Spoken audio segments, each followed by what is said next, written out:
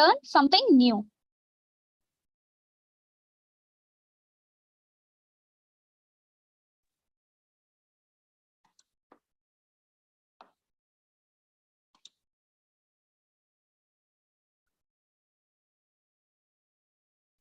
Now, we request Dr. C. Shanmugam, Professor and Head, Department of Electronics and Communications Engineering, Jansen's Institute of Technology, Coimbatore, to give a welcome address.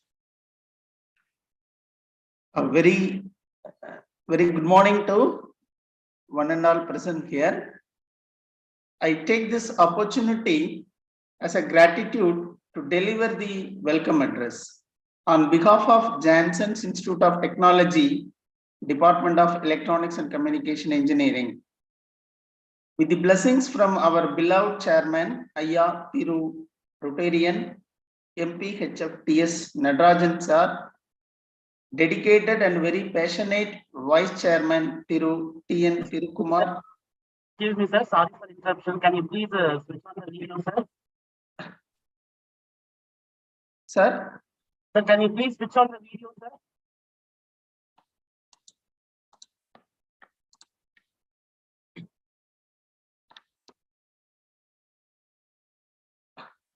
Sir, am I audible, sir? Yes, sir. Audible, sir. Yes, sir. Yes. Switch on the video, sir.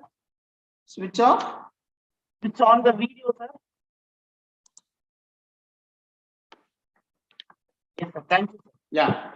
A very good morning to one and all present here. I take this opportunity as a gratitude to deliver the welcome address on behalf of Jansen Institute of Technology, Department of Electronics and Communication Engineering, with the blessings from our beloved chairman, Ayya Thiru Rotarian, MPHF TS Nadarajan sir, dedicated and very passionate Vice Chairman Thiru T.N. Thirukumar, our respected Principal Dr. V. Nagarajan, Vice Principal Dr. S. Ilangovan, sir, and Director Administration Dr. M.V. Suresh Kumar sir, and Director Research Dr. G. Vettichellu ma'am, and heads of various departments, faculty members, supervisors, research scholars, and young researchers, students, and friends. So we all gathered here to attend this in the international conference on recent innovation in science, engineering, and technology, ICRISET, in association with Institute for Engineering Research and Publications. This is the first time we are conducting this ICRISET conference. I heartily welcome our special guest, Dr. T. Meenakshi Madam, Professor and Head, Department of Electrical and Electronics Engineering, Jansen Institute of Technology, Coimbatore. I extend my warm welcome to Sri Ashish Shah, ITS, Assistant Director General, Department of Telecom, Government of India, Hyderabad, Telangana, India, for accepting our invitation as a keynote speaker for this conference. I sincerely extend my warm welcome to all the dignitaries, professors, research scholars, students, who are all digitally connected in this juncture. Once again, it's indeed pleasure to welcome one and all for this conference, knowledge transformation sessions. Have a great day, and the Almighty will shower us for the successful conduction of this event. Thank you.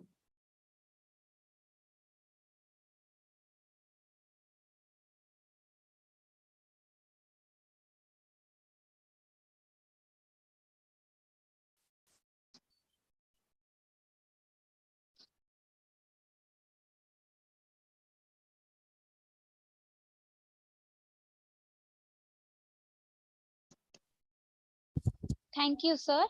Now we request Dr. G. Vettichellu, Professor and Director Research, Jansen's Institute of Technology, Coimbatore, to give a conference address about ICRISET.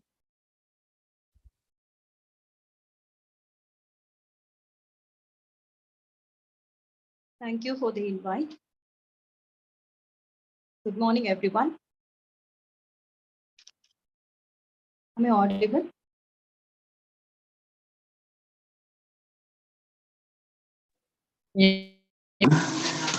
Switch on your video. Switch on the video, sir.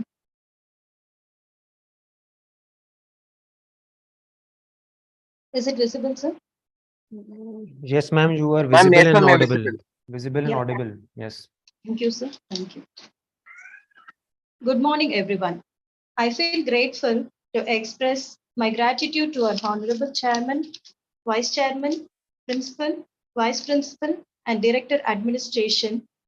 And I also thank the organizers for providing me an opportunity to be a part of this conference. To start with, International Conference on Recent Innovations in Science and Engineering and Technology is organized by the Department of Electronics and Communication Engineering in association with IFERP Tamil Nadu chapter. The conference aims to provide a platform to young researchers to impart solutions to eradicate the technology gaps through innovations. Innovation is seeing what everybody has seen and thinking what nobody has thought. A quote by Dr. Albert Sent. As it, innovation is a process of taking an existing idea or a product and developing it in a new way. It is not just about what we create, but also how we create. It has become crucial in today's society and it helps us to solve problems and make progress. Let me tell you a small story about the innovation of the coat hangers. Albert Parkhouse came into work one day in 1903, wet and cold from rain. Unfortunately, there was no place to hang his coat. So he bent some wire he used to make lampshades where he used to work. For customers, he looped the wire over a rack and hung his coat up. This one caught up his friends and they started using it. All the employees were very much interested, and this is one of the innovations.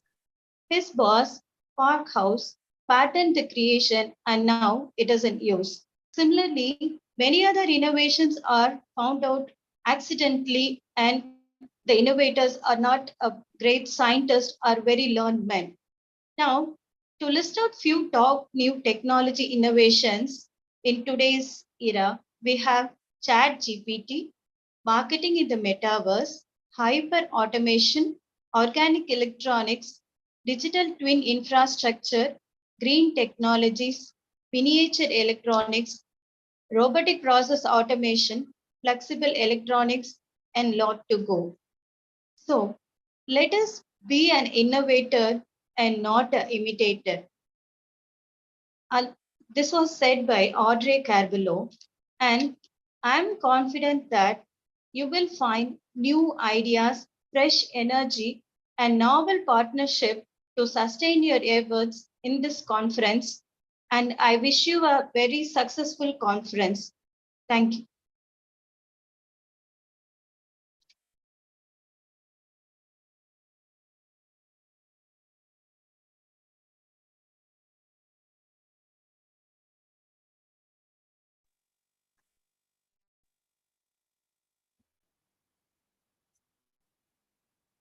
Thank you, ma'am.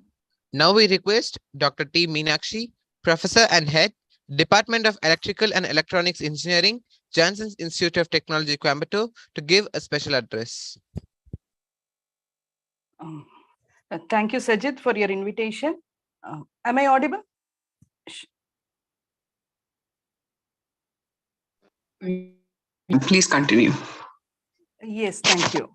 I am very much privileged to deliver the special address on this occasion of International Conference on recent innovation in science, engineering, and technology. And I thank the organizers for providing me this opportunity to deliver this special address.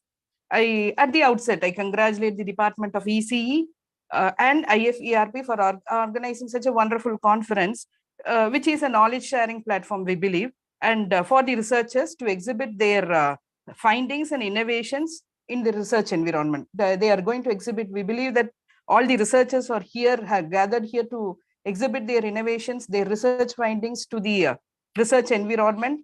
Probably everybody will be getting benefited from this conference. So I just wanted to add in the special address, we are aware what is the contribution of India towards innovation. So when we take nowadays, innovation has become a buzzword in every institution, in every higher education institution, we are talking about innovations. Everybody, every student, every faculty have been talking about innovation. This is the change on the platform that the change has been created in all the institutions. So now, what is the impact of these innovations? What is the impact of innovation that is happening in all the institutions? It is said by leading business analysts that the recession rate in India in 2023 is going to be very, very small, or it is going to be 0%, whereas all the whole world is facing a huge recession. But still, India will not be facing any recession. The only reason is that all the manufacturing is happening in India. All the manufacturing industries are set up in India, and all the manufacturing is happening in India, and productivity, because of only the Make in India concept devised by our Prime Minister. Because of that, everything is manufactured in India. Many job opportunities have been created in our country, and this plays a very huge role, or this plays a very important role in reducing the recession in our country. So we need to understand what is the importance of innovation over here, why innovation is playing a major role, why everybody are asked to innovate, or why everybody is every higher education institution is focusing on innovation. So the country is looking for young minds. We know that the country is looking for young minds and to take up the problems that is faced by the industries. Face, or the society faces a lot of problems, and these problems are to be addressed. And the companies or the country is relying on the young minds to give possible solutions, to give feasible solutions, or to give effective solution for all these problems. So that is why innovation is motivated in each and every student, is inculcated in each and every student in our country.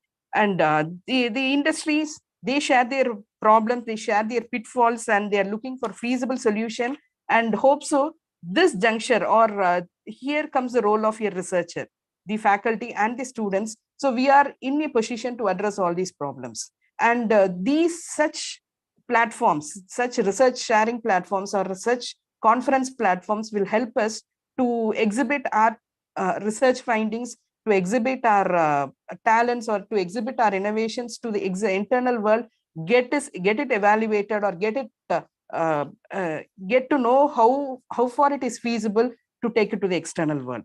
So this conference will definitely help to exchange and explore new ideas, analyze, and help to improve it in a better way, and as required. And the suggestions given by the panel during the presentation by the researchers will definitely help you to understand what is needed, what should be taken over, or what should be converted. Everything will help you to take it in a better way. Once again, I congratulate the researchers for taking up interest in organizing such a wonderful event, a knowledge sharing platform for the students, for the researchers. And also I express my sincere thanks to IFERP and our institution, Jansen's Institute of Technology, for taking interest in making this event happen today. I'm also very much eager to listen to our keynote speaker, to what he is ready to share his findings, or his thoughts to the young minds. Thank you so much for giving me this opportunity. And again, once again, I congratulate and appreciate all the researchers who are present over here. Thank you.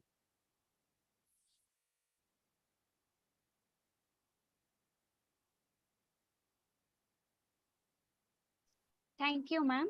Now I am happy to introduce Sri Ashish Chugh, ITS, Assistant Director General, Department of Telecom, Government of India, Hyderabad, Telangana, India. Sri Ashish Chugh is an Indian Telecom Service Officer of 2015 batch, recruited through prestigious Indian Engineering Service examination conducted by UPSC. Currently, he is posted as Assistant Director General in Department of Telecommunications at Hyderabad. He has done BTech Electronics and Communications Engineering from Galgotia's College of Engineering and Technology. Greater Noida, and Masters in Sociology from Osmania University, Hyderabad. His areas of interests are fifth generation of cellular technology, effective handling of cybercrimes, network and mobile security, busting clandestine illegal telecom setups. We welcome you, sir.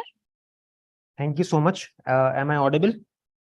Yes, sir, you are audible. So I'll be sharing my screen. I have a small presentation, so I'll just share it.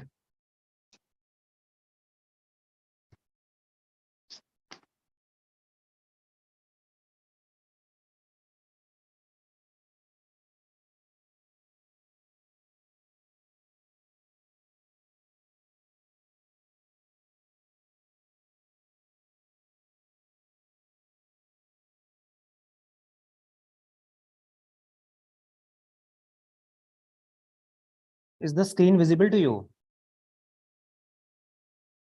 Yes, sir, the screen is visible, sir. Chalo, okay. So for the screen is 5G can revolutionize the industry, right? This is the screen, the Yes, first sir. slide.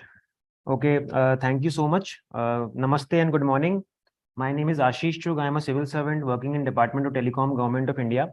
Presently was posted as Assistant Director General in Hyderabad, unit of DOT. So first of all, I would like to congratulate the organizers of International Conference on Recent Innovations in Science, Engineering and Technology, GIT Coimbatore and IFERP, for taking this initiative and bringing all the stakeholders like academicians, researchers, R&D people, students and government executives as well on a common platform. I would like to express my sincere gratitude to IFERP for giving me this opportunity and letting me connect to such a wide audience.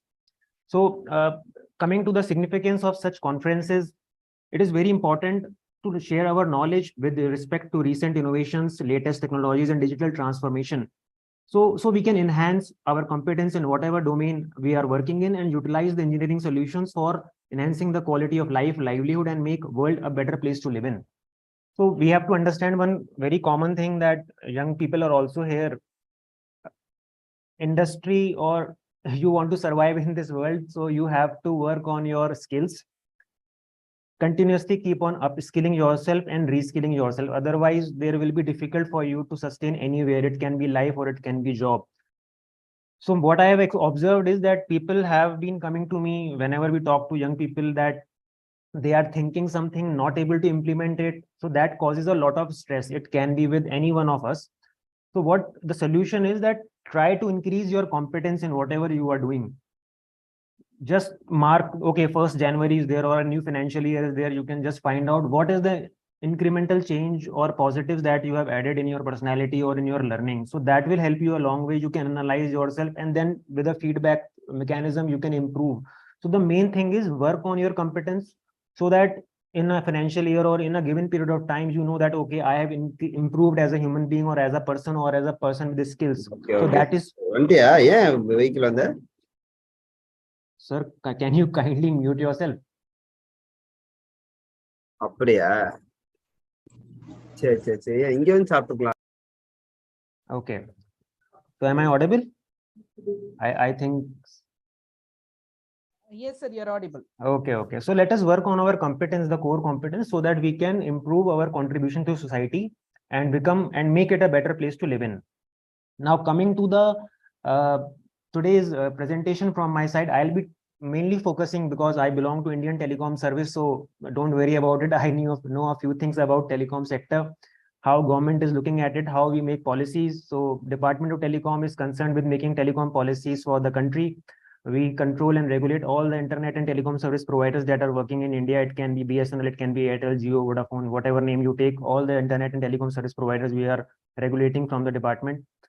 So coming to 5G, my focus will be on how 5G is revolutionizing the industry 4.0. It's not just a theoretical concept. The activity has already begun. But before we can understand how 5G is adding value to industry 4.0 and what is industry 4.0, we need to understand a few basic things. So I have divided my presentation into 4 topics. First is the power behind 5G punch. That is, what are the key capabilities of 5G that make it so special, so unique? Then what is the contribution or enabling factor for 5G that makes industry 4.0 realize its true potential? Then what is private 5G network, also known as a captive 5G network? And lastly, what are the initiatives undertaken by Government of India to promote 5G, IoT, and M2M ecosystem in the country? So if we talk about the key capabilities of 5G, the first key capability is enhanced mobile broadband, also known as EMBB. The peak data rate available with 5G is 20 Gbps, whereas it was only 1 Gbps with 4G. Even at the edge of the network where the signal connectivity is weakest, we are going to have 100 Mbps speed in 5G. Whereas with 4G, it was only 10 Mbps. So we can see that 5G is nearly 10 to 20 times faster as compared to 4G. Second key capability is ultra reliable low latency communication. So 5G provides you ultra reliable, that is a reliability and consistency in network of around 99.9999%, that is 4 times 9 after the dot. Further, in case of 4G, the latency, that is the delay between the execute command and the execution of it, was nearly 10 milliseconds. But here with 5G, it is only 1 millisecond. So we can see that there are mission critical applications in which we cannot tolerate any sort of delay. So 5G with only 1 millisecond latency makes it possible. For example, there are applications like robotic surgery, remote robotic surgery, or autonomous cars. If there is delay, then there will be a disaster. 5G is making these use cases possible. Next, we have massive machine type communication, also known as massive IoT. That is, a lot of IoT devices can be connected in a 5G network. So a 5G network can support nearly 1 million devices in a square kilometer area, 1 million 10 lakh devices. With 4G, we were able to support only 1 lakh devices. So this is 10 times increase. Also, 5G network is nearly 100 times more energy efficient as compared to 4G, which means that the network itself consumes a very less power. And also the end devices, the devices, the sensors, and the mobile phones that we are going to use working on 5G, they also drain their batteries in a very long period of time as compared to 4G. Next, we have mobility. Let's say you are traveling in a high-speed vehicle, a bullet train, which is moving at a speed of 500 km per hour. At that speed also, you will get an uninterrupted and seamless 5G experience. There are drones which can be traveling at a high speed and they are connected on 5G, so they can also work. With 4G, this mobility was only 350 km per hour. But because the bullet train speed is increasing, the innovations are coming. So that is why 5G has enhanced its mobility to 500 km per hour. Then we have a property called beam forming in 5G. You can see on the left hand side of your screen, there is a 4G antenna which is radiating electromagnetic signal in all the directions. Now, a device or mobile phone may or may not be available. This means that resource is being wasted. But on the right hand side with 5G antennas, we are sending electromagnetic signal only in the direction of the device. This saves our resource and the end user will get more coverage and more speed as well.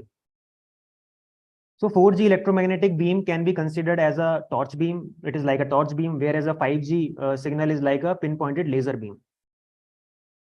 Because of all these capabilities of 5G, a lot of use cases of 5G are possible. For example, fixed wireless access, by which we are able to give broadband-like speed on a wireless network for rural areas. The rural areas can have interactive classroom sessions. They can do work from home. They can entertain themselves and they need not migrate to the urban areas. That is what the plan is. Then we have augmented reality and virtual based reality, effective learning and training mechanisms, which are working absolutely fine on 5G, though these solutions were working on 4G as well. But the experience with 5G is better because of ultra reliable low latency communication and enhanced broadband capability of 5G. If we talk about the overall AR, VR and mixed reality scenario, it has become more immersive, more real with 5G. Then we also have an application of smart ambulance where a lot of devices and sensors are fitted inside the ambulance, which can collect vital details about the patient. And these details are communicated to the doctors in real time who can suggest something and the people inside can help the patient while the patient is on the move towards the hospital. This can save lives. We have this smart eyeglass, which is an IoT device powered by 5G, and it is having a camera which can identify people, read text. It is going to be a boon for visually impaired people. Now you can connect this device on a broadband, but you will need a cable for that. It will restrict the mobility. You can connect it on a Wi-Fi network as well, but Wi-Fi has its limitations with the number of devices which can be connected. With 5G, you can have n number of devices, a million devices in a square kilometer area. Then we have application of 5G in smart agriculture for effective crop management. So there are a lot of sensors in smart agriculture for measuring soil quality, agricultural drones, agricultural bots, which are being used for monitoring the crop yield. All these sensors, drones, and bots are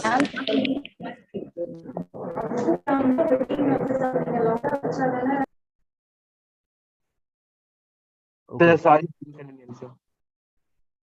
So there is some disturbance. I would request the people to switch off their mic. So a lot of sensors, drones and bots are there, which are connected on 5G, and they are into, people are testing it. Solutions are being made, and there are many startups which are working on smart agriculture using devices, sensors, drones with 5G connectivity. 5G powered drones are being used for spraying pesticides. These are not hypothetical scenarios. These are actually working. You have to understand this.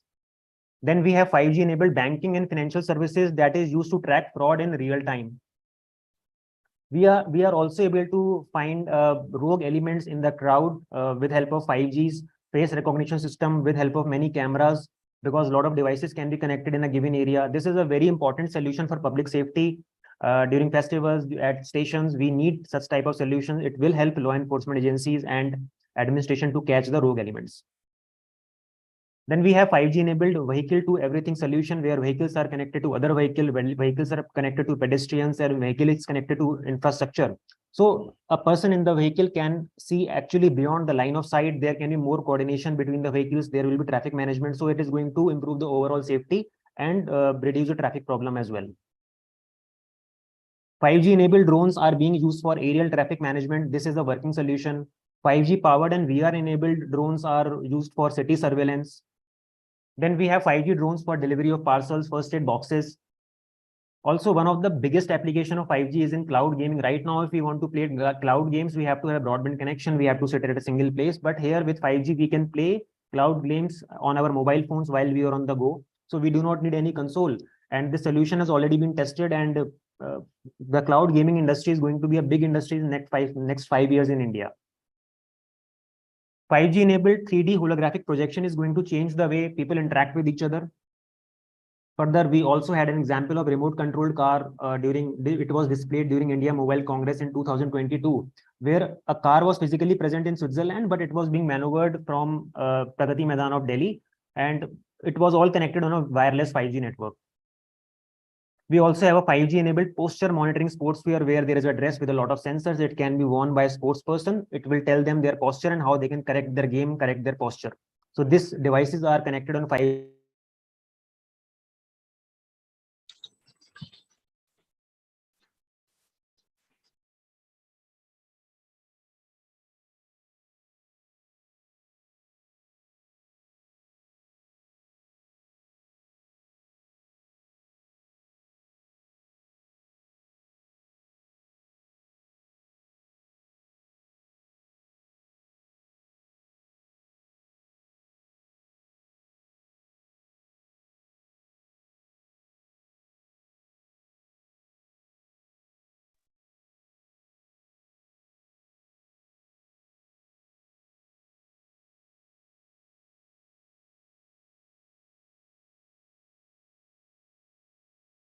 Hello. Hello. Sir, yes, sir. Now only audible, sir. Okay. I'm visible, right? Yes, sir, you're visible, sir. Okay. So we have this 5G enabled posture monitoring sports wear, where a dress is there with a lot of sensors, and these sensors are working on 5G. So this dress can be worn by a sports person. It will tell them their posture and how they can improve their game consequently.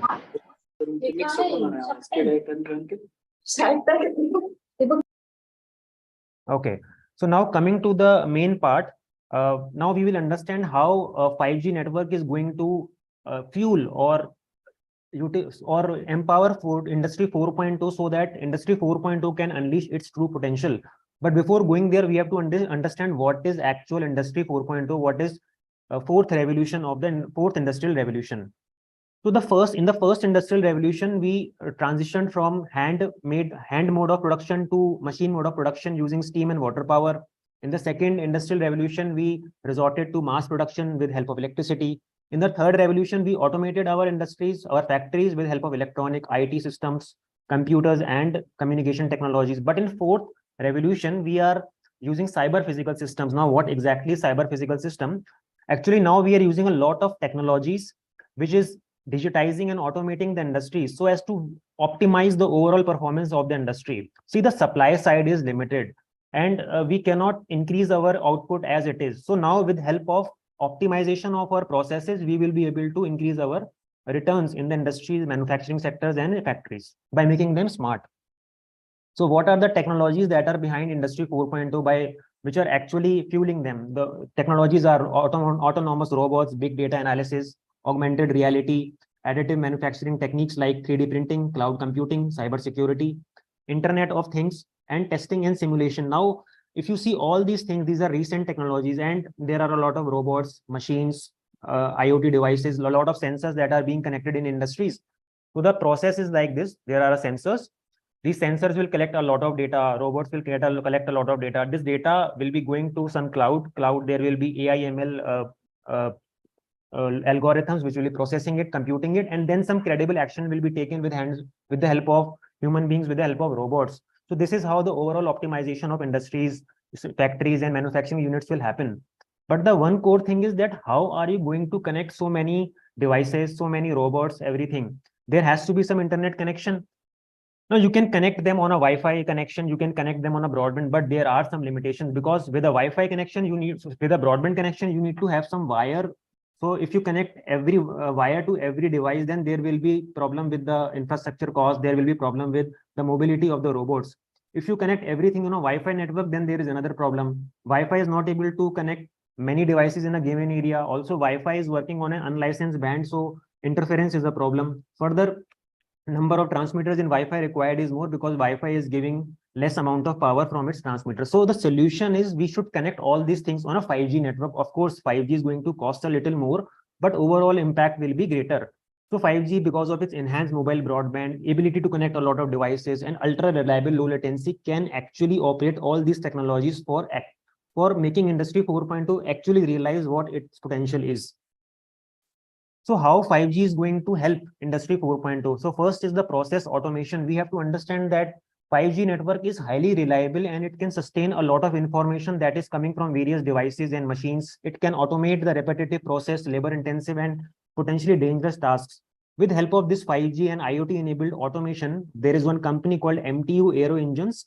It produces a device or a blade for the rotor in jet planes. It is called Blisk. Now with this technology, they are able to reduce the manufacturing time of Blisk by 75%. So efficiency and cost effectiveness of these solutions are going to add nearly $2 trillion to the global economy. This is an estimate. Next is remote monitoring of production assets. So with 5G, we are able to get fast and stable connection, which ensures transfer of pictures and videos without any delay. We can keep track of our operations in real time through software solutions, and we can get accurate and secure solutions, feedbacks, and troubleshoot the problems as and when they happen. So everything is about real time. In 5G, we are able to get real time data, and the data is not overlapping. It is coming sequentially. It is able to manage such data. Also, we have collaborative robots which are being used in industries. These robots move from one location to another, and they are designed to work along with humans. So a lot of data is being collected from the sensors. Now sensor data is being reliably collected, so it can go to the cloud and some sort of credible action can be taken by the robots. And also if you are using a Wi-Fi network, these robots can be connected without cables on a wireless network. It will help in their mobility within the manufacturing unit. Further, 5G has the ability to predict breakdowns and downtimes. Predictive analytics becomes better because of the process automation and remote monitoring. 5G networks ensure the reliability of the information being gathered. So the overall, the thing is that collection and analysis of the real-time data is happening. And with help of clouds, AI, ML technology, we can do some predictive maintenance. We can reduce the downtime and we can predict breakdown in advance.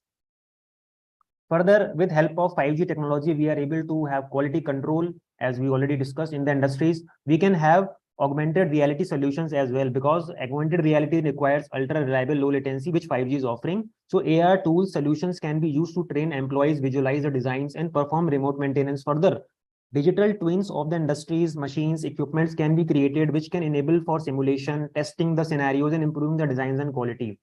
So all these solutions, which are the theoretical concepts of 5G, and it is being used in actually realizing the Industry 4.0, digitizing and automating our industries.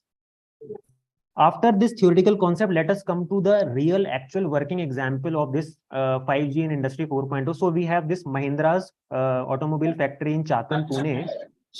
So what they have done is they have partnered with Airtel. They have purchased the private 5G network for their industry. I'll be talking about the private 5G network as well. They have automated the task of software flashing. Software flashing means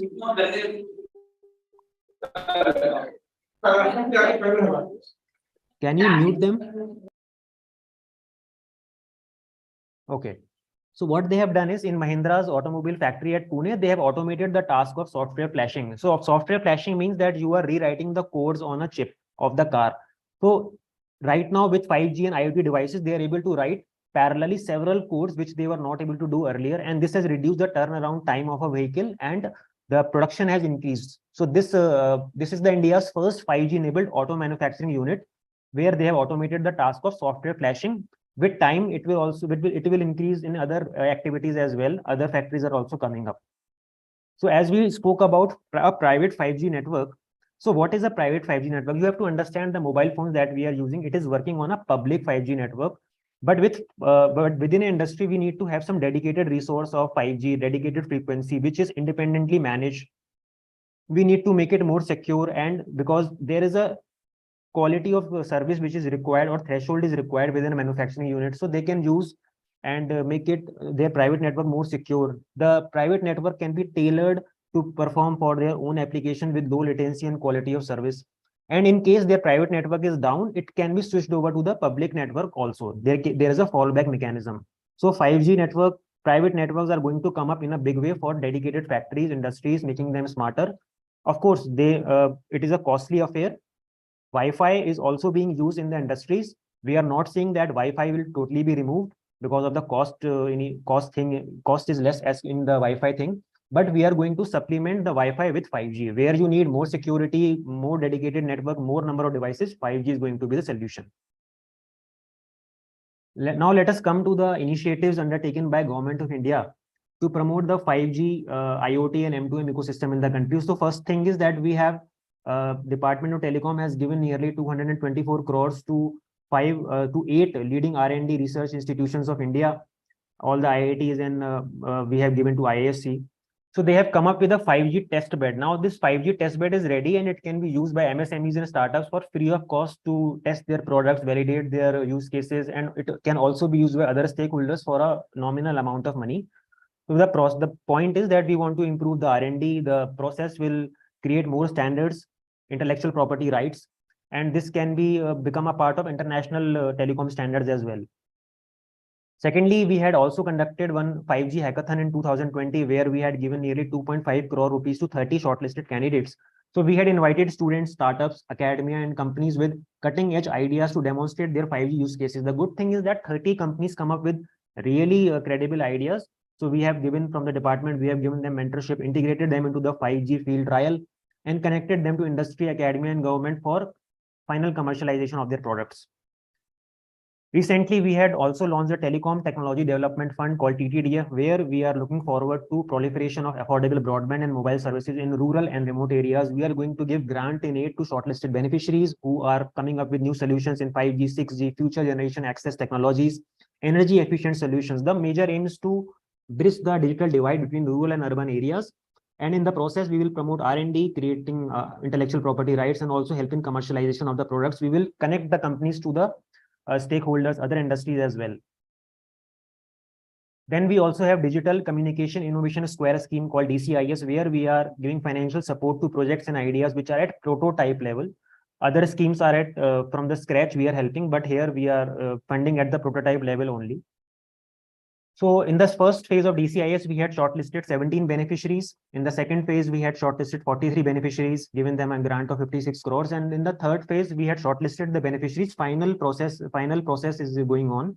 So MSME startups, consortiums, and individual innovators may apply at the given link. So this is a window which is a recurring window. Every 6 months, DCIS scheme window opens, so you can apply.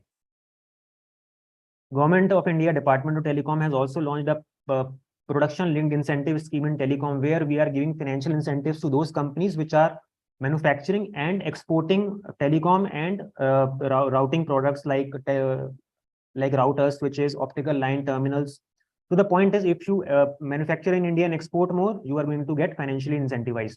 Now, why are we doing all these things? Why are we coming up with so many schemes? So we have to understand that India is importing nearly 95% of telecom equipments. So we want that in future, this telecom import bill should come down. We should become a telecom manufacturing hub, electronic manufacturing hub. We should make in India, make with the world, and make for the world. Recently, we had also launched in the budget, it was announced that we are going to open 100 5G labs for use cases, 100 labs for 5G use cases. So we have already given this notification, and we had got a lot of applications from academic institutions. So we are going to give 100% of OPEX for these labs to the institution. 80% of CAPEX will be borne by Department of Telecom, 100% OPEX for next 4 years. And the resource, whatever is there, assets will be owned by the institution itself. So the point behind this is that students and academic fraternity should be doing more R&D, coming up with more use cases in 5G. These labs can also be used by MSMEs and startups, and there will be an industry and academia collaboration as well. Lastly, this is the roadmap towards 6G, because India will launch 6G in 2029, 2030. So what is the impact of all these things? What is the impact of 5G? The first impact is we are looking forward to bridge the digital divide between rural and urban areas with help of fixed wireless access on 5G.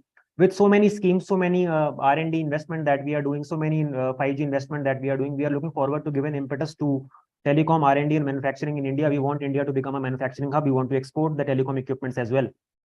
5G is having a lot of application in Industry 4.0. It is an enabler for Industry 4.0 by increasing its efficiency, productivity, and better safety standards. In healthcare also, 5G enables remote diagnosis, home-based care, remote robotic surgery with help of ultra-reliable low-latency communication. We will see a lot more solutions in future. In terms of entertainment, we have immersive, augmented, virtual, and mixed reality and seamless gaming experience. Also, in next 4 to 5 years, there is going to be a lot of investment in 5G infrastructure in the country. And for maintaining this 5G infrastructure, we need engineers, we need people who can maintain it, right? So Department of Telecom has collaborated with all the telecom service providers and Telecom Skill Development Council, where we have created a course curriculum, and this course curriculum will be used to train nearly 1 lakh people for diploma and engineering degree in 5G technology, so that whatever infrastructure is being created, we have the people and expertise to maintain it. Of course, it is going to be a lot of revenue generation for the service providers, because you have to understand telecom service providers cannot generate revenue from us, because we will not be giving people will not be given higher tariffs, because tariff rate is one of the lowest in India. So telecom service providers will generate revenue from the captive 5G network, the industrial network that they will employ for the industrial IoT. That is going to be the main revenue generation for the telecom service providers. And overall revenue generation, I do not want to quote a number because that will limit it. So let it happen as it is. So if you see, there are a lot of opportunities in terms of 5G. A lot of things are coming up. I request all of you to visit our Department of Telecom website, because a lot of schemes are being launched. See, historically, India has spent very less on R&D, especially in telecom sector, especially in electronic sector. In last 4 or 5 years, we have given a lot of money with different schemes. These schemes are recurring schemes. You can apply. So you keep just visiting our PIB, Press Information Bureau website, or Department of Telecom website, where you can get as an individual innovator, as an academic institution, as an R&D unit, as a center of excellence. You can come up with your solutions, and we will be funding you. So I invite all of you, and let us use 5G for improving the quality of life of human beings, and let the digital transformation of industries and whole world happen. So thank you so much. This is all from my side. This is my email ID. You can connect with me. I am posted at Hyderabad. Thank you so much.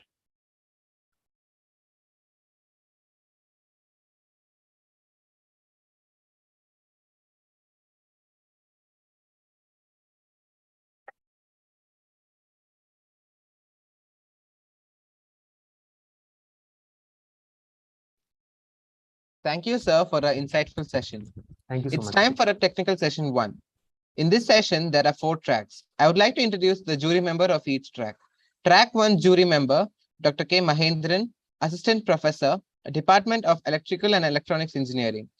Track 2 jury member, N. Krishnapriya, Assistant Professor, Department of Electronics and Communications Engineering. Track 3 jury member, P. Shivamani, Associate Professor, Department of Electronics and Communications Engineering. Track 4 jury member, as P. Shakti, Assistant Professor, Department of Artificial Intelligence and Data Science. The breakout rooms will be created. Jury member and the participants are requested to join their respective breakout rooms according to their tracks. I repeat, breakout rooms will be created. Jury and the participants are requested to join their respective breakout rooms according to their tracks. Thank you.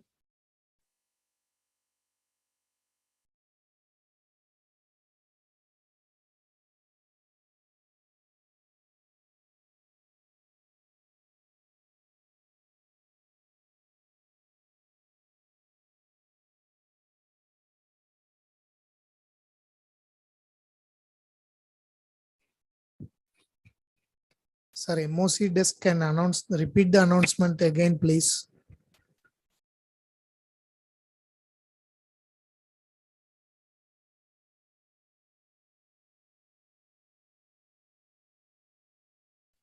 The breakout rooms will be created and the jury and the participants are requested to join the respective breakout rooms according to their tracks.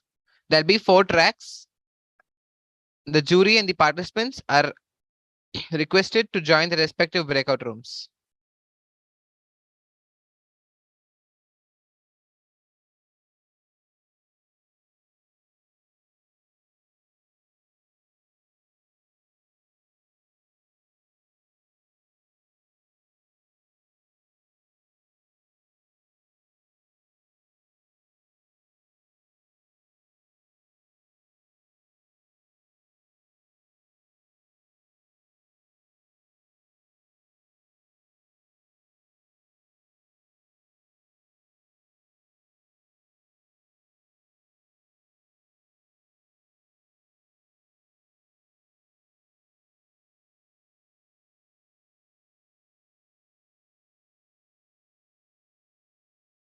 Track 1 participants can stay in the main screen, while the track 2, track 3, and track 4 participants are requested to join the breakout rooms.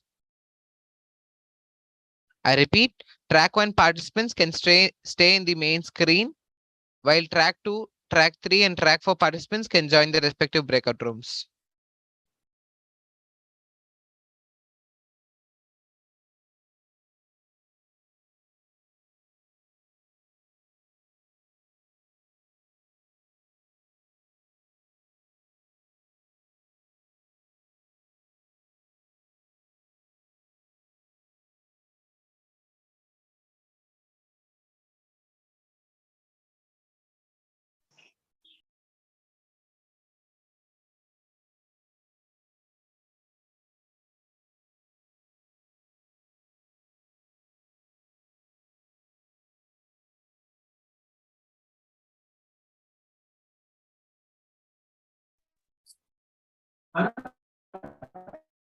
Hello, sir.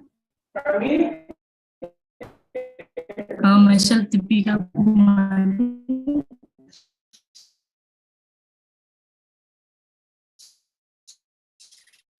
Can you explain about the track? What is the track 1? Hello, sir. Myself, Deepika Kumari. Can you explain about the track 1, track 2, and track 3, 4? Please explain.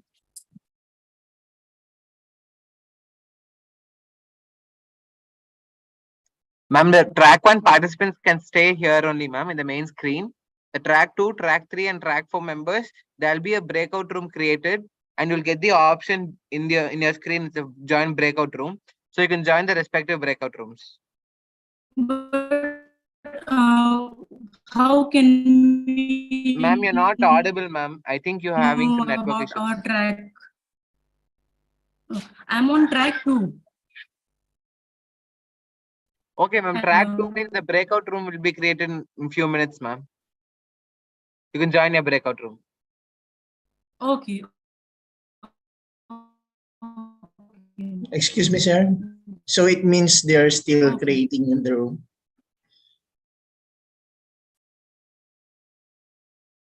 So you're not audible, sir?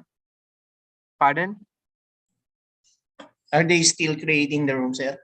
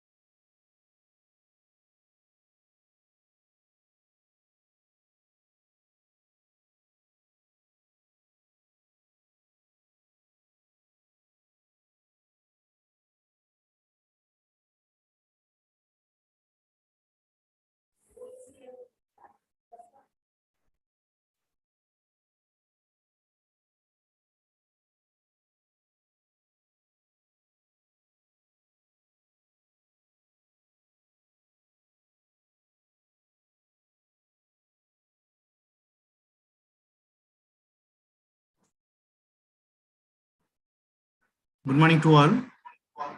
Am I audible? Yes, sir, you're audible, sir. Okay, shall we start the track 1 presentations?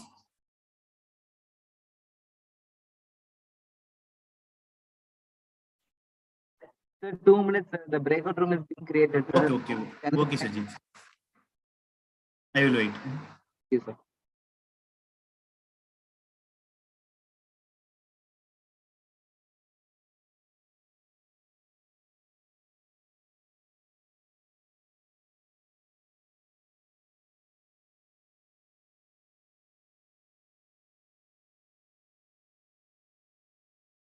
Sorry for the inconvenience.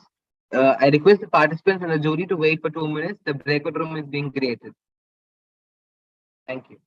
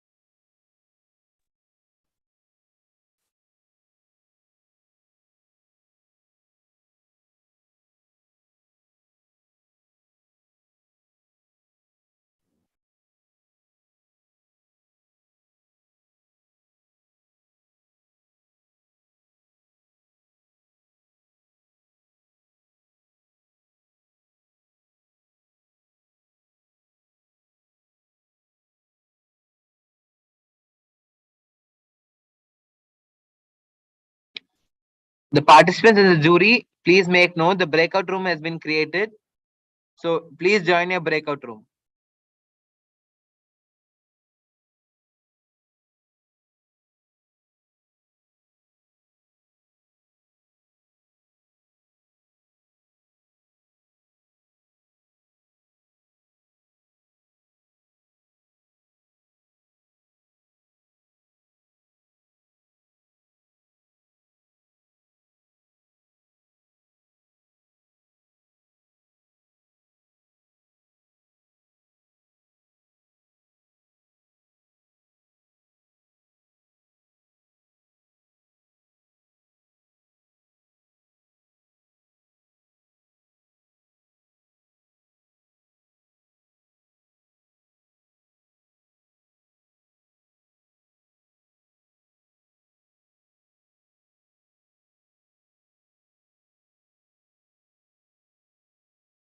Hello, sir. Have you share tracker anywhere Ma'am, you're not on a audible, ma'am. Zoom chat, or have you shared?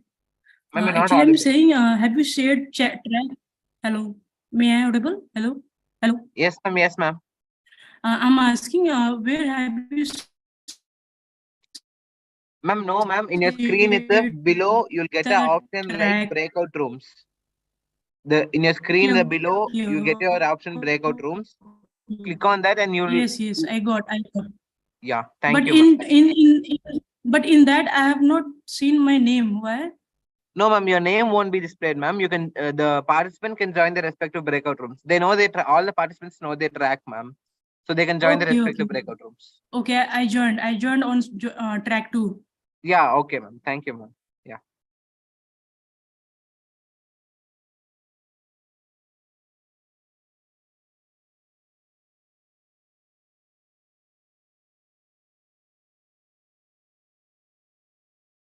I once again repeat, those who are in the main screen, the track 1 people can remain on the main screen. The track 2, track 3, and track 4 participants and jury, please join your respective breakout rooms. I repeat, the track 2, track 3, and track 4 participants and jury, please join your respective breakout rooms while the track 1 members stay on the same screen. Thank you.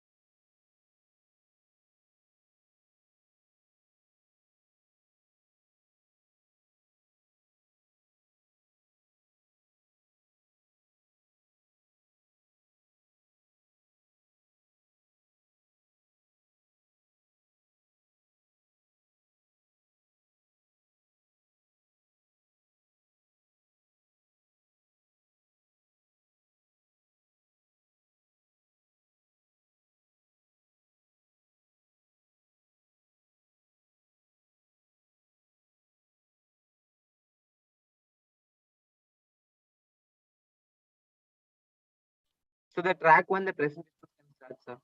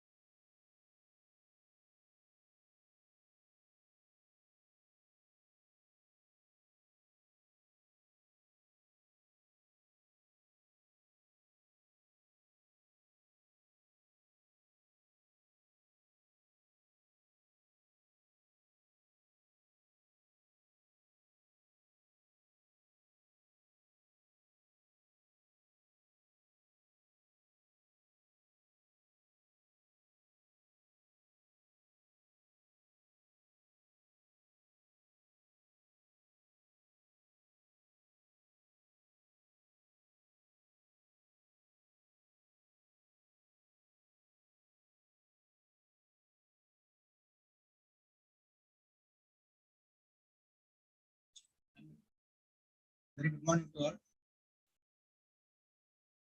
Can you hear me? Yes, sir, but your voice is very low, sir.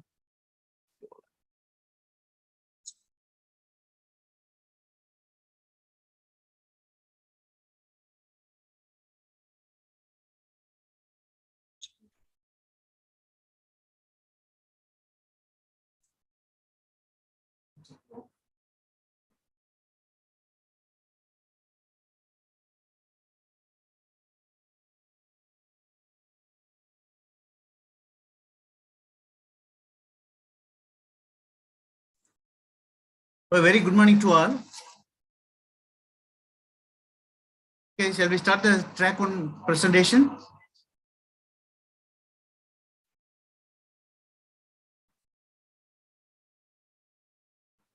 Sajid, am I audible? Yes, sir, you're audible, sir. Okay. I think your video is off.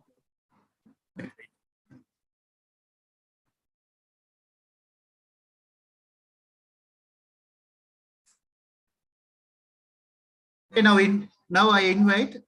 Okay, the paper ID ICRISET underscore 740596. When the paper title is Design and Simulation of RF MEMS Passive Components for the 5G Applications. The author is Nagesh Devi. Are you ready?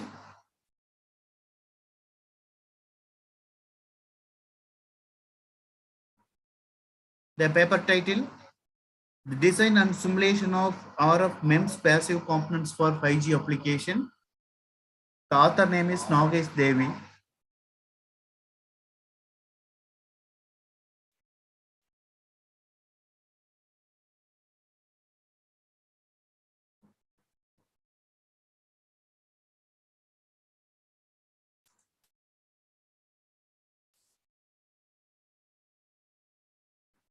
Is available.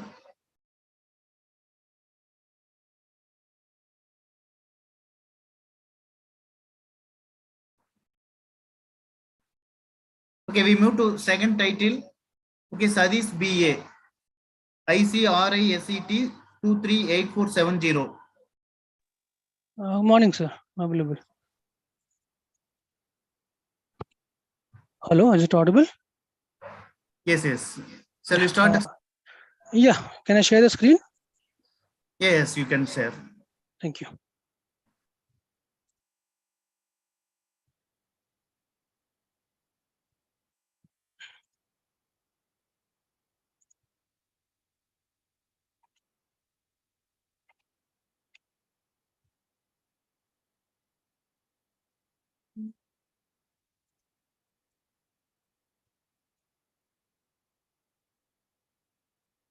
It's visible?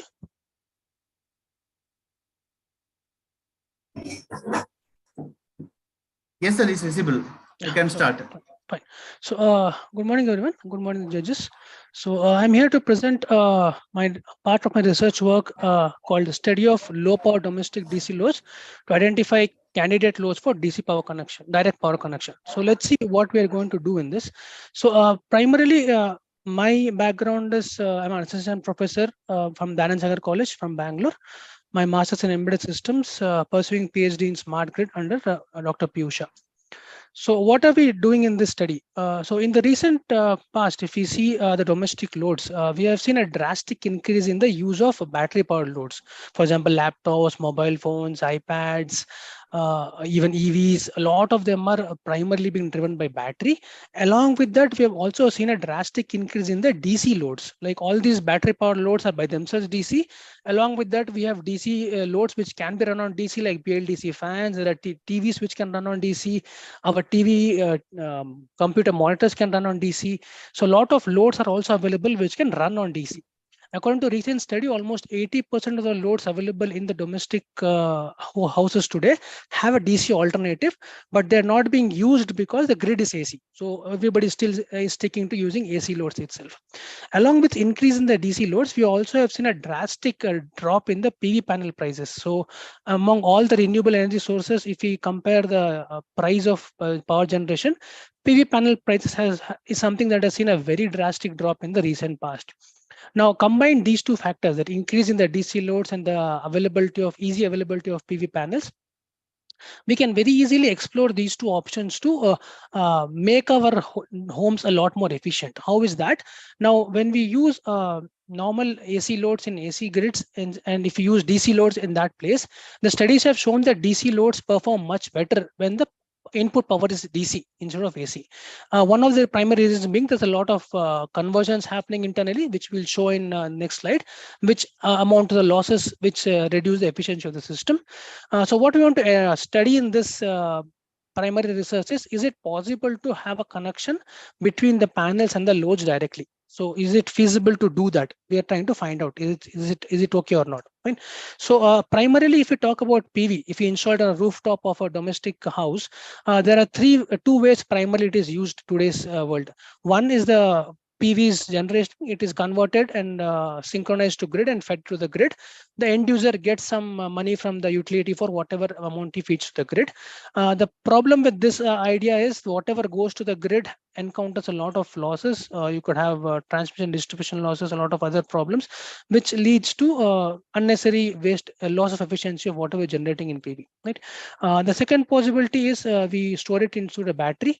So whatever you're generating in PV panel, store it into battery. Battery in turn are feeding to the loads. Now, problem here is we have multiple level of conversions happening, one from PV to battery, then battery to loads. So each converters have their own losses. The battery has its own losses. So we almost encounter three levels of losses here. Right? And even the best converters available today in market are about 95-96% efficient.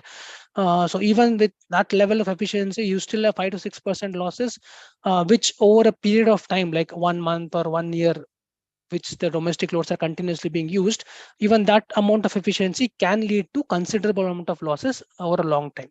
So what we want to explore is, can we connect the PV panels directly to the loads? Is it possible with the relevant converters in between? But what we're saying is, if we can do this, there's only one level of conversion required. So that automatically reduces the number of losses that can happen. Right? So that's the idea. So before we actually go ahead and do this connection, we want to see that is it even feasible to think about this. So we did a study on the domestic loads and the PV panel generation, did a comparison and saw what is the possibility of this connection. So what did we do for this? We set up a data collection setup where we took 4 sample DC loads of the ratings that are mentioned here. These are the common ratings that we come across in any domestic loads, general loads, from high power loads to low power loads. We collected a lot of data of these loads. These were set up in a real life scenario, like as if it's a real home. I mean, not actual home, but the setup was made to be replicate a actual home application. We collected the current, voltage, the temperature, the time of the day, the weekday, all these parameters listed here at a very regular intervals. And we split the day, any given day, into 4 separate zones. One is early morning from 6 to 9, and then the morning from 9 to 12, afternoon, evening, and night.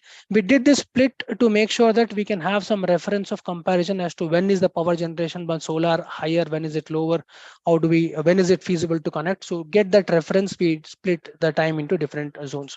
Once we did that, once we had the data, which we collected for almost 8 months to a year, we did first a load usage study. That is, we found out at any given point of time what is the usage of all the loads, any given load. I is the load number here, T is the given time instant, SI is the status of the load, I is the current consumed by the load. Fine. So we found out the load usage. Then we found out the combination of load uses. For example, we have considered 4 loads. So we took a load number 1 and 2 combination, 2 and 3 combination, 3 and 4 combination, 1, 2, 3 combination. So all the combinations possible. And we found out what is the total load usage of all the separate combinations. So why we did this? We wanted to see how many loads can be connected to the PV panel. So can it be only 1 load? Can it be 2 loads? Can it be 3 loads? What is the possibility? So we found out the number of combinations possible. Then we compared the PV output with all these load combinations that we generated here. So which load combination requirement was less than what was the PV output? And we listed out all those combinations, and whatever combination satisfied this third criteria, out of these, we tried to figure out which one was the combination which gives us the maximum power saving. So first we find out the load usage, then we identify the combinations of load usage which can be connected to PV. Third, we find out of those combinations which gives us the highest power saving. So for example, PUCs, all the C combinations that we have here, out of all those combinations, whichever gave us the maximum power savings, we said that can be connected to the PV panel at the given time instant T. Right?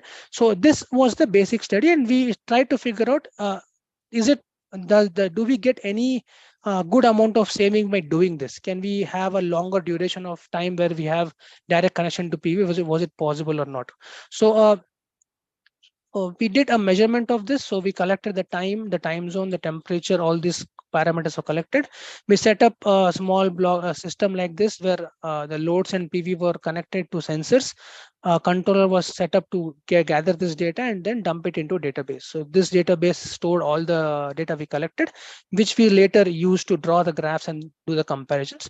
One of the sample readings we just put here at different time units, what is the status of the different loads that we connected. Right? So let's look at what did we actually see. Now we are split into 4 separate zones. So in the early morning stage, the orange graph that you see here is the rising PV output, and all these other colored are the different loads. So blue is L1, red is L2, yellow is L3, green is L4. So we compared which load can possibly be connected to PV panel directly by comparing the power output the PV was generating and the power output that was required for the load in this full duration. So anywhere in the duration, if the power output required by the load is higher than what PV is generating, we say we cannot connect it, because we don't want to keep disconnecting continuously. That's also not a good thing for any load to happen. So when we did this, we could figure out that only one load satisfies the criteria, which is the load 1, which is a very low power load, which is a simple lighting load. Because early morning we have very less power, so only load 1 was possibly connected to PV panel. Other loads could not be connected because they were intermittent and they were not really satisfying our requirements. Second, we get into mid morning. Now here we have compared with the single loads. We also did a compare with combination of loads. 2 loads combined, like L1, L2 together, L1, L3 together, L1, L4 together, all the combinations. So out of this, we could figure out that we can connect 2 loads. So what you see in the bracket below here, the number is 2 loads can be connected. Which are those 2 loads? 1, 2 other loads which can be connected to the PV panel. All the other combinations were not satisfying our requirement. We did not go, we did explore 3 load combination, but 3 load did not work out. So I have not put it here. So only 2 loads maximum could be connected to the PV panel in the mid-morning range, and those 2 loads were load number 1 and load number 2. Similar was repeated for afternoon also, and I'll not repeat the same thing again here. I'll just mention Mr. Satish Ashwath, could you hold a minute? Yeah. As a important announcement. Participants, for your information, please confirm me those who are in track 2, track 3 and track 4. Confirm me whether you have joined your particular tracks, because track 3 and track 4 juries are there, session chairs are there, but presentations not started yet. So I want to take a confirmation from participants. Those who are in track 2, track 3, track 4 should not be in main hall. Please join your respective tracks by clicking on breakout room option. Confirm me in chat box whether you have joined your respective tracks. If any queries, as usual, as the conference contact number, please contact me immediately to join your respective tracks, because track 3 and track 4 still paper presentations not started. Amita ma'am, may I know who is hosting main hall now, except Amrita ma'am?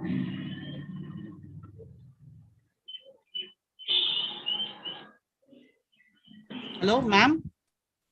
Ma'am, who is hosting now? Ma'am, this is Parameshwaran, ma'am. I'm audible. Yes, you are, sir. Sir, give repeated announcement to participants, because track 3 and track 4 are still blank. Okay, ma'am. Okay, ma'am. We'll do it. So I request everyone, those who are in track 2, track 3, track 4, give message on chat box whether you have joined your respective tracks or not. Please give this announcement repeatedly, because participants are continuously joining the session. Okay, so I request yes, to give repeated announcement on this, and I request complete support from participants. Please join your respective tracks. Don't be idle, and at last, please don't ask for presentation chance. We are announcing again and again. Please join your respective tracks by clicking on breakout room option. Mr. Satish, you can continue with your presentation. Sorry for the interruption. I'm extremely sorry. No problem. Thank you. Thank you. So like in the afternoon also, even though we did experiment with 3 load combination, most of the load combinations ended up reaching the limit of PV generation. So we were not feeling it was feasible. So we stuck to only 2 loads combination with load number 1 and 3, 3 being a slightly higher power load. So in the afternoons, the power generation was higher. So we could manage 2 loads, 1 low power load and 1 high power load.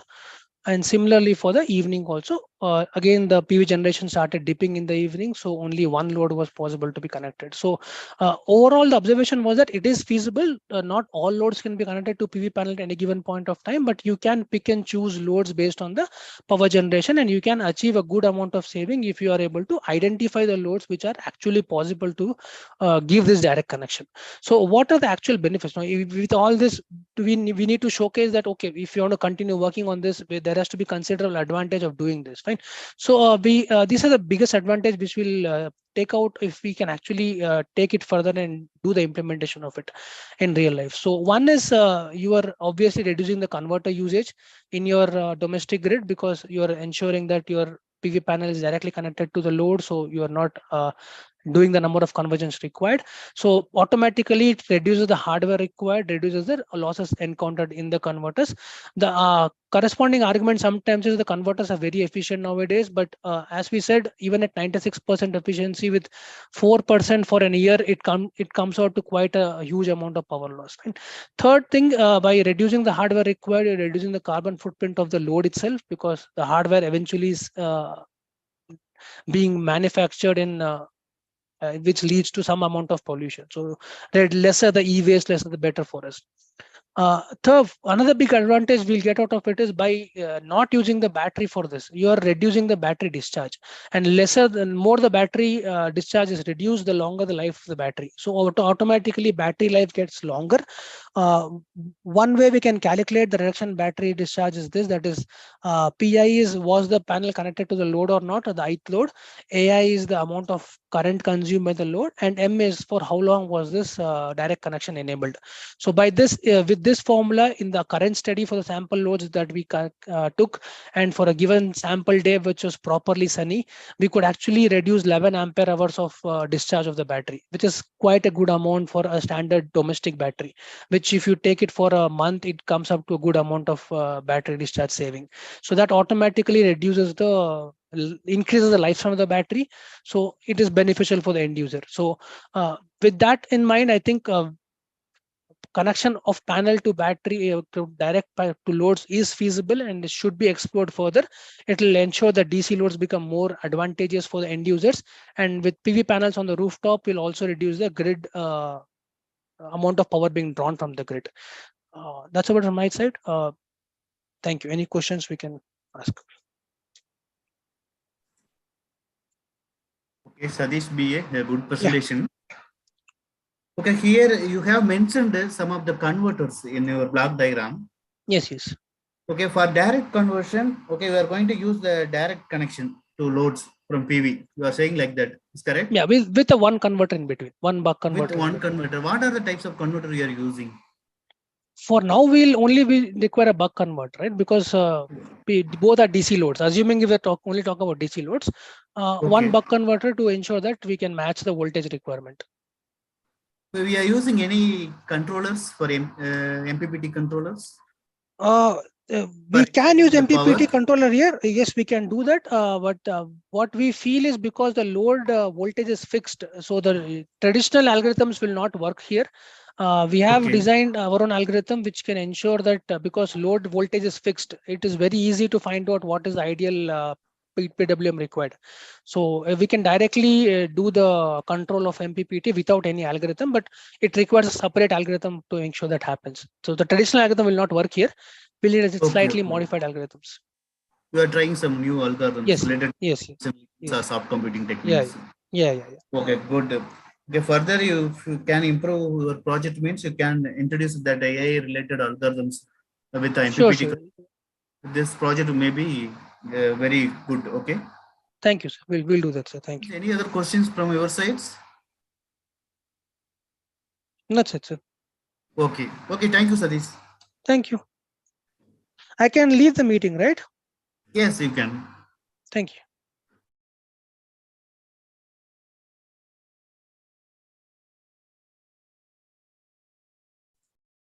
Next, I invite paper ID ICRISET _ 351648.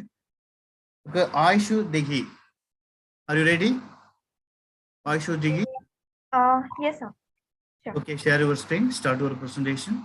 Yeah. Your maximum time is 5 minutes, okay? You have to complete your presentation within 5 minutes. Yeah, sure. Okay, thank you.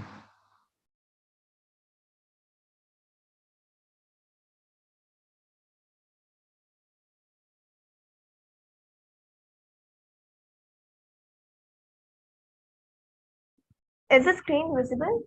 Can please confirm, sir? Yes, it's visible.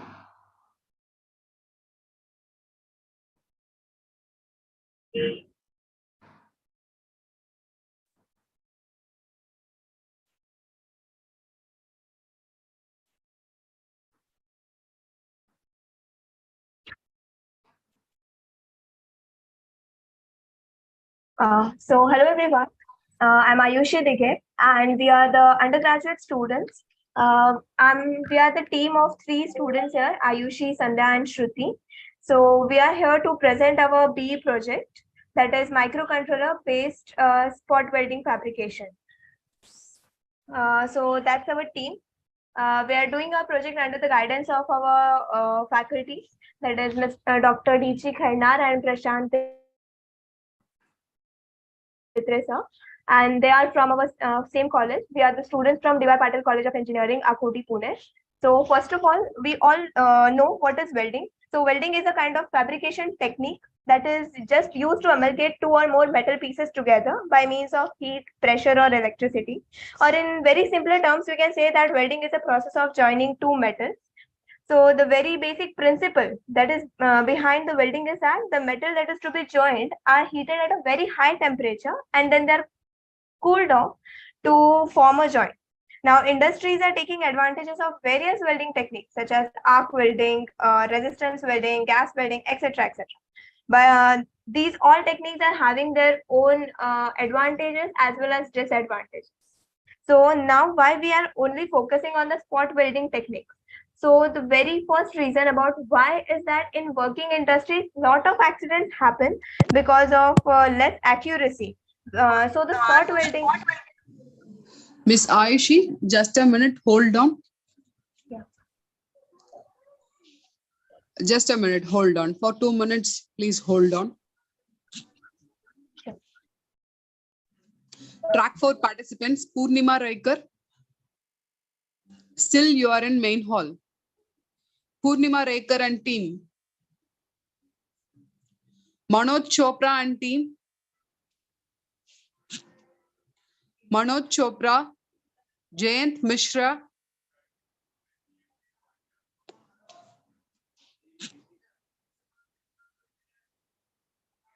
Saurabh Patel and team. Nikhil Jagannath. Vaishnavi Vikas Patel. Amal Kumar Jadhav.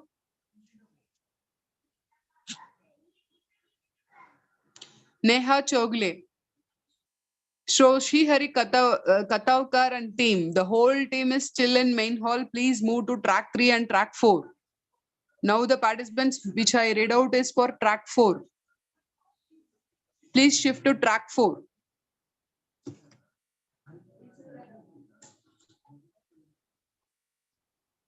Javed, Mr. Javed Jagadishan.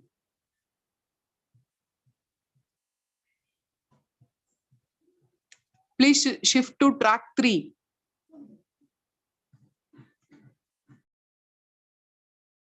Yes, Ayushi, now you can go ahead. Miss Ayushi, you can go ahead. Yeah, sure. Ma'am, 1 minute, ma'am. Yeah. Yes. Yeah. Once the track 1 participants, please remain. Other track people, please go to your respective tracks. Yeah, you can read out the list. You can read out the list, and I think so many people are still in main hall only. Yes, And ma'am. people are joining. I think so many people are joining now. So you repeated announcement. Okay, ma'am. Okay. So, yeah, ma'am. The Okay, people who need to go to track 2, please note down the author, Dr. S.G. Anuradha, and these are the track 2 participants, and Saloni Gupta, D. Jayaram, Chitra Matankar, Syed Umar Hussain, Mario Rakad Director, Srihari Katawar and team. Please move to track 2. And Srihari Katawar and team, you have 2 tracks, track 2 and track 3. So please go to your tracks respectively. And track 3 participants, D. Jagadishan, Javed, and Srihari Katawar, please move to your respective tracks. Track 3. Track 4, Mrs. Purnima Raikar, Manoj Chopra, Anji Kumar, Srihari Katawar, Nikhil Jagannath, Srihari Katawar and team. Srihari Katawar and team, you have 3 tracks, track 2, track 3 and track 4. Please note down your tracks and go to your respective tracks immediately. Track 1 people, please remain here while the other track people can go to your respective tracks. Thank you. Hello, good day, sir. Sir, can you guide us? How can we go to track respectively tech tracks? Yeah, ma'am, below in your screen itself, you'll see an option there known as breakout rooms. Can you see that, ma'am? Yes, sir. Yeah, click on the breakout room and you can join the respective tracks, ma'am. Okay, sir. Thank you, sir. Yeah, thank you. Only track 1 participants, please remain here, and other track people, please go to your respective tracks immediately. Thank you. Aishi, you can start your presentation. Should I resume or start from the beginning? Yeah, you can resume. Yeah. So nowadays, industries take advantages of various types of welding techniques like arc welding technique, resistance welding technique, etc.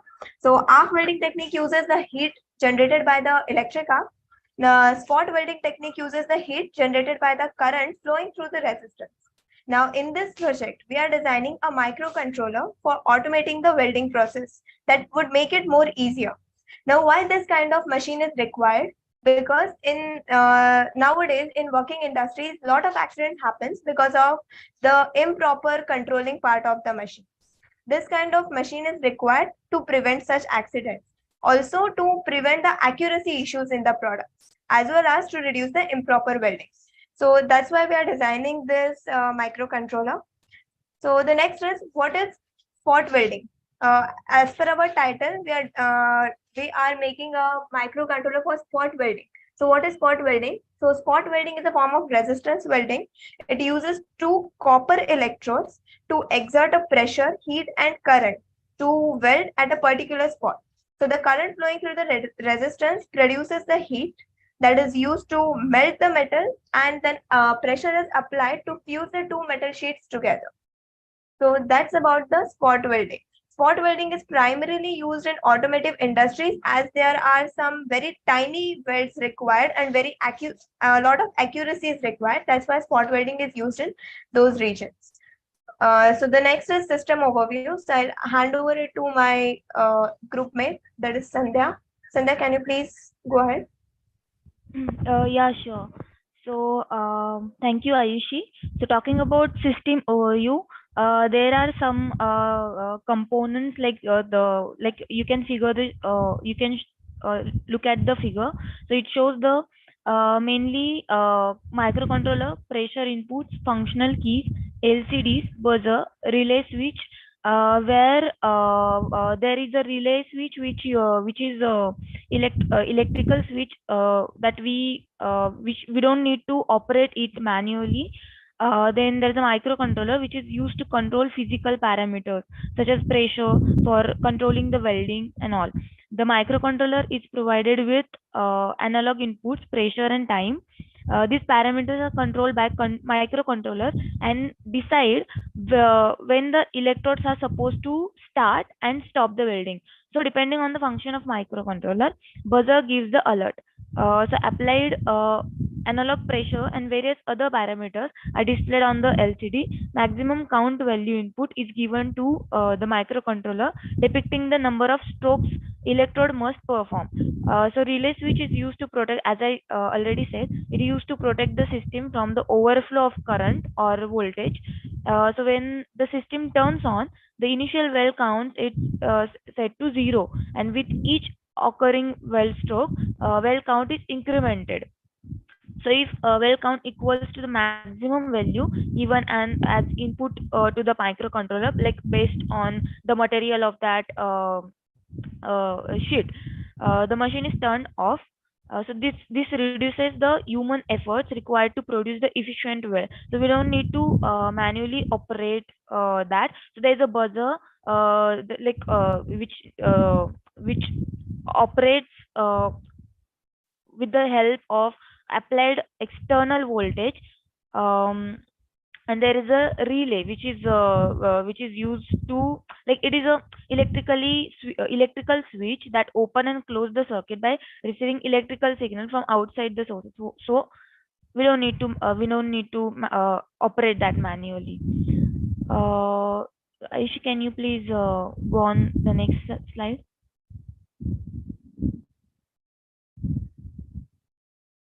Hello. Hello. Yeah, can you please move on to the next slide? Yeah, I've already shifted. Is it visible? Okay. Yeah. Thank you.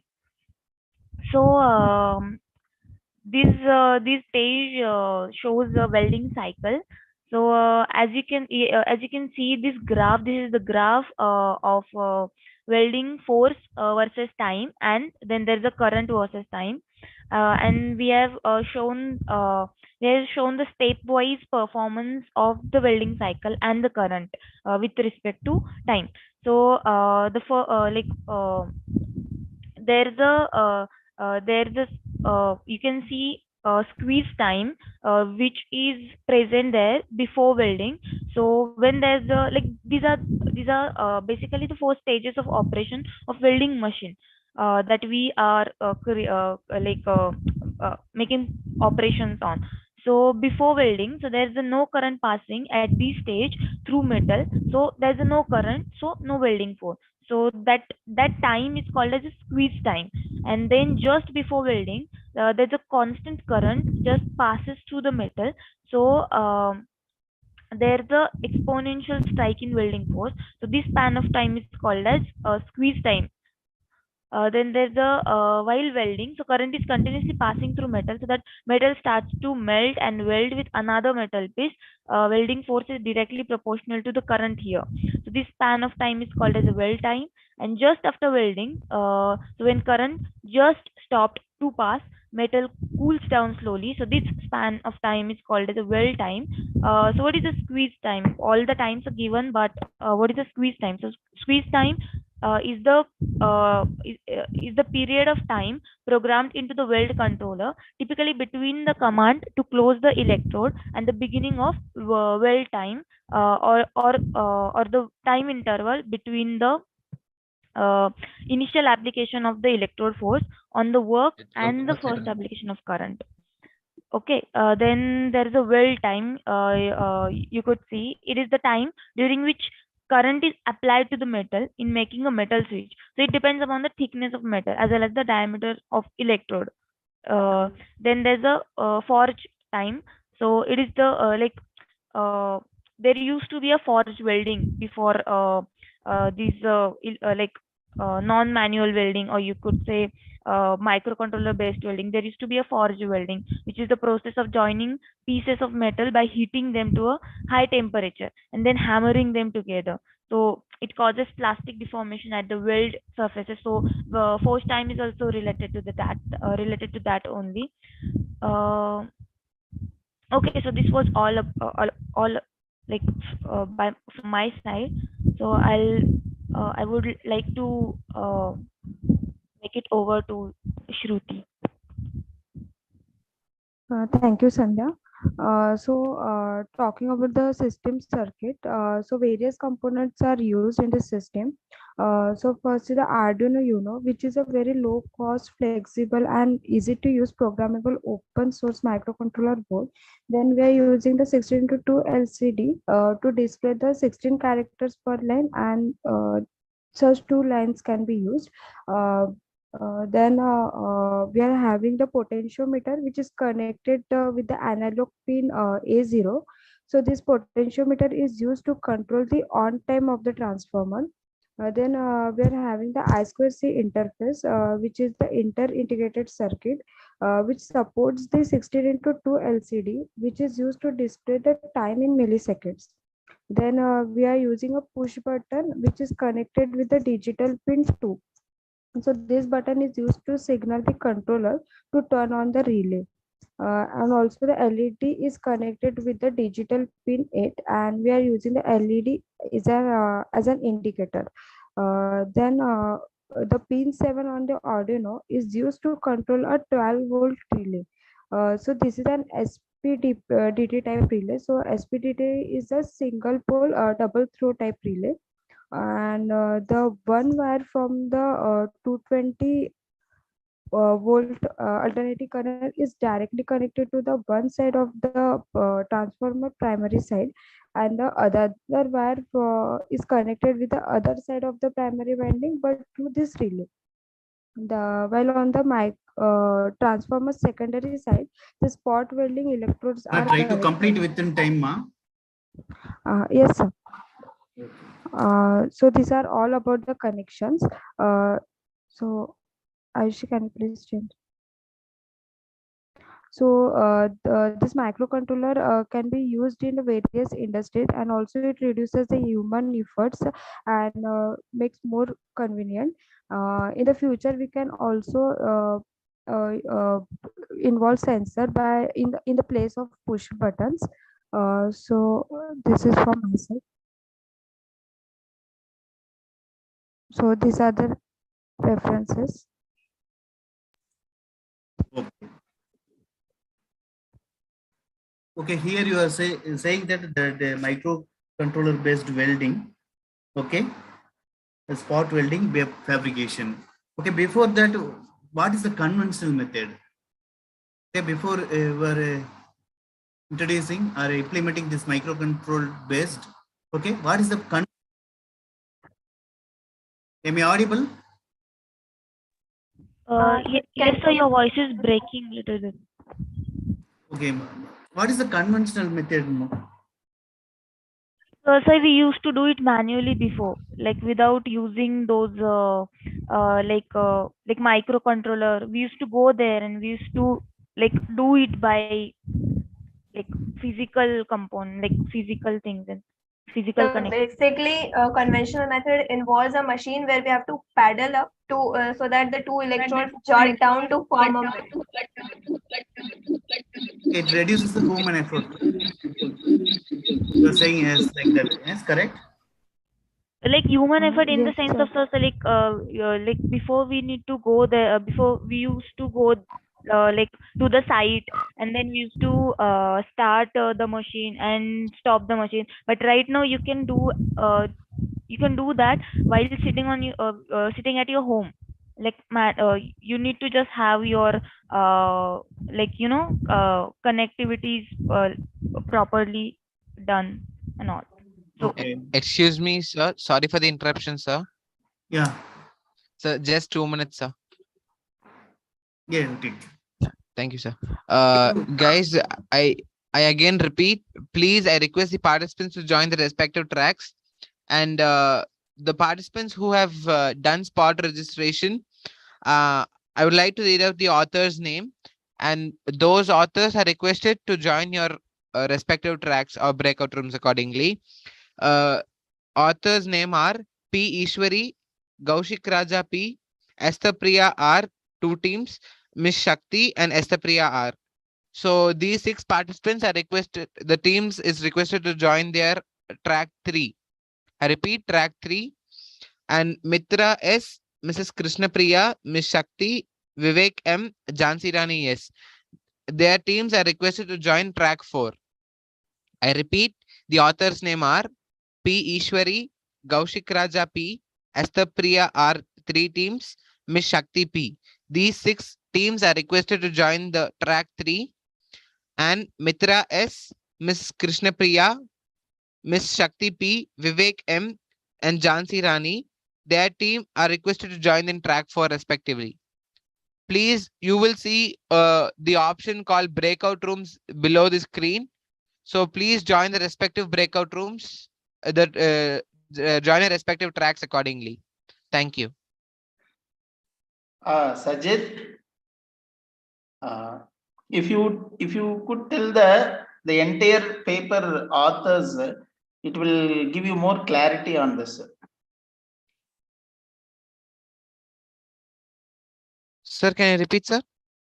If you could tell the entire team members, in the particular paper, it will give more clarity on this. Okay. Sure, sir. Sure, sir.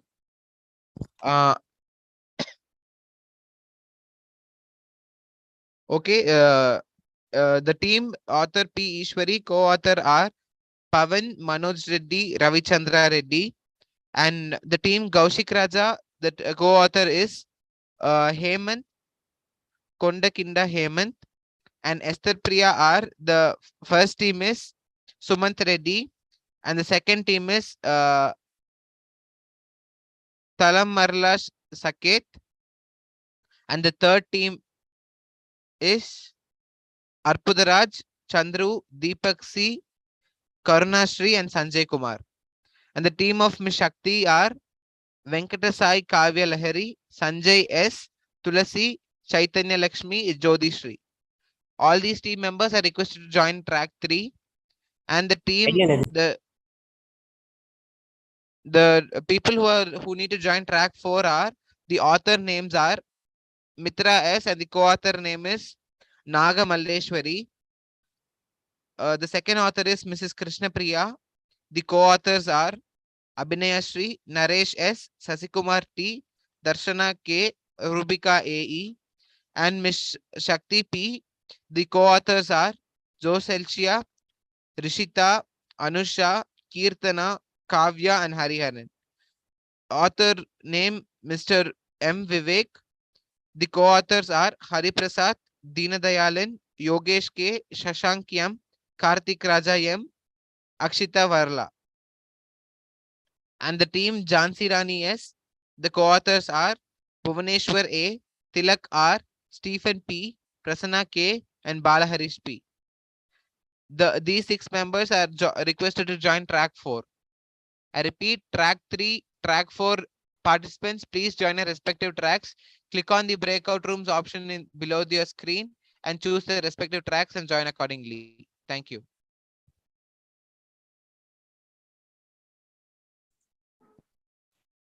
Okay. Sir, you can continue, sir. Okay, Aisha Degi, your effort is good. Okay.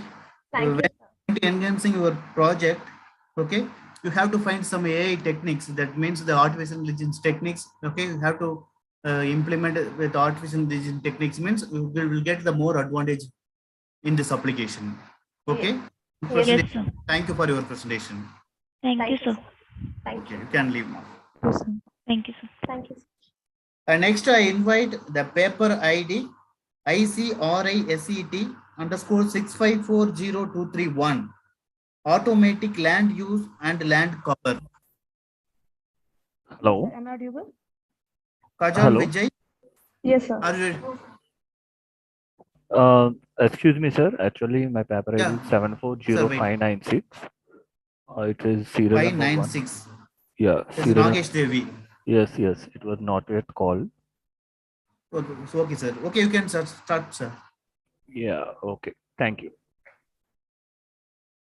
Okay, Kajal Vijay, please wait a few minutes. Sir, the Yeah, maximum time sure, is sir. 5 minutes. Okay, you have to complete within 5 minutes. Yeah. Is my screen visible, sir? Excuse Yeah, me. Yes, sir. your screen is Okay. visible. I just need one. It's 1 visible. minute, please. Sir, 1 minute, sir. Yeah, yeah. You please go ahead. Yeah, thank you. Guys, I repeat again. Please, I request that track 3 and track 4 participants to join your track respectively. And I will read out the names again. Please join your respective tracks. Author name P. Ishwari, join track 3. Author name Kaushik Raja P. Co-author Hemant, please join track 3. Author name Esther Priya R. Co-author Sumant Reddy, join track 3. Author name Esther Priya R. Co-author Saket, join track 3. Author name Miss Shakti P. Co-authors are Kavya Lahari, Sanjay S. Tulasi, Chaitanya Lakshmi, Jodi Shri, join track 3. Author name Esther Priya R. Co-authors Arpudaraj, Chandru, Deepak C, Karuna Shri, Sanjay Kumar G. Please join track 3. The participants who need to join track 4 are Mitra S, author. Co-authors are Naga Malleshwari. Author name is Mrs. Krishna Priya. Co-authors are Abhinaya Shri, Naresh S, Sasikumar T, Darshana K, Rubika AE. Author name Ms. Shakti P. Co-authors Joselchia, Rishita, Anusha, Kirtana, Kavya, and Hariharan S. Author name Vivek M. Co-authors Hariprasad P, Deenadayalan M, Yogesh K, Shashank M, Karthik Raja M, Akshita Varala. Author name Jhansi Rani S. Co-authors Bhuvaneshwar A, Tilak R, Stephen P, Prasanna K, Balaharish P. All these participants from Mitra S to Jhansi Rani S are requested to join track 4. Track 3 and track 4 participants, kindly join your respective tracks accordingly. You'll have a breakout option below. Click on that and you'll have your respective tracks. So join your tracks. If you have any clarifications, please do contact us. Thank you.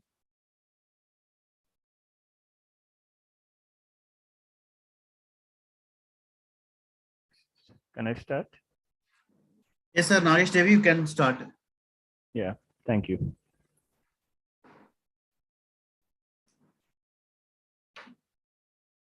Okay, sir. Good morning to everyone. Myself, Dr. Nagesh Devi, and I'm here to present my part of my research work with title Design and Simulation of RF MEMS Passive Components for 5G Application. And coming to the brief abstract of this particular project, in this project we have proposed the RF MEMS passive components for mid-band 5G frequency range application And for this development, we have considered a high frequency structural simulator tool on FR4 material, and we have targeted the main application for the 11 gigahertz frequency range for high data transfer, high band data communication, and the proposed RF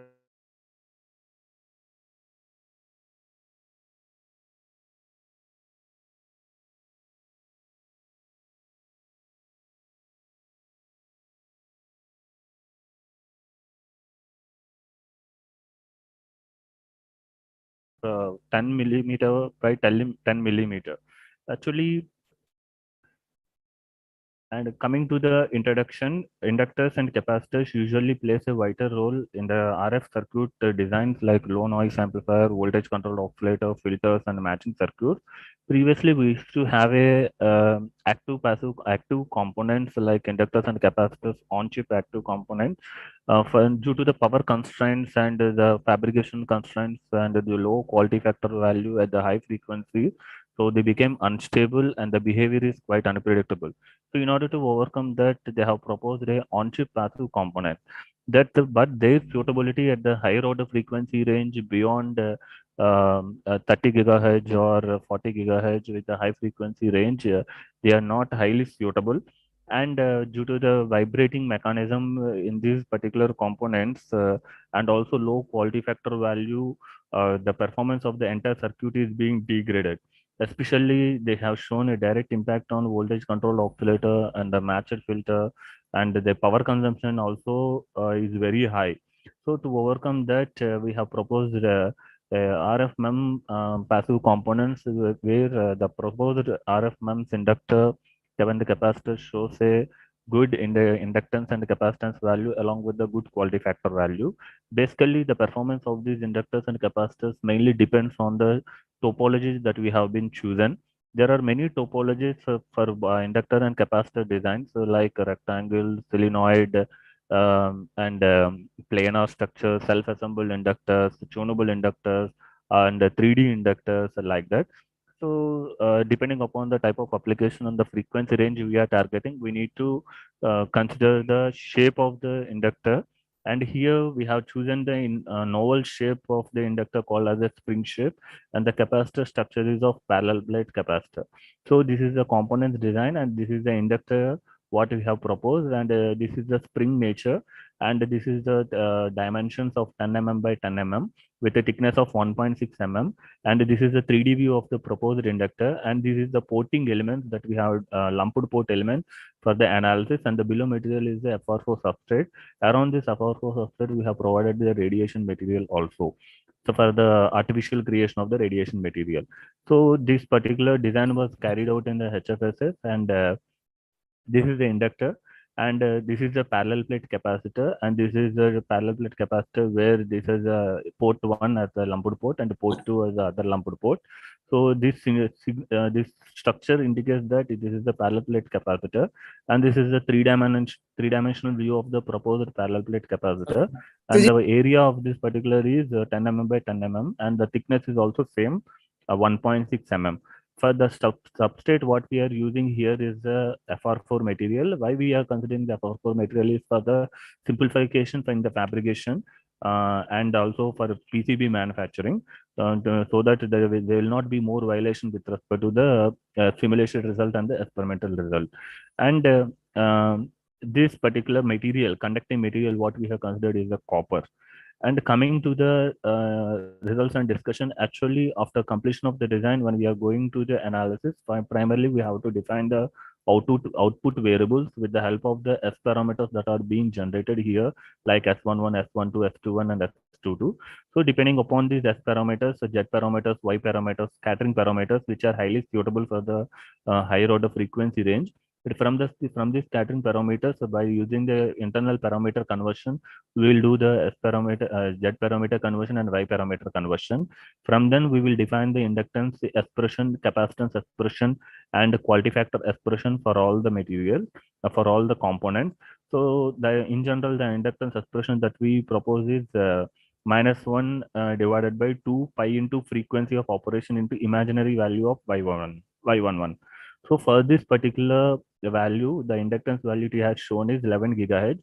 actually, sorry, 11.5 nanohenry. Exactly at the 11 gigahertz frequency, the inductance behavior was changed suddenly to the negative side. Negative indicates that it is operating as a capacitor. So, and this constant value is said to be the intrinsic inductance that is present while analyzing the RF MEMS inductor. Not only RF MEMS inductor, any RF inductor or capacitor will have this intrinsic inductor, and usually this maintains a constant value. Exactly at the 11 gigahertz value, the quality factor of this particular inductor is became 0. So it is a clear indication that the self-resonant frequency of the proposed inductor is 11.5, 11 gigahertz nearly, and the quality factor value is nearly 296. When the quality factor value is very high, usually it indicates that where the system efficiency is very high. Similarly, the capacitor expression is given as the minus imaginary of y21 divided by 2 pi into frequency.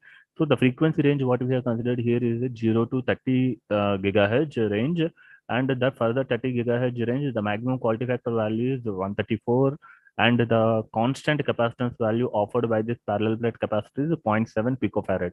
In the typical values of the RF inductors and capacitors usually will be in the range of nanohenry and picofarad only. Once the design was completed, we will extract the touchstone file from these values, like from these S parameters, and we incorporate these touchstone values in the S parameters values in the LNA circuit, or voltage controlled oscillator, or matched filters, or tunable circuit in any one of the on-chip inductors or capacitors. So this is the comparison of the results with the existing ones with respect to the on-chip inductors and capacitors. So when compared to when silicon and nitrate is considered, the quality factor value is nearly 19.4 and 27, but the proposed work is showing as 296, and the inductance value is nearly 2.5 and 0.61 nanohenry, but the proposed work is showing 11.5. Usually much research will not be happen on the capacitors. Very few papers are available. So the structure here is a planar, nothing but an on-chip planar rectangle shaped capacitor. And the quality factor value of the capacitor is nearly 76, but the proposed capacitor value is 134, and the capacitance value is 0.7 picofarad with an area of 10 by 10. So from this, we can conclude that based on, since the proposed inductors and capacitors are satisfying the basic ideology of the basic typical values of the and the standard notations of the RF circuits, it can clearly say that the proposed inductor and MEMS capacitor shows 100% improvement in terms of the quality factors, alpha resonant frequency, inductance value, and capacitance value, and they are main targeted at the mid band of 5G communication for high data band rate for near field communication. So this is all the work that I have presented here along with my teammates, Mr. Padu and Mr. Sivkumar Reddy. Thank you. Any queries? And these are the references. Thank you. Any queries? Okay, sir. Thank you for your presentation. Yeah. Yes, sir. Any questions, Is sir? audible, sir? Yes, sir. Here Yes, sir. you may using the RF MEMS devices.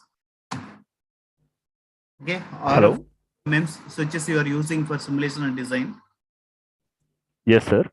Audible? Okay, sir. Here, how you consider which one is suitable for the 5G communication? Okay, we have any, which one is the very good for the 5G communication? When is there any parameters are there for comparing these devices, sir? These different switches? No. Yeah, sir, actually, for when we are coming to the RF communications, we have only specific nature of identification of, for example, antenna or any other thing for the area constraint. I mean, what is should be the length, what should be the width, what should be the thickness, like that. But coming to the components, which is nothing but a component level design, there is no such kind of specification. So it is nothing but a trial and error type of indication. So while doing the research on that, based on the area constraints and all other things, we will find out. We will in general, after completion of the design, we will analyze for the large frequency spectrum, and among from the available output result, we will choose for which band it is perfectly getting the output. So then we will go for that particular band, and there is no predefined terminology for that. We have an expressions variable for finding the variables, but not for the structure specifications like length, width, and thickness. Okay, sir. Okay, sir. Yeah. Okay, thank you, sir, for your presentation. Yeah. Thank you. Okay, Any sir. more queries? Can I leave? Yes, you can leave, sir. Participants, Yeah. any other questions from your side? Thank you. Okay, sir. Thank you, sir. Yeah. Next, I invite ICRISET 65402231, the paper ID. Okay, automatic land use and land cover. Kajal Vijay, are you ready? Yes, sir. Shall I share the screen? Yes, you can start, ma'am. Okay.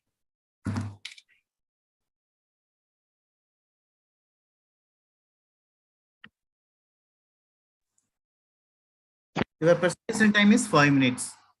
Yeah, sure.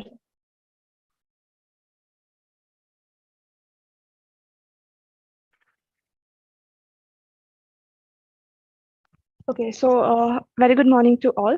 Starting with the introduction, I'm Kajal Bhavakar. So today, me and my teammates will be presenting the project called Automatic Land Use and Land Cover under the guidance of Professor P.I. Kinika. So this project is sanctioned by the university under Research and Initiation Scheme. So these are my teammates. Coming to the project, as we know, India is rapidly increasing in the population. So there is a lead in the drastic changes in land use, water bodies, and even the environment. So hence to analyze all the land use and land cover for the urbanization, it is a very key factor. As we can see, the land use and land cover is most uniform and primary apparatus for the government bodies. Manual mapping for them of areas, land, water bodies, and forest bodies is pretty difficult process. So the main objective of our project is to analyze undistributed urban areas for sustainable socio-economic development and also for environmental preservation. Also through this project, we are able to calculate the total area which that is covered in water, land, or forest bodies. Also, we can also study the effects of natural and human influences on the urban areas. For the further details, I ask Ms. Shravani Shetty to continue. Hello, I am here to represent the block diagram of the project. Starting with the collection of the images will be pre-processed. Then the classification of the images will be done based on the boundaries. After the classification, images will be segmented. Then the pixel analysis will be there. Further, the data acquisition is done, and finally the data is allocated, which will be helpful for the various government sector for the urbanization. Now, I will hand over to Shambhuraj.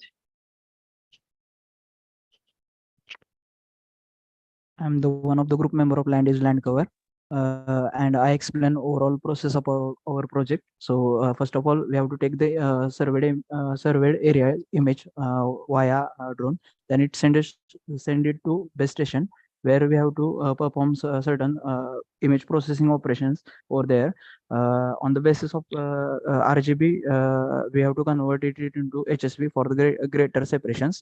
On the basis of the colors, we have to segment that image into various parts, and that calculated by the masked by that thresholding values we have to provide it over there.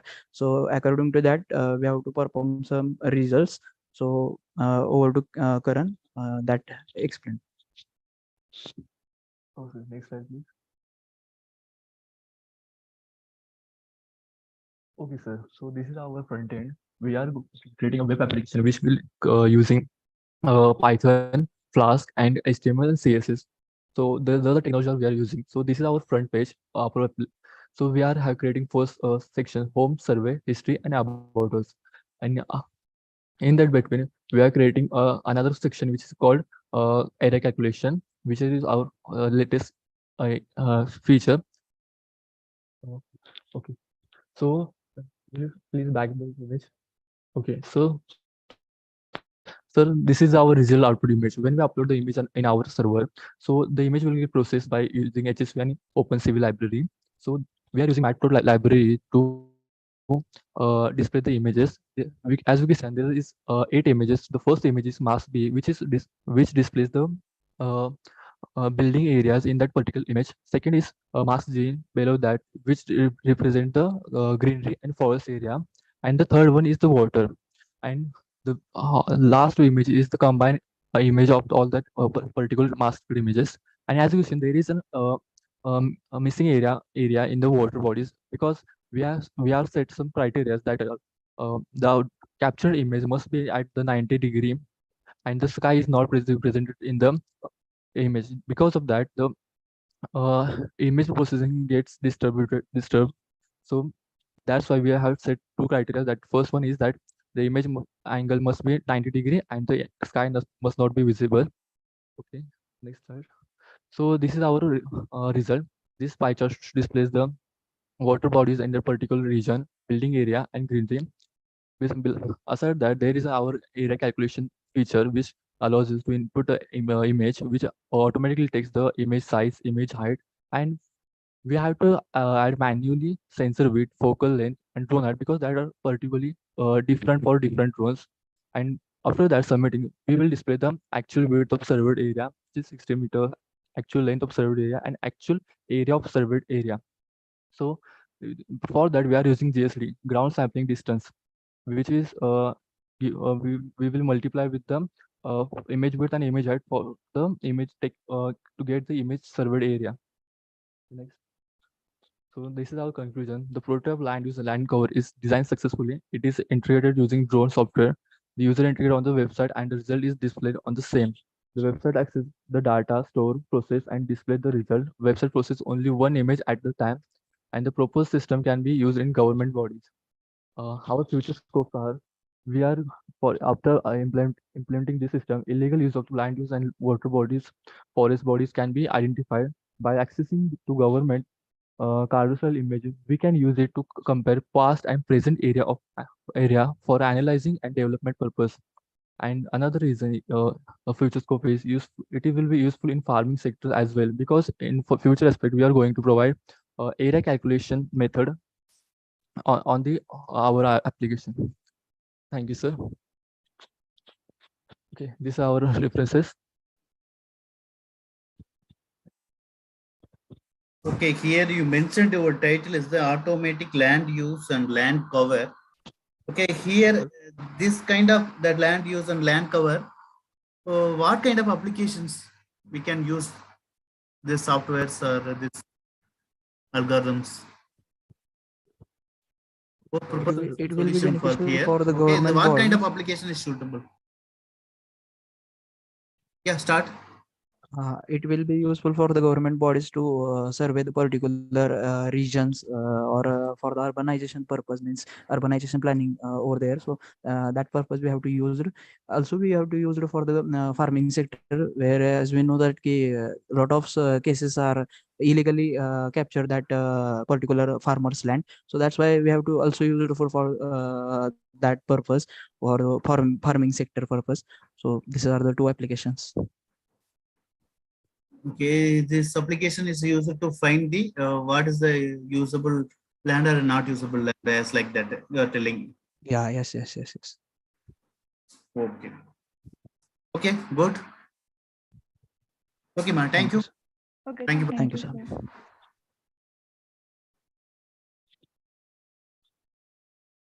Next, I invite the paper ID ICRISET 325179.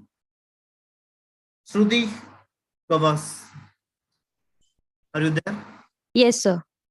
Okay, now you can share your screen. 1 minute. So 1 minute, sir. The time is 11:48. You can. Excuse me, sir. 1 minute, sir. 11:53. Okay, there are 5 minutes are allocated for you. Excuse me, sir. Sir, 1 minute, sir. Yes, Sajid, you can proceed. Yeah. The spot registration participants are taking over the session now. So I request the scheduled participants to carry over after they have completed their participation. And track 3, track 4, and track 2 participants kindly join your respective tracks immediately. I request the participants to join their respective tracks immediately. And the scheduled participants can take over after they have completed their presentation. Thank you.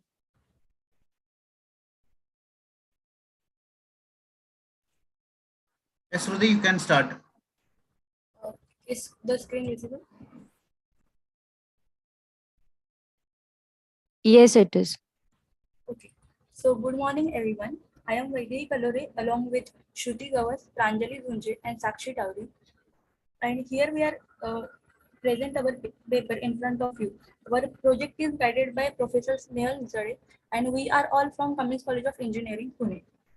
Our paper title is Subjective Answer Evaluation using Natural Language Processing. As we all know that the subjective examinations are the backbone of all the universities and board level examinations. On the basis of descriptive answer, the moderator will know how much the knowledge the student has gained during his academics, on which moderator assign marks. But manual evaluation of subjective answer is a very tedious and time-consuming task and requires lots of manpower. Answer evaluation varies from moderator to moderator according to their way of evaluation, mood at time of evaluation, and interrelation between student and moderator. This might affect the result of the student. Automated grading systems are commonly used for multiple choice questions because they can quickly and efficiently grade large number of tests. However, this system often lacks the ability to capture the reasoning and self-explanation skills that are important in evaluating a student's acquired knowledge. However, evaluating descriptive answers using automated system is difficult due to several factors. One of the main challenges is dealing with linguistic variations, since the meaning of words can change depending on the context. So our project aims to automate the evaluation process for subjective answers in exams using natural language processing. Now we come to the working of the project. We have developed a system that enables a comparative study between scores generated using NLP techniques on digital text and digital text extracted from handwritten text images. The system features a user-friendly interface for both students and professors, accessible through a sign-in or registration page for all users. Once logged in with their credentials, the professor can either set the question paper or view information of all the registered students, including their scores. On the other hand, student can access an interface that allows them to view the question paper by the professor and submit their answers either as typed digital text or as images of their handwritten answer. After submitting their answers, the student can view their total marks as well as question-wise marks by clicking on the View Score button. This approach reduces manual effort and enables more efficient and accurate evaluation of student responses. So this is the user interface of a project. On running the app, we have the screen that is visible in the first picture. It has two options, student and professor, and clicking on them, one is directed to either sign in or registration page as the case is. Next, the professor can set a question paper by clicking on add questions and submitting the model answers for each of them. Then the student can either type in the answer or submit the images of handwritten answer. These are the technologies which we have used. In front end, we have used the Flask framework. We have used the Jinja template, HTML, CSS, and JavaScript. In backend, we have used the database management system, SQLite. In optical characterization, we convert the handwritten text to the digital text using the PyTesseract library. And we have used the different NLP techniques, which include NLTK, as it is a collection of libraries and programs that support symbolic and statistical NLP. Next is the tokenization. It divides a given text into smaller units called tokens. In lemmatization, it is a process of reducing a word to its base or dictionary form. In stop words, we remove the commonly used words which do not carry some meaning, for example, and, the, etc. In WordNet, we have used the tasks such as word sense disambiguation, synonym detection, and semantic similarity measurement. We have used the Jaccard similarity and cosine similarity. And in text block, it has the feature of sentiment analysis, that is the sentences like positive, negative, or neutral.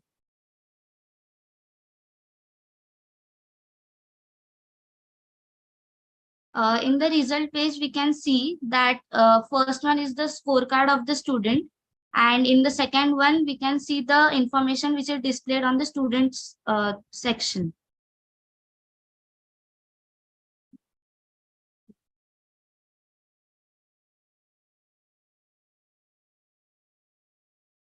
Next.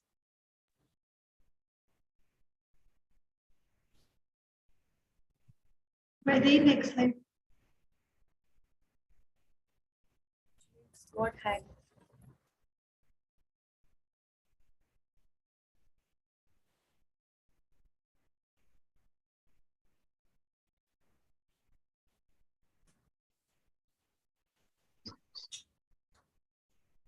So coming to the conclusion part, the approach we have used in our system is the NLP and the OCR one. The system uses NLTK tools to overcome situations where answers are semantically checked and generate a score. By implementing our project, we conclude that a system with digital text as input give better accuracy in terms of generated score as compared to the when the input is a handwritten answer image. However, the current system has limitations as it cannot evaluate equations, block diagram, or other type of diagram. In the future, if we obtain OCR libraries that support this type of content, we could train the OCR model with a data set to get a better accuracy path.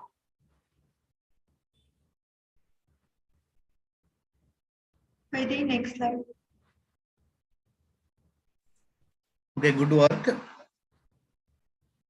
Okay, here you are telling that the automatic the evolution. Yes, sir. Yes, sir. This system is adapt to all languages. Yes, it can be adapted to all languages, but right now we have only tried it on English. English. Okay, good. Have you tried any samples? Yes, sir, we had tried sample answers, and after that we had obtained this results, which is visible on the screen right now. Okay, for example, the particular question, different answers. Okay, the different kind of definitions. Or for example, for particular definition, okay, have the different kind of sentence or answers are there. How it will check and it will give the marks for that? Sir, it will check number of keywords, Okay. the keywords that are entered by the professor, polarity of sentence, grammatical meaning of the sentence, and all parameters that we included in the NLP technique. Okay, there will be, it may be allowed some percentage of grammar mistakes. Yes, sir. The students may use different grammars. Yes, sir. It will check grammar.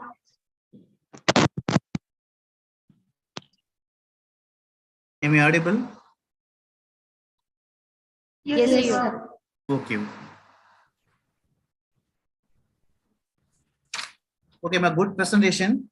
Okay, thank you for your presentation. Thank you, sir. Thank you. Thank you, sir.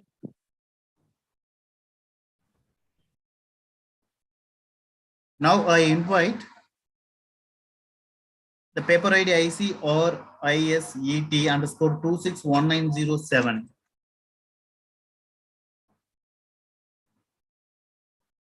From ECE. Is there any students from the paper ID IC or ISET 261907? Shilaka Leeravati, Salim Sri, Khalid Shelby, their co-authors. Are you there? Yes, sir, we are here. Audible? Yes, Vaishnavi Reddy is audible. Okay, you can share your screen and start your presentation. Hello, sir. Am I audible? Yes, audible. Okay, sir. You can start your presentation. So I'm sharing my screen, sir. Okay.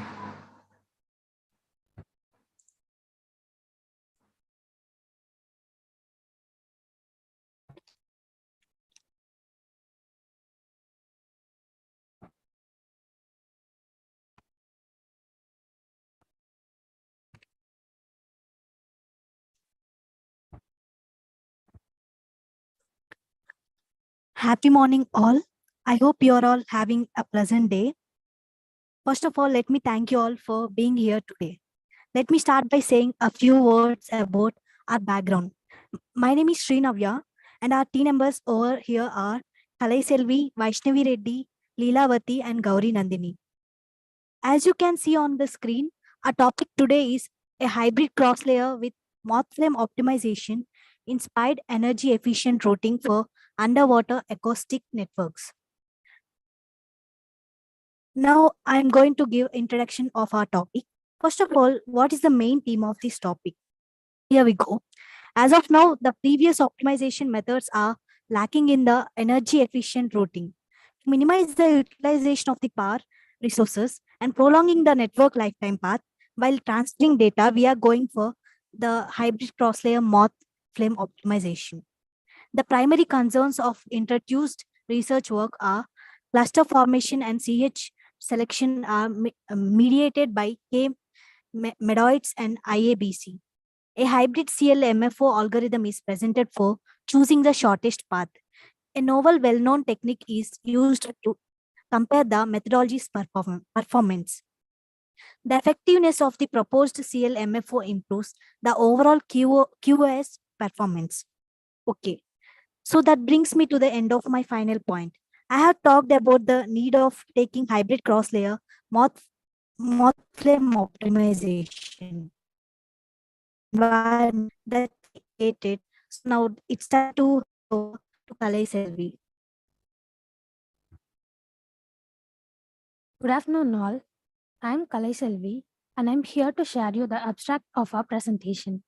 In our presentation, we have focused on 4 major parameters, which includes network lifetime, throughput, end-to-end delay, and CH selection analysis. And our presentation is structured as proposed methodology, working principles, simulation parameters, results, and conclusion. The abstract is sending an observed data to a single hub is important in marine monitoring and exploration. An underwater wireless sensor network, UWSN, is used to monitor and record physical environmental factors, helps to achieve it. The acoustic channels, time and location dependent communication properties made it difficult to acquire data using UWSN in an energy efficient and reliable manner. Thus, a cross-layer based optimal PIO-inspired routing approach is put forth to solve the energy depletion issue. Evaluating and selecting the most efficient path route and data transmission algorithm is done using MATLAB. The efficient method for accumulating information and extending lifespans is achieved through clustering. Dynamic clustering method is utilized by the selection of finest cluster head. Moth flame algorithm helps to determine optimal path for sending data from the CH to the sink and improves network stability. Thus, on considering all the parameters, including the energy consumption, throughput, end-to-end delay, latency, and lifetime, are evaluated and compared to previous methods. Hence, finding the UWSN cross-layer routing, moth flame optimization, and cluster heads altogether as the final solution. Thank you. And now it's time to hand over to Vaishnavi Reddy.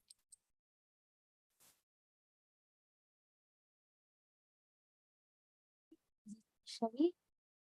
Now I would like to show you some literature surveys we have done. And now I would like to explain about proposed methodology and working principle. And I would like to explain about simulation parameters. In proposed methodology, we use hybrid cross-layer moth flame optimization. A cross-layer optimal routing is used to address power asymmetric issues in wireless sensor networks. This algorithm is aimed to reduce power consumption and network transmission delay. Cross-layer means sharing the information among the layers to use network resources effectively and achieve high adaptability. In cross-layer, each layer is characterized by key parameters and control nodes.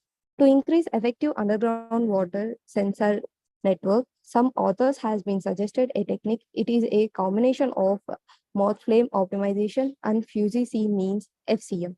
This algorithm is abbreviated as FCM MFO. Underwater sensor network suffers from irreplaceable battery and high communication delay. To solve this problem, we use one main technique called clustering method. And now the working principle of moth flame optimization is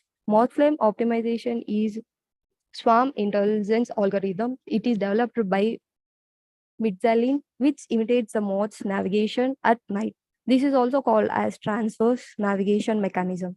The moth depends on moonlight to fly at night, maintaining a constant angle to find their direction. This analytic paper includes overview of moth flame optimization processes for potential moth flame optimization based users. It is a bundle of works of literature consisting of discrete modified and hybridization variants. The study also discussed the adaptive parameters setting of different variants of moth flame optimization. It also concentrates on moth flame applications, explain the methodology, features, and weakness. Its biological principle is the moth flame night flight mechanism. The moth flame updates its position by spiraling around the flame. The moth flame optimization algorithm has the advantages of having few setting parameters, easy to understand and implement, and having fast conversation. Now I would like to explain about simulation parameters that we have been used. Total clusters we have been used as 6 and number of nodes is 500 and initial energy we have been used is 0.1 joules and communication transmission energy we have been used 20.5 megavolts and communication receiver energy is 14 megavolts and deployment area we have been used as 500 cross 500 and packet size is 512 bytes and packet sending rate is 1 packet per second and we have sent node distributions. Now I would like to hand over this session to Chilkan Lilavati.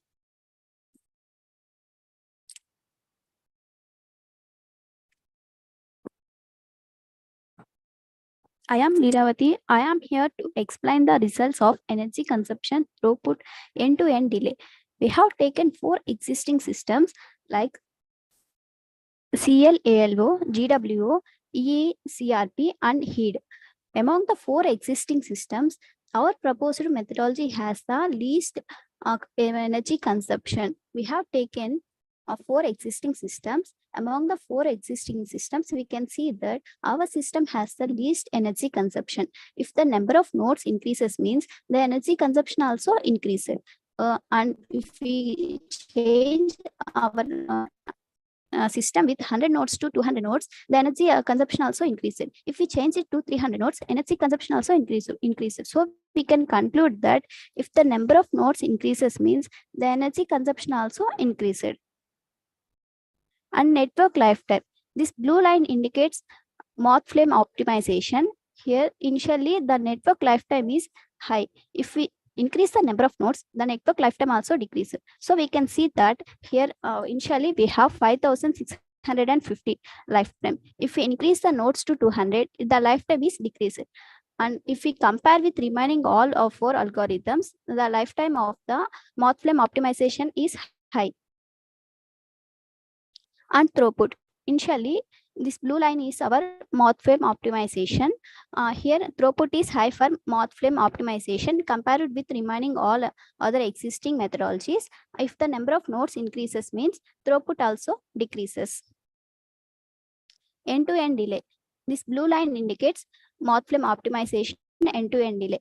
Moth flame optimization has least delay when compared with remaining existing methods. We can see that if the number of nodes increases means delay also increases. And CH selection time analysis. We distributed nodes randomly. For selecting of head for the nodes, moth flame optimization technique use less time than compared to the remaining nodes. We can see that for selecting the nodes, moth flame optimization uses less time when compared with remaining all other algorithms. If the nodes increases means the time also increases. And this time also less when compared with remaining all other algorithms. So, finally, the proposed hybrid cross-layer with moth flame optimization inspired energy-efficient routing for underwater acoustic networks will give high throughput and network lifetime. It reduces the energy consumption and end-to-end delay time. As a result, more interaction may be required to select the most appropriate path. As a result, in the future, a better strategy should be proposed instead of distance estimation to improve the execution speed of the route search. In the future, a new CL routing protocol based on optimization could extend the network lifetime and improve the WSN performance. Furthermore, adaptive hybrid optimization and deep learning will be proposed to investigate application-specific routing data schemes to maximize overall routing network performance. Finally, we can conclude that by using moth flame optimization, we can increase the throughput, network lifetime, and we can reduce the energy consumption end-to-end delay. Of references. Thank you.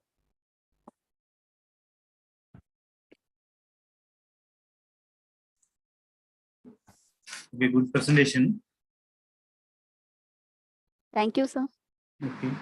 Here you are using the different kind of algorithms for your network application.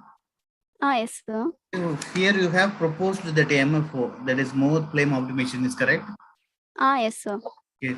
When you are telling that MFO is best as compared to the previous algorithms, you have mentioned some algorithm names. Okay, what are the parameter you discussed when you are comparing with this new proposed algorithm with conventional? Sir, when compared with remaining all algorithms, throughput is high in moth flame algorithm, sir, and network lifetime is also in more, sir, and energy consumption is less, and delay is also less in moth flame optimization, sir. Okay. As algorithm point of view, you have changed any training method as comparing previous algorithms? Yes, sir. Okay. We have, sir, we have changed paths, sir. We have used here hybrid protocol, sir. Okay, okay. This swarm optimization, we use it, sir. Okay. Okay, ma'am. Thank you for your presentation. Okay, sir. Thank you, sir.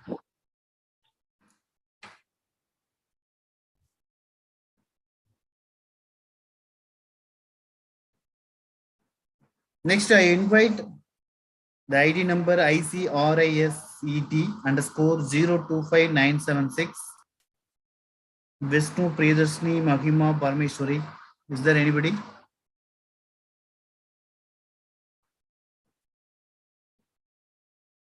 ICRISET 025976.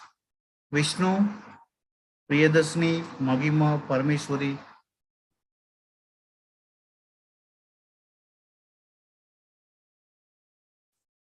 Am I audible?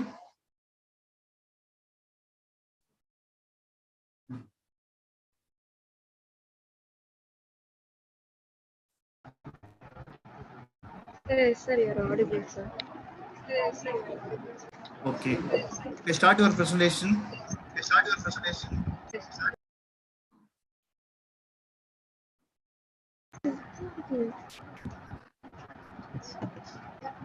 Change பண்றது எப்படி change பண்றது?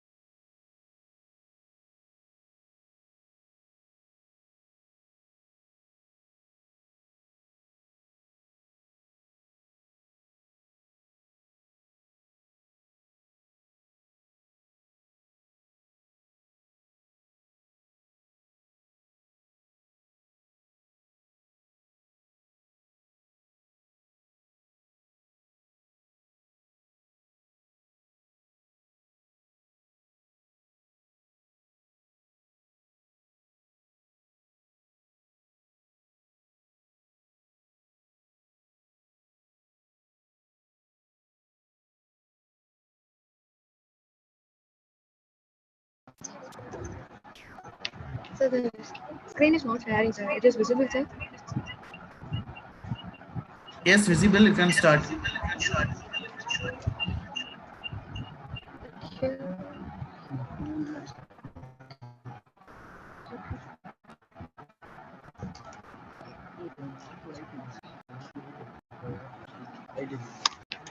Good afternoon to all the passengers.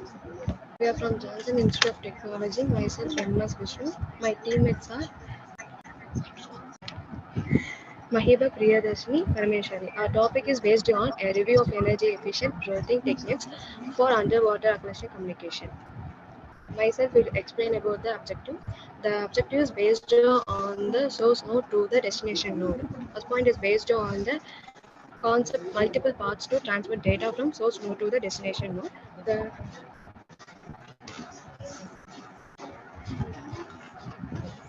next point is based on the shortest path between the source node and the destination node. Sir, my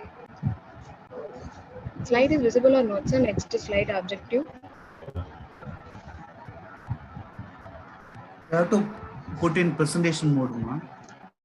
Start, click that from beginning. From the beginning. So wait for a few minutes.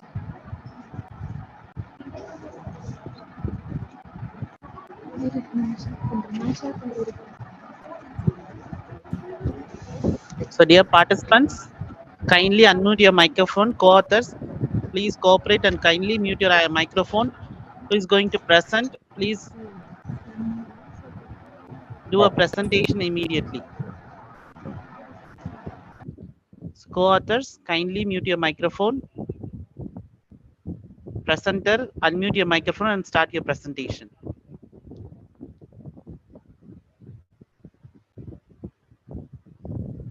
Thank you.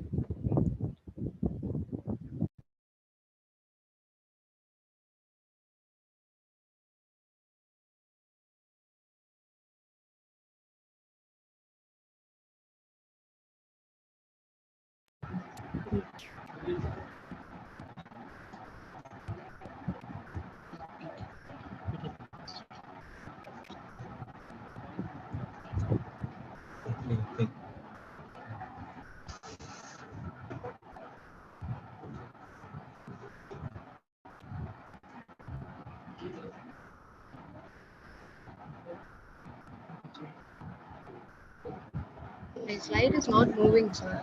It's taking too much. Dear author, dear participants, kindly begin your presentation immediately because other participants are waiting.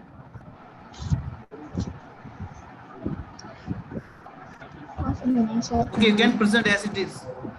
I repeat, dear participants, begin your presentation. Other participants are waiting. Thank you.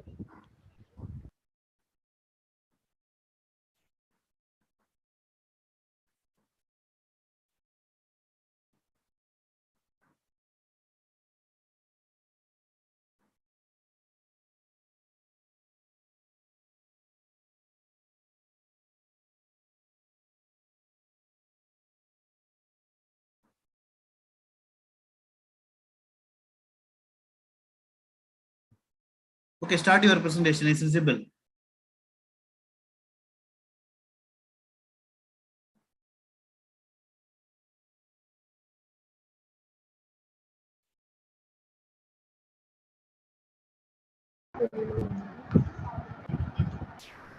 So now it's visible, sir. Yes, visible. So next slide is okay. It's Yes, changing you or can start. You can start with the objective. objective.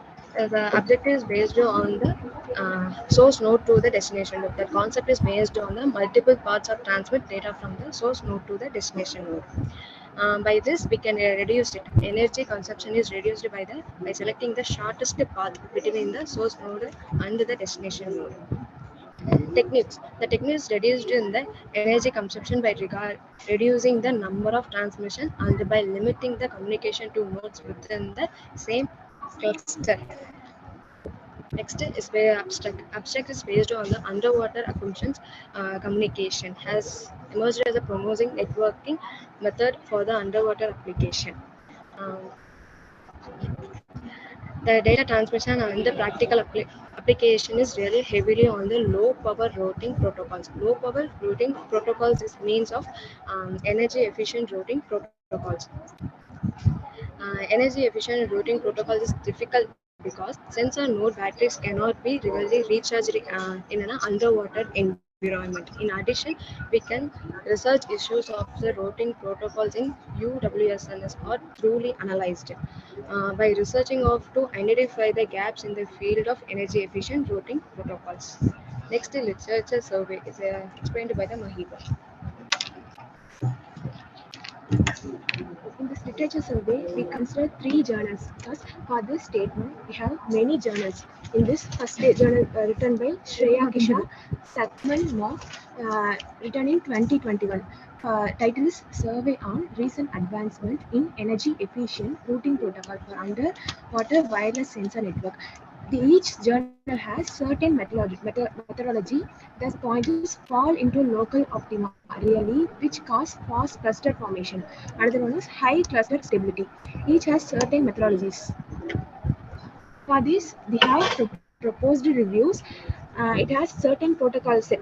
There are 5 protocols: depth-based cluster protocol, depth-based routing protocols, cluster-based routing protocols, cooperative reliability-based routing protocols, RL-based routing protocols, bio-inspired routing protocols. Each protocols have certain protocol sets. For this depth-based routing protocol, we have 2 protocols: EEDBR. It means energy efficient depth-based routing protocol. It has certain parameters, and the EEEDBR, it means enhanced energy efficient depth-based protocol. These has certain parameters like number of depth levels, hello or control packets, need for localization, energy efficient strategies, exceptional features, application scope, advantages, limits. We have characterized in different tabular columns here. Next, cluster-based routing protocols. It has certain level of protocols like ERUCA, SHFER, EGRC, ECBCCP, CSEEC, CSEEC, like that. It have developed in certain years, 2015, 2016, 17, etc. It has certain advantages, disadvantages like ERUCA means energy efficient routing for the underwater sensor network clustering approaches. It has node position like layer based section of channel, a specialized node function of as the channel. The intra-cluster routing means a single hop. And update for the new channel is not having for this version that there is no update for new channels. Cluster route is not given for this. It has certain advantages like channel has sufficiently high energy. Limitations are high end-to-end delays.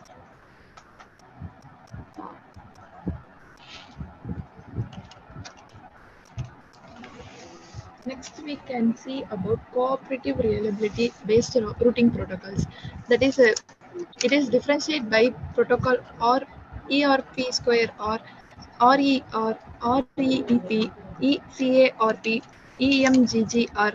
It has separate parameters. It is a cooperative strategy, relay selection, optimally of relay selection, number of relay nodes in each level, hello or control packets, sync and mobility, need for localization, advantages, limitations. Next, we can see about oral-based routing protocols. It has separate parameters like QDTR, QLEAR, QLEDR. It has reduce energy consumption and increase adaptability. And it has individual packets. Action space is packet forwarding. Q value update method is successfully packet delivery. Next, we can see about bio-inspired routing protocols. It has 2 different types, FFRP, MFPR. It has object of fine, stable, and reliable routing. Inspiring animal is firefly. Agent male and female fireflies. Need for localization, yes, conjunction control, implementation, simulation, energy efficient strategy, balancing data traffic load among the nodes. Advantages: improved link quality. Limitations are high consumption, high high consumption cost. And these are the 5 different set of protocols used in this review paper.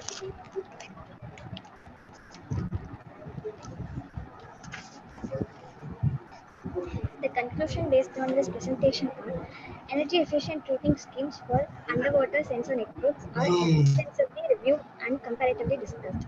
New taxonomy was derived, and we also provided a comparative summary of the current efficient routing protocols. The use of mobile phones for data collection can contribute additional benefit to real-time data collection. Finally, important open research problems and channels regarding energy efficient routing protocols in underwater sensor networks are highlighted as topic for future research. With this, we are concluding with some reference which we taken from existing approaches. Thank you.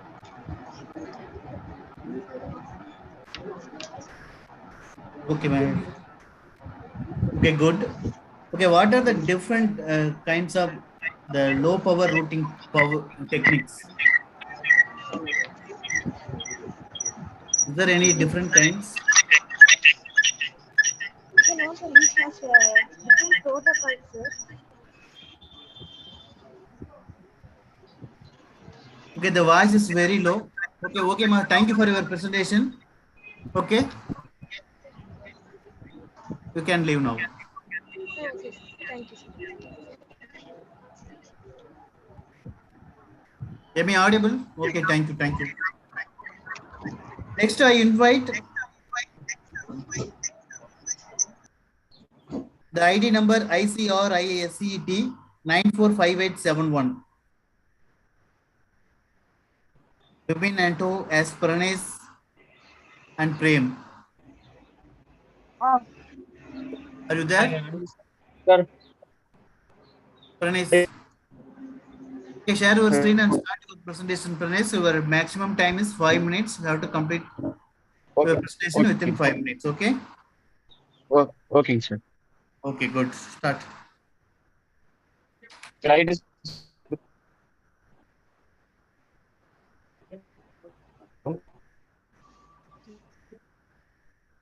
Hello. Share your screen and start your presentation. It's not visible. It is some technical fault, sir. Yes, sir. 2 minutes. Okay, it's visible, Kanai.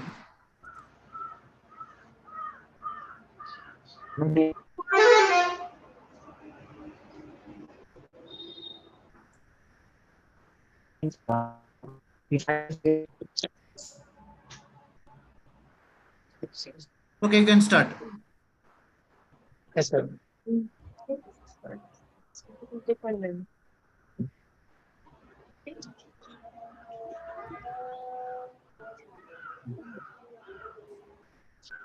Audible, sir? Presentation.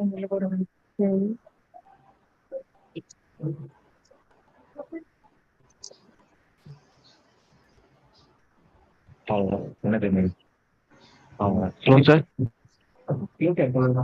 Pranesh, tell me. Sir, audible, sir? Yes, audible. You can start. Okay, okay. Sir,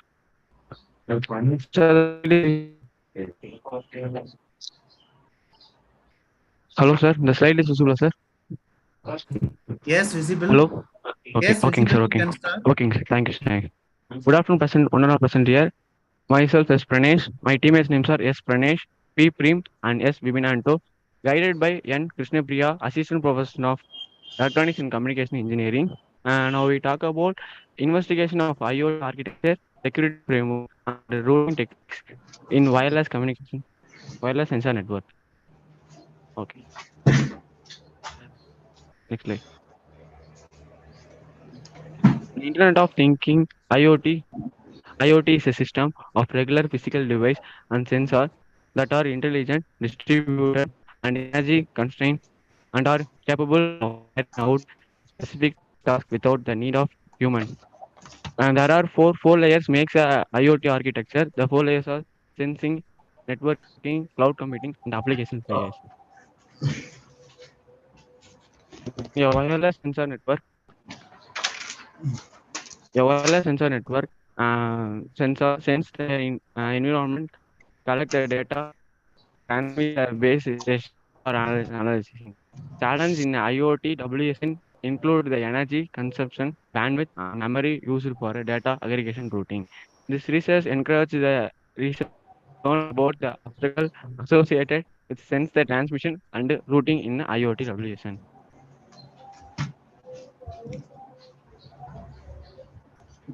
Next, literature survey.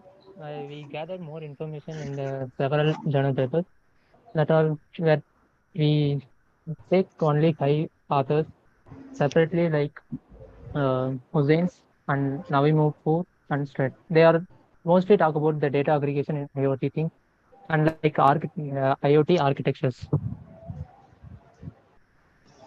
There are more techniques in that IoT things like architecture, framework, and routing techniques.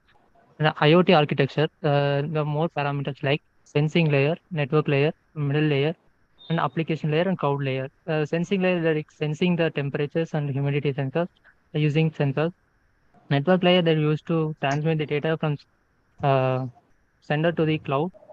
And application layers like smart homes, smart IoT things using like Arduino boards, monitoring the environmental parameters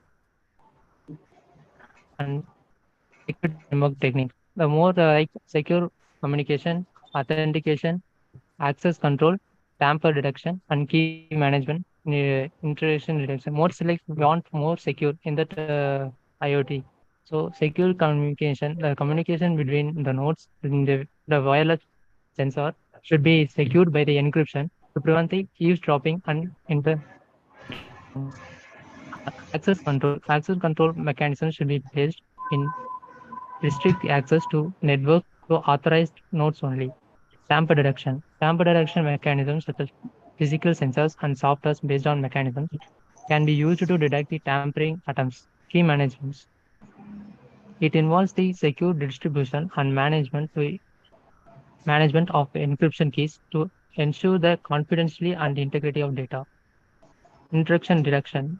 It detects the mechanism. It detects the signature-based detection and the mechanism learning-based detecting detection. Next, my friend will continue.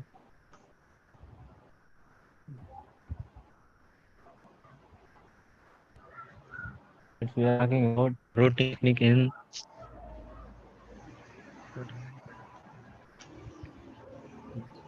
let's we are talking about routing techniques in wireless sensor network. These are all the 5 parameters are there. Uh, flat flat routing, hierarchical routing, location based routing, data centric routing, energy aware routing. For example, the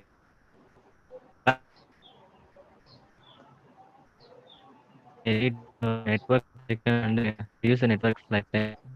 The next, location based routing. In location based routing, nodes use physical location information to determine the optimal path to destination.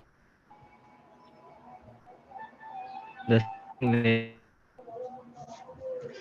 environment, the network layer connects the sensors to the internet. The middleware layer provides the communication protocols and APIs. The application layer implement the specific uses and the cloud layer stores the analysis data. The routing techniques play the vital role in data transmissions, and several routings protocols have been developed for WSN, includes the leech pages and directed diffusions. The selection of the routing protocol depends on the specific requirements of the application and the network topologies. These are all the reference we gathered from the journal papers and authors. Thank you. Okay, good.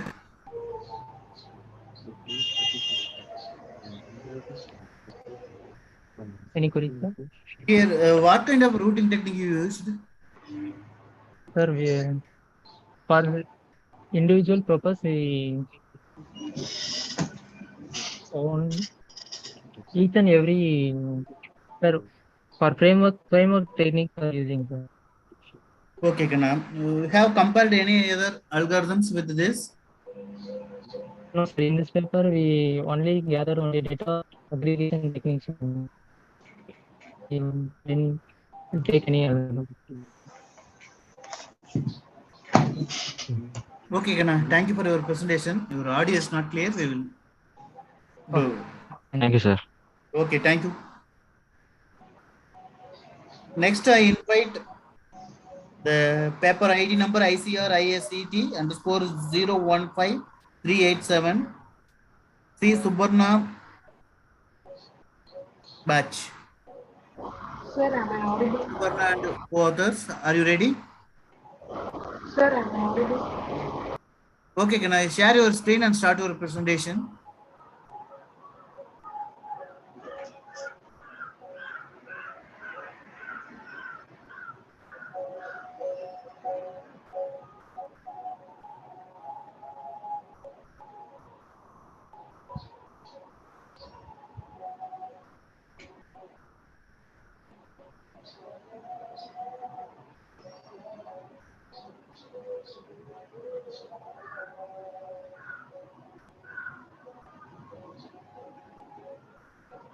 Sir, am I audible? Yes, you are audible. Your maximum presentation time is 5 minutes. You have to try to complete within 5 minutes. Okay. Okay, sir. Okay, ma. Thank you. Start over. As it is visible on the screen, the Yes, it's topic visible. is analysis of cross-layer design methodologies for underwater wireless sensor networks. The team members are myself, Sri Shubarna, Maria Botila Sharon, Noor Arifa, and Matana Masuda.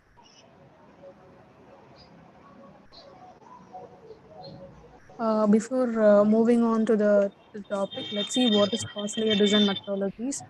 As the name suggests, it is wireless sensor networks used underwater, and by using cross-layer design methodologies, the communication underwater is done. The sensor operates on a battery power, which is limited and impractical to replace in case of failures. So it is important to conserve energy while performing tasks. The main advantage is it's a wireless technology.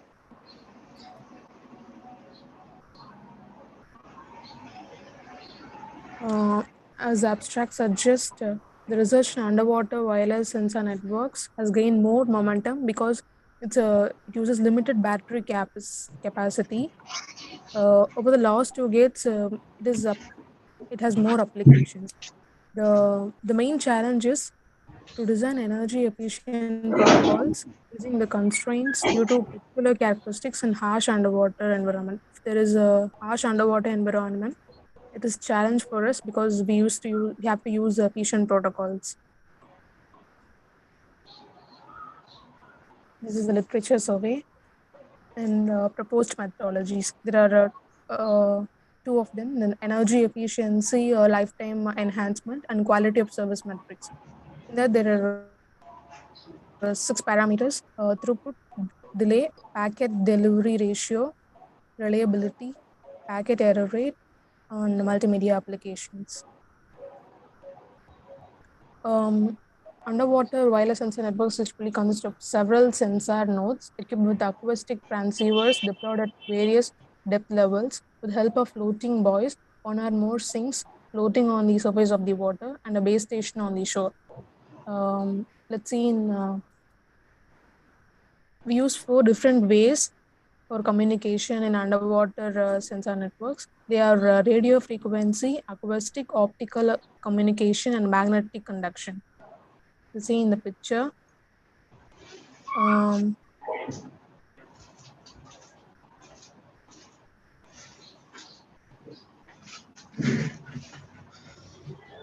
as the picture says, it transmits data from the bottom pressure sensor to the surface buoy, and then it satellite link relays data to the warning center. This is how it works. Onshore sinks, the connection goes to surface station, and then to the surface sink and to the satellite. We used UW sensor and AUV. AUV is nothing but automatic underwater vehicle.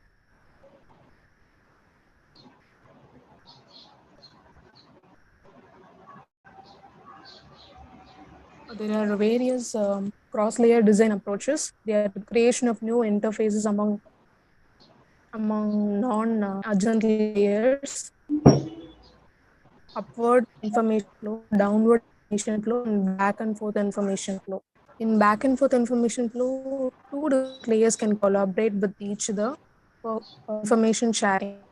In upward layer protocol and in downward layer. And in creation of new interfaces among non-adjacent layers, several cross-layer designs are used. These are the algorithms and their limitations. Thank you, sir.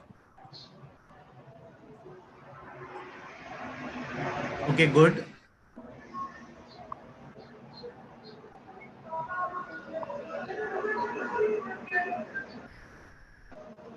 Your title is Analysis of Cross-Layer Design Methodologies. Yes, sir. Okay, for underwater wireless sensor networks. Okay, how many methodologies are there in cross-layer design? 5, sir. 5. Which method you are used? We can use the first method, sir. Okay. Like Have you creation analyzed of new interfaces among adjacent layers. Okay, good, ma. You have compared this result with previous one. By comparing the Yes, parameter this wise, is the how best much method. improvement you got?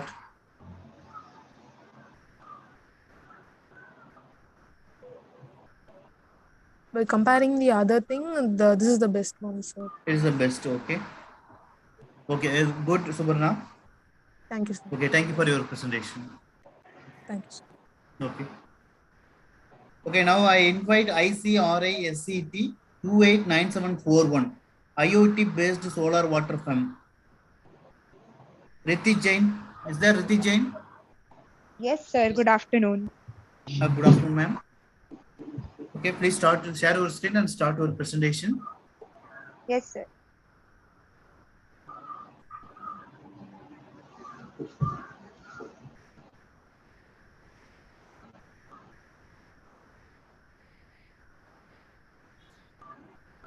Good afternoon, everyone present here.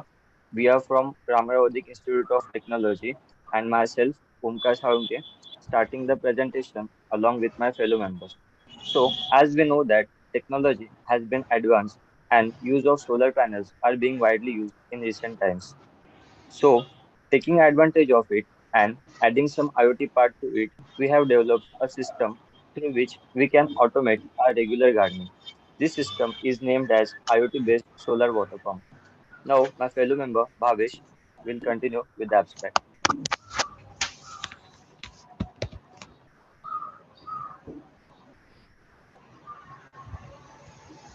So coming to the abstract of our project is a development of an automatic water planting system. We have used Blink app for this, and we have resolved some problems, which are it replaces the conventional watering of plant, in which the farmer has to manually turn on or off the water pump. So it basically allows us to remotely control and monitor the farm. It is also environmentally friendly and require low maintenance with no fuel cost and is always available. System is readily available because of Wi-Fi module. Solar powers up the system as well as the battery, so it can operate also during the night time. It also reduces time consuming activities at farm, which the farmer has to manually be present in the farm for doing the activities. So the next slide will be explained by my fellow member Ridhijan. So the components which we used for making this system include majorly of Node MCU, which is a microcontroller, a Blink application, which is the user interface, and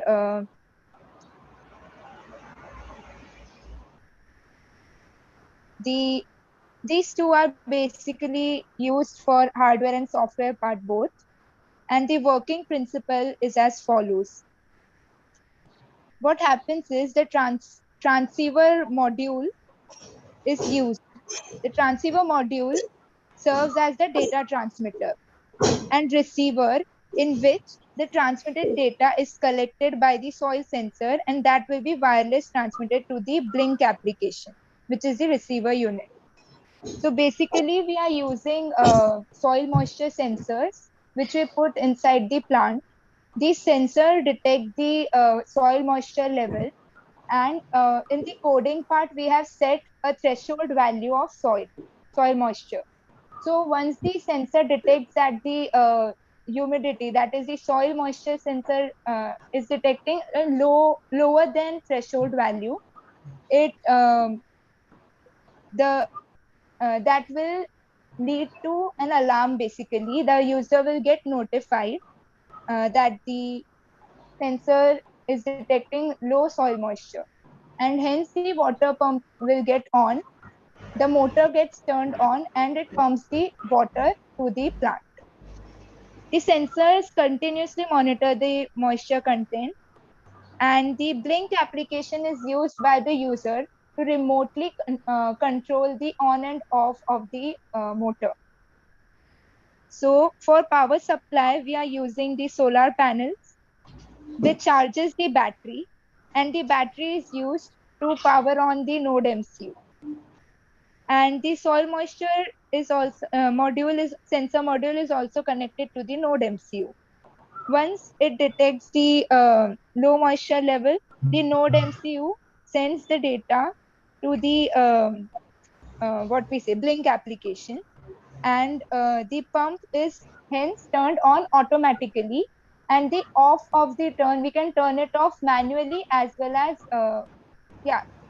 So basically, on we can do manually and automatic also, but this pump automatically gets off once the moisture level is above the threshold value.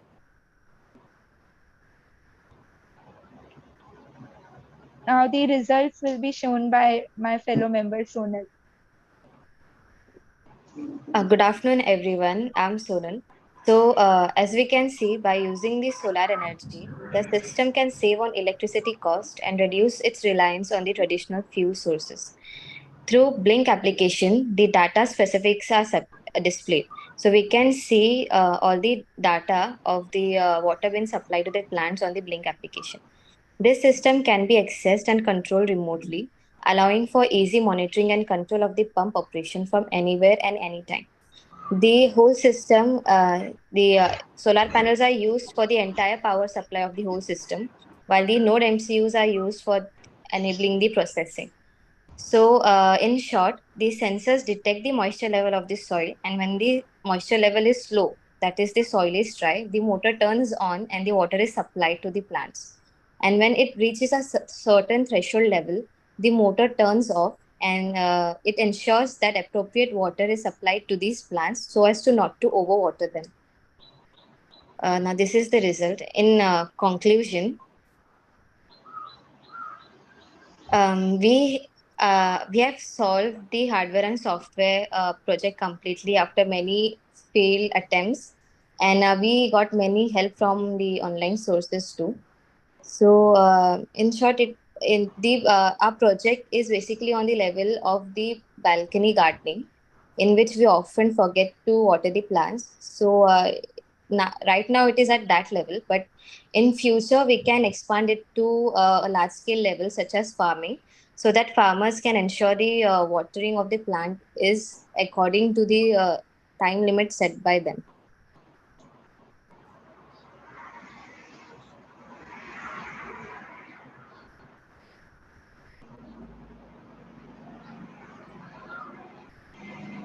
Okay, Yes, sir. here, yeah, tell me. Yeah, thank you, sir. That's the pretty much it. You can Okay, ask. good, good work. Thank you, sir. Here you have used the IoT application with the water pumping using the renewable energy as a solar. Is it? Okay, here what kind of sensor you have used? Soil moisture sensor. Is soil moisture is enough only. You are mostly you are focusing on that agriculture application, correct? Yes, sir. Not for the commercial applications. Sir, at If you are present, using that different kind of sensors for a different kind of applications, We can use in everywhere in Yes, sir. We agriculture. can use temperature sensor and other sensors as well. Okay, in future you have to use the different kind of sensors. You can implement in any industry and commercial purpose also. Okay. Yes, sir. Yes, sir. Okay. Okay. Thank you for your presentation. Thank you, sir. Okay. Good work. Thank you, sir.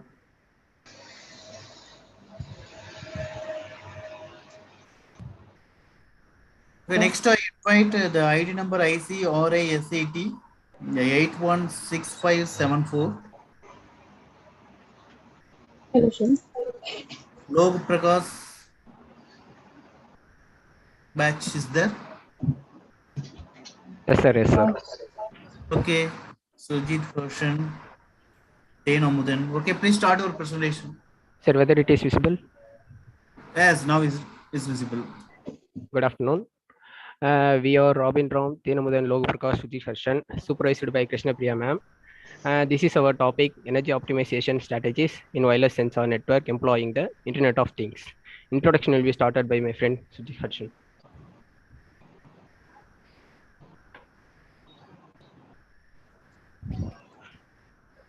Environmental monitoring, introducing the automation and healthcare are just a few of the area where wireless sensor network WSNS are being employed more and more.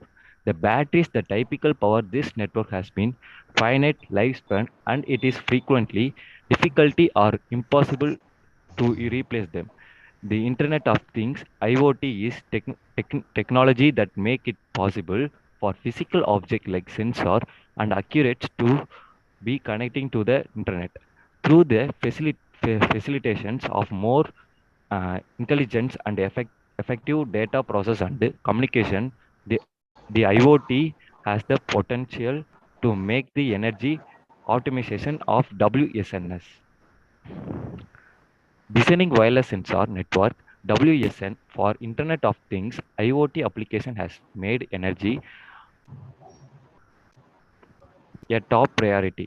Globally, smart cities are implementing initiatives to create generous, safe, unburned environment with clear air and water, enhanced adaptability, and compact open organizations. The energy needs to effectively transmit a payload from one node to another must be optimized in order to reduce the average energy required for success transmission over a channel. Most exciting WSN routine algorithm seek to create an energy effect data transmission routine without taking into account the effect of a server external environment, making them insensitivity to environmental change. The survey exams protocol for energy optimization in WSN energy Internet of Things effects.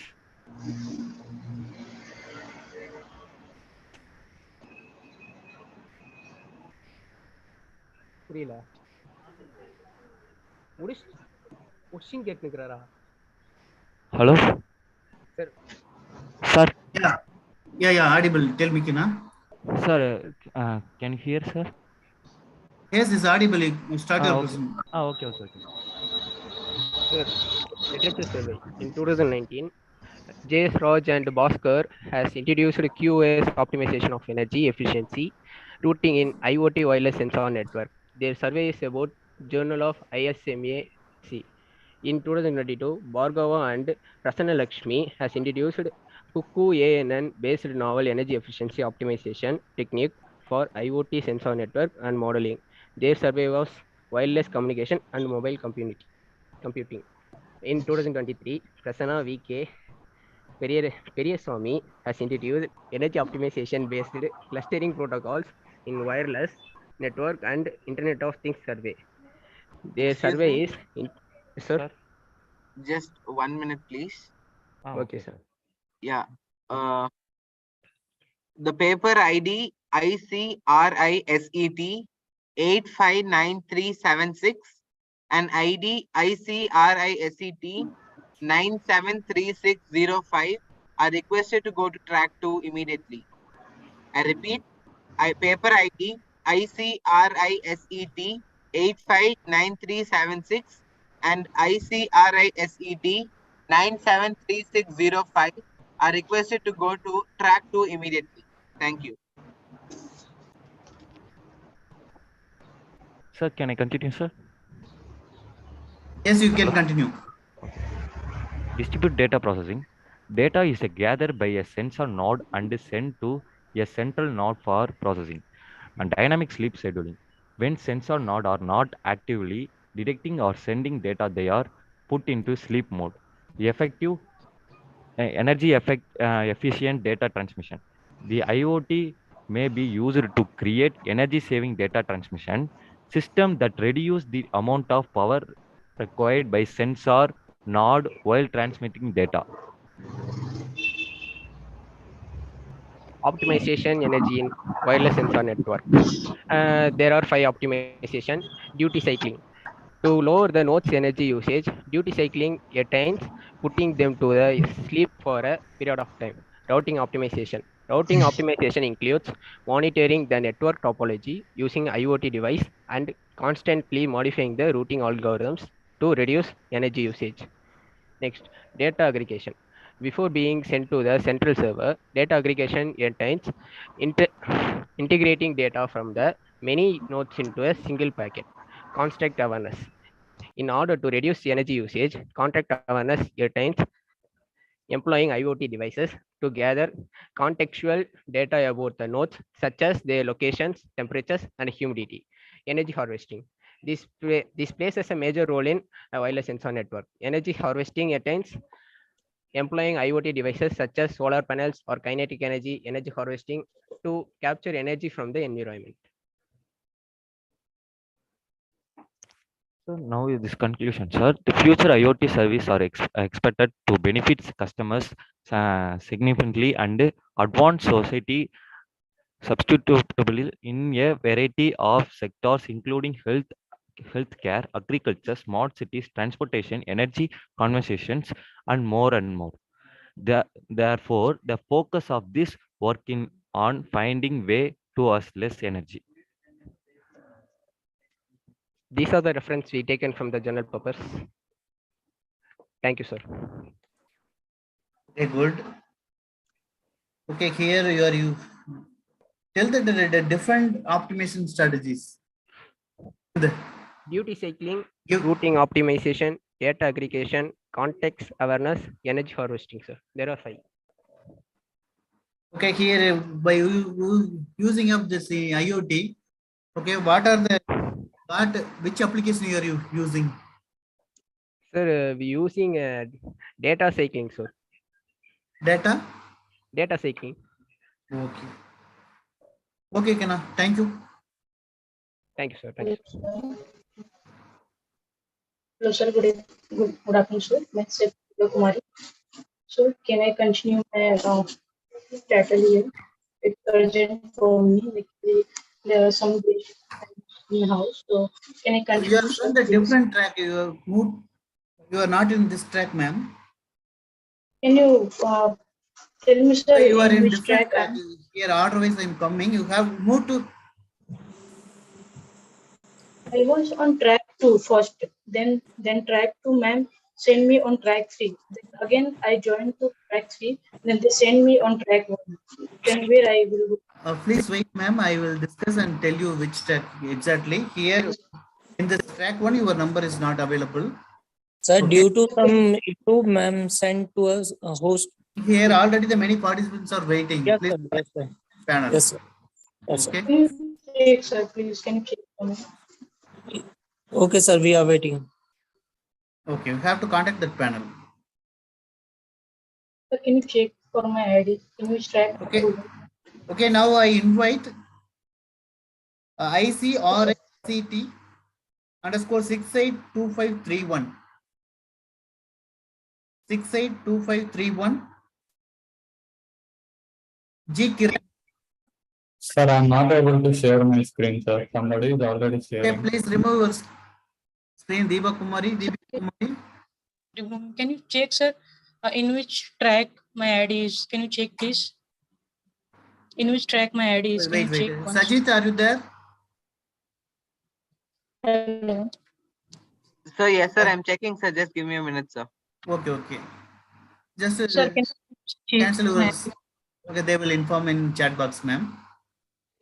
Yes.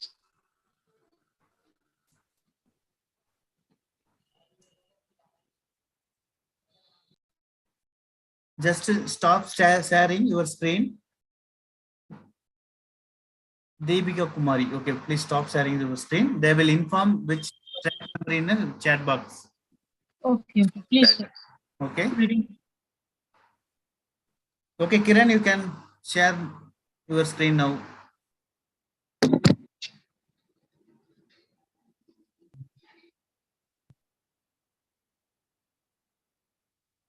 I'm audible, sir.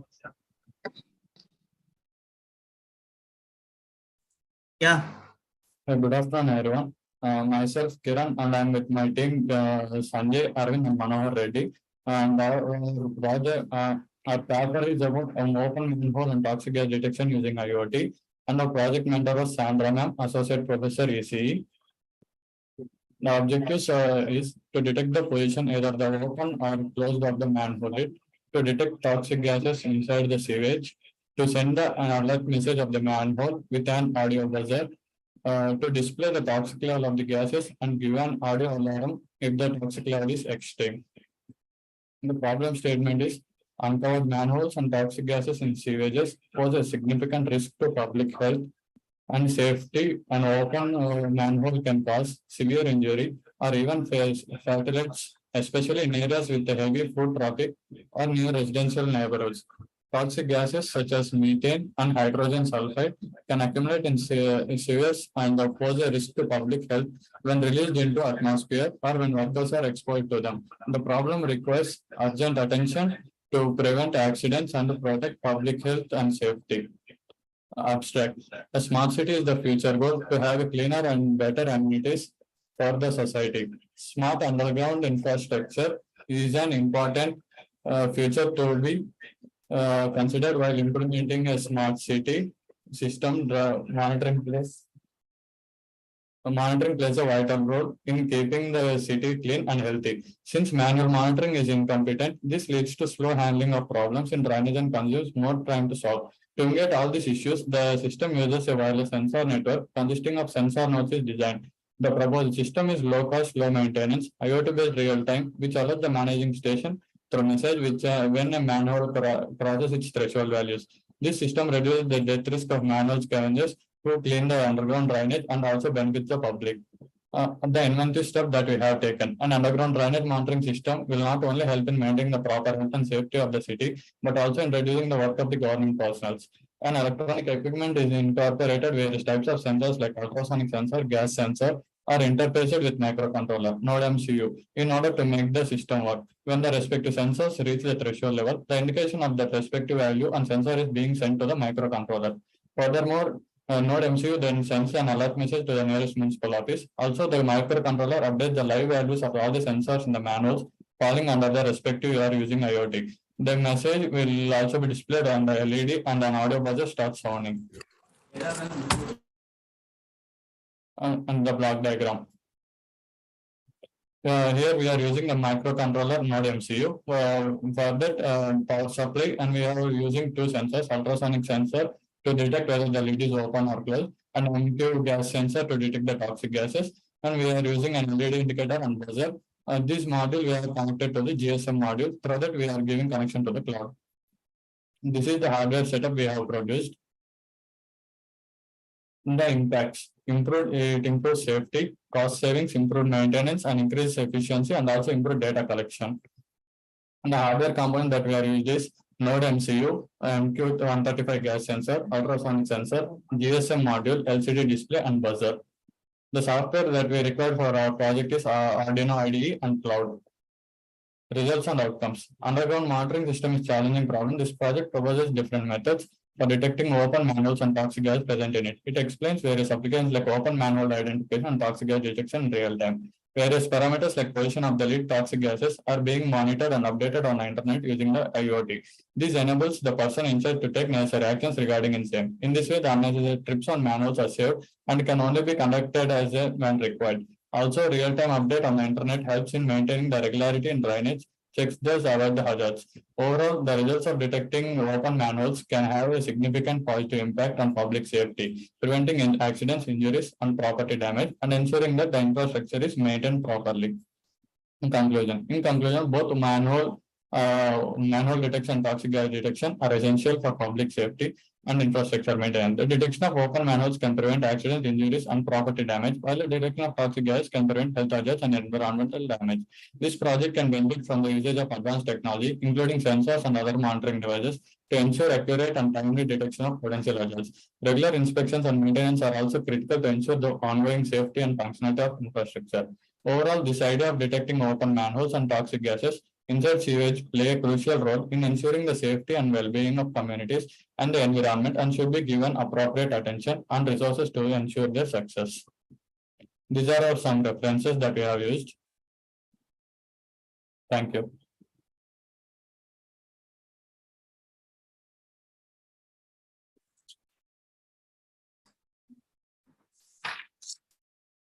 Okay, Kiran. Here you have to give some example for toxic gases. Can you? Sir, we are using methane. Okay. Ammonia, sir. Ammonia. Okay. How you measure that ppm range? Which sensor you are using? MQ135 we are using, sir. Okay. With that we sensing and the LED, the result is showing in LED, sir. Oh, okay. Okay, Kiran. Thank you for your presentation. Thank you, sir. Okay, thank you. You can leave now. Now I invite ICRISET 290185, the predictive maintenance of machine tools. Nerala Haris, are you there? Yes, sir. We are here.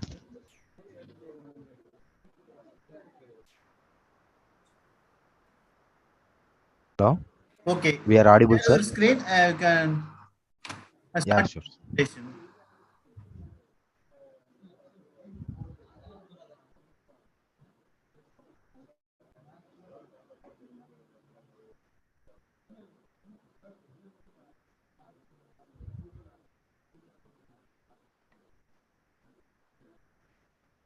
Hello? We are audible, sir? You can start. It's visible. Yeah. Good noon, sir. Myself, Gaji Praveen. I am one of the co-authors of this team. And our team members are G. Praveen Kumar Reddy, Chapala Rahul, Nerala Harish, Ryan Balaji, and Devinder Reddy. And our author is Mrs. P. Ishwari, ma'am. Our project is predictive maintenance of machine tools. Here is the problem statement. Machine tools plays a major role in the manufacturing of a product and bringing into a final shape. These mission tools can ensure an entire production line to stop due to the breakdown in a key component. Therefore, it is highly critical to keep these machines properly maintained and avoid failures of components. Introduction. We took our problem statement in one of the hackathon. As we are in the technical world, we are dealing with many machineries and equipments. We are using those machineries for our work, but we are unable to check maintenance of the machinery at proper times. So the machineries are getting worse and repairs at uneven times. So to overcome this problem and to ensure problem check or maintenance of machineries, we come with this idea. Uh, Here is the abstract for our project. In artificial intelligence is revolutionizing in the industrial industry in the industry of 4.4 era. Manufacturing systems can grow now monitor physical process and making smart choice through real-time communication and collaboration with humans, missions, sensors, and so on. Thanks, thanks to the industrial Internet of Things (IIoT) and machine learning approaches, by utilizing machine learning technologies that learn from experience, firms may minimize equipment downtime, detect manufacturing errors, optimizing the special chain and short design timelines. The creation of predictive maintenance system is one of the most recent applications of these technologies. About the project description, our projects deals with prediction of machinery tools using artificial intelligence. We took an example of drilling machine and applied our concept on this model and applied to the drilling set, including wear monitoring. It provides a tool to enhance the wear level and proper maintenance on breakdown, show that in tanks, human and machinery and optimization production process. Here are some survey on the drilling mission. Problem and the solution. The problem is the first, the drilling bit broken. Speed and binding up smaller drill bits are generally used at higher RPM compared to larger diameter drills. If used at too higher speed, it could result in binding and then breaking out.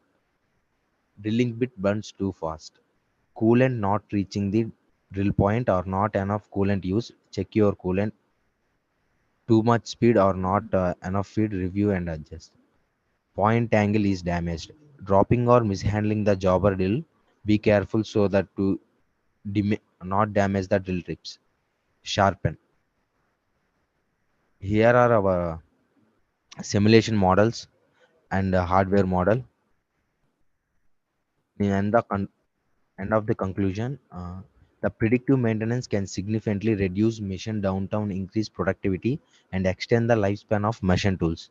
Our project successfully deployed a predictive maintenance model for machine tools using machine learning algorithms and sensor data. Mm, Our project provides a foundation for further research and development of predictive maintenance solution for the manufacturing industry. Here are the some references we took. Thanking you. If you have any queries, our co-author Nerala Harish will look into of it. Okay, good, ma'am. Very good Yes. presentation. Thank you, sir. Very good project work also. Yes, sir. Okay, what kind of machine learning algorithm you used? Have you analyzed any machine algorithm techniques? Sir? What kind of machine learning algorithm you are used for this application? Hello? Am I audible? Hello, sir. Hello? Am I audible or not? Hello, sir. Yes, sir. Audible, sir. Hello? Okay. You are using the machine learning algorithms for your application, is correct? Yes, sir. Linear regression, sir. Can't get you? Linear regression, sir. Okay. Have you analyzed any conventional methods with proposed work? Yes, sir. Okay, what are the parameters have you changed? RPM and current and frequency, sir. Okay, ma. Okay, thank you.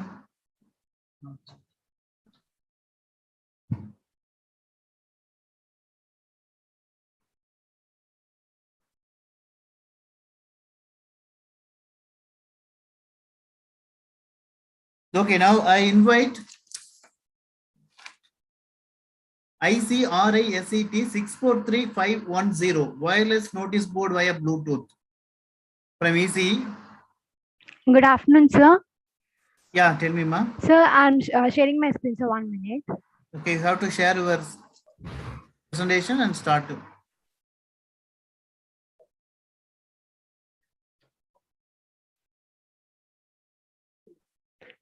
Good afternoon, all. Sir, am I audible? Yes, audible.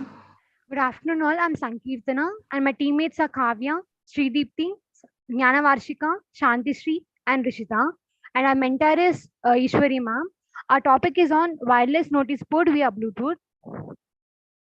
Our main motive for selecting this project is to deliver information and message without any delay, unlike the traditional notice board. We are using this for the main message sending by the organizer or sender to the blind people. Keeping this as in our mind, we have designed this project to help the needy, and we'll be continuing the description on this. Notice boards are one of the widely used ones, ranging from primary schools to major organizations to convey the messages. Here, main notice boards are where any information or notice has to be stick daily. This requires a daily maintenance. Our project overcomes this problem by introducing an electronic display notice board interface to an Android device through Bluetooth connectivity. The Bluetooth receives the message from the Android device that is sent to an Arduino. Notice board is the primary thing in any institution or organization or public utility places like bus stations, railway stations, and parks. But sticking various notices day to day is a difficult process. The notice board is a common display for effective mode of providing information to the people, but it is not easy for updating the messages instantly. This deals with an interesting manner of intimating the message to the people using a wireless electronic display board, which is synchronized using the Bluetooth technology. Nowadays, information displayed is going digital. This will help us in passing any information almost immediately without any delay just by sending an SMS, which is better and more reliable than the old tradition way of passing the message on notice board. This can be used in colleges, many public places, malls, and big buildings to enhance the security system, which also make the awareness of the emerging situations and avoid many dangers.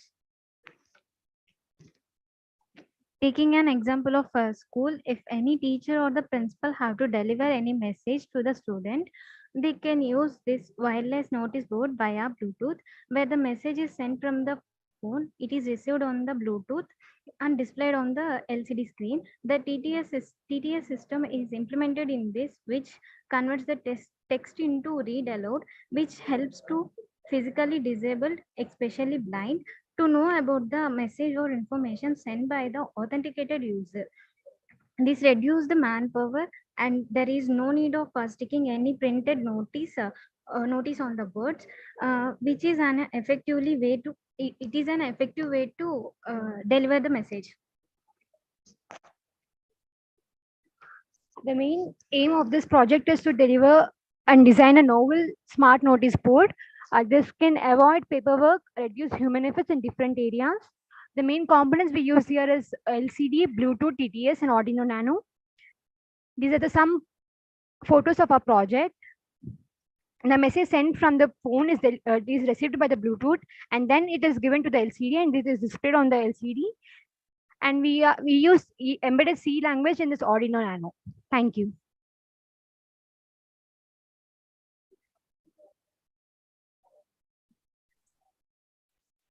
Okay, good.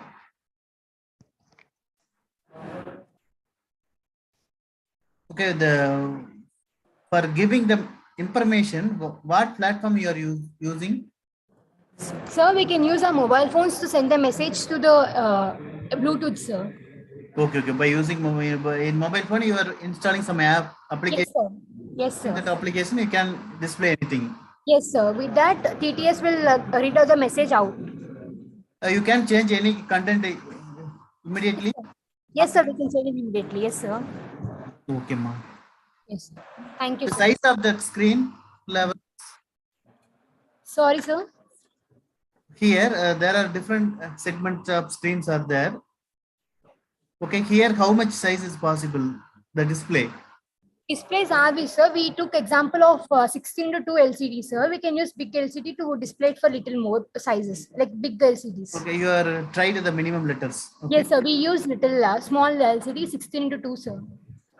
Okay, we try to convert the big screen. Okay. Yes, sir. Yes, sir. Okay, ma. Thank you, ma. Thank you for your presentation.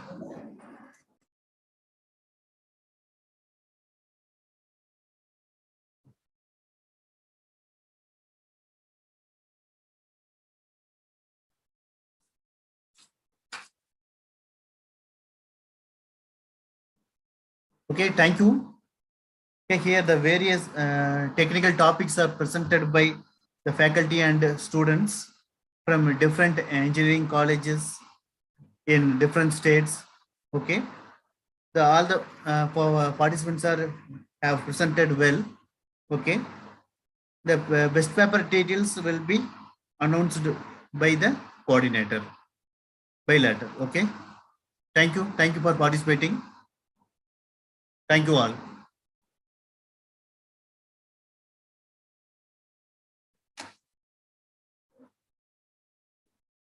For the joint track 4, okay, just to see in your screen, there will be, see the many options are there, like mute, start video, participants. Okay, go to click the more option. Okay, then you have to click the joint breakout room. Okay, by using that you can join any track. Okay, track 2, track 3 and track 4 are available. Okay, you can join there. See your screen. Okay, go to that more option. Okay, see that the options will be the joint breakout room. Okay, click that joint breakout room. By using that, you can join.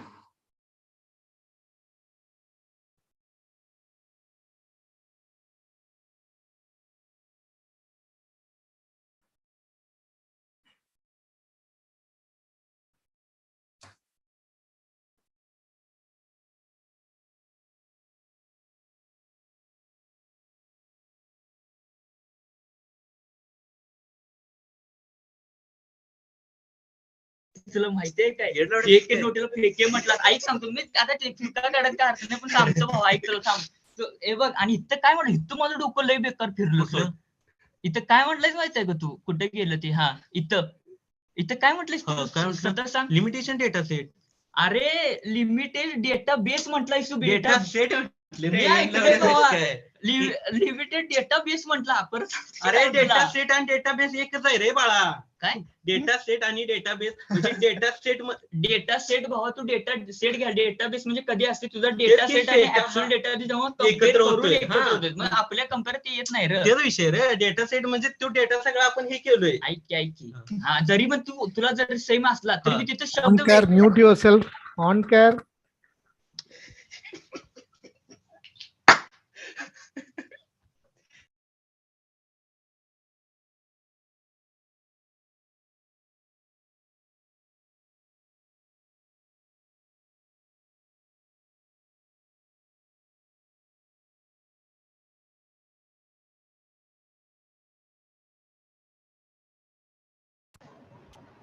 Hello अरे sir कहाँ चले गए hello sir where is go sir where is go hello छोड़ दो बोलना रे Yes, Anand ji. Hello. Yes, Anand. Sir, you can present your paper, sir. Who is this? Hello. Sir, tell me, sir. Sir, I am Anjani Kumar Gautam from IS College. Okay. You can present your paper, sir. Okay, sir. Yes, sir. So, my paper is a review of load balancing approach is for computing using machine learning and swarm intelligence algorithms. Hello, is it audible, sir? Yes, sir. It's audible. Kindly share your PPT, sir, on presentation mode. Please share me my screen share, sir. Sir, you're audible, sir. You can present your paper, sir. Okay, sir.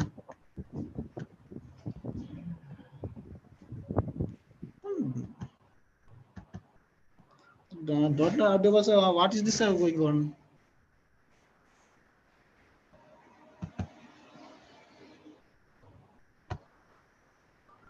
Okay. Hello. Hello, sir. Sir, sir, you can present, sir. It is visible, but put it in a presentation. Sir, my screen share is please open, sir. Don't share my screen, okay, sir? I couldn't get you, sir. Can you repeat once? Sir, my thesis is a review of load balancing, an approach and for computing using machine learning and swarm intelligence algorithms, sir. Yeah, you can continue your presentation, sir.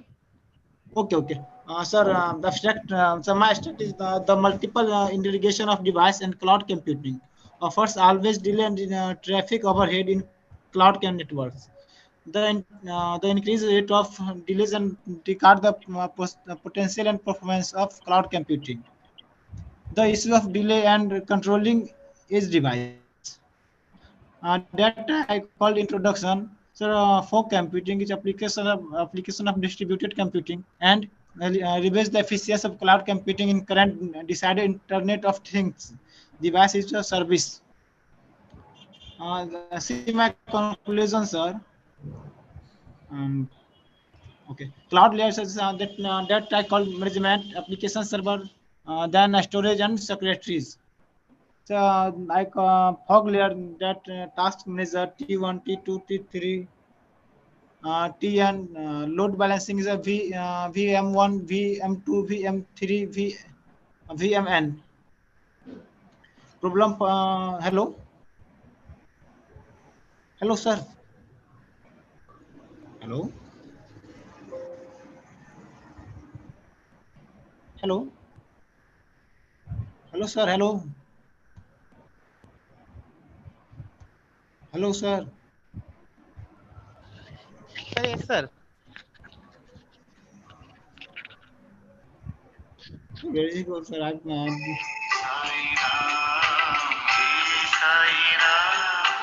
Can you please put your silent mode, sir? Can you please put your mobile phone silent? Can you the presentation, sir? We are waiting Don't, here. sir, don't it is not my phone, sir. It is not my phone for the phone, sir. Conclusion, sir. That my conclusion. The majority of research paper, according to literature and immediate towards enhancing service quality metrics, according to our research, there are six primary types of component placement algorithms based on artificial intelligence, mathematical models, fundamental algorithms, blockchains, Fuji logic, and quantum computing. Since we used artificial intelligence to review this article based on FAV, all based algorithms also include evolutionary machine learning and combinational algorithms. Other algorithms were include evolutionary machine learning and combinational algorithms. All based algorithms with mathematical modeling placement policies must be meet in order of application to be placed in for computing environmental, sir. That's end, sir.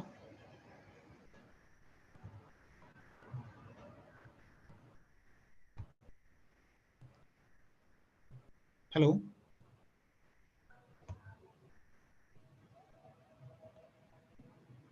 Hello, sir.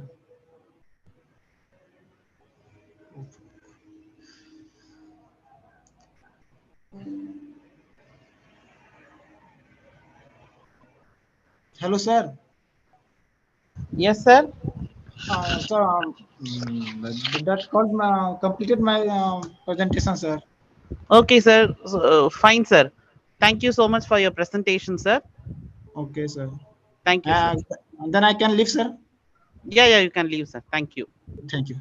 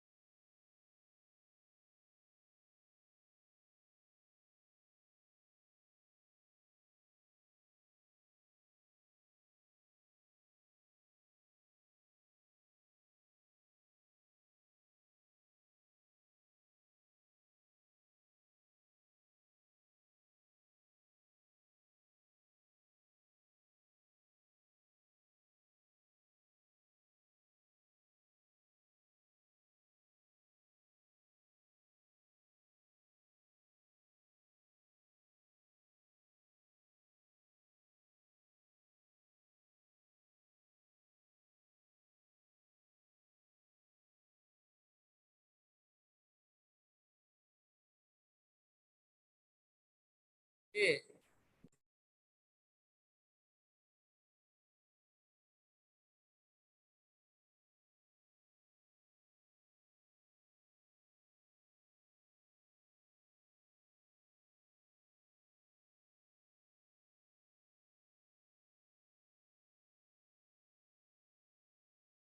Hello.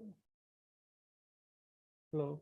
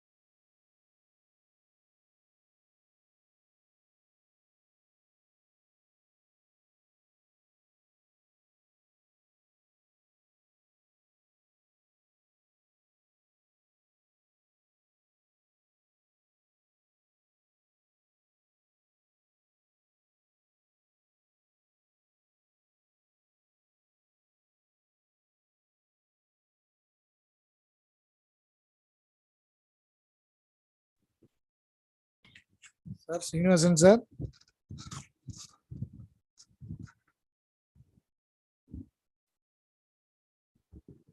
Hello.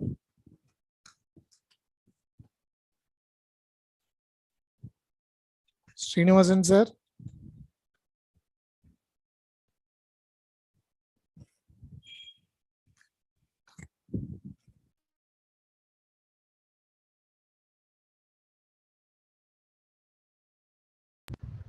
Hello, sir.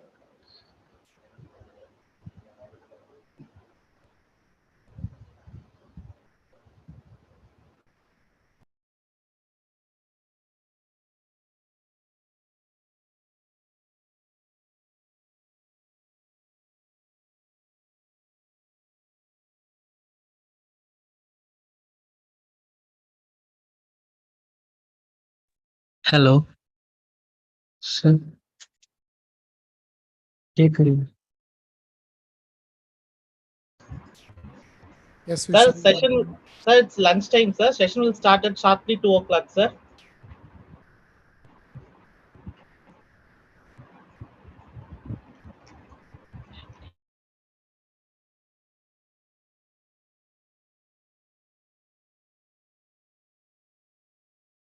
Hello sir கேக்குதுங்களா கேக்குதுங்களா Yes, audible, man.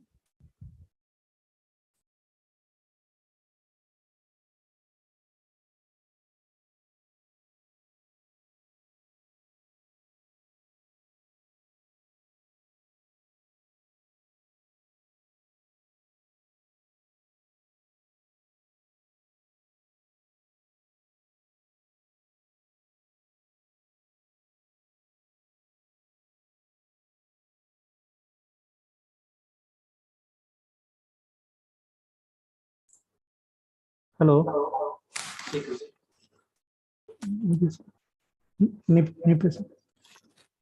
Hello sir கேக்குதுங்களா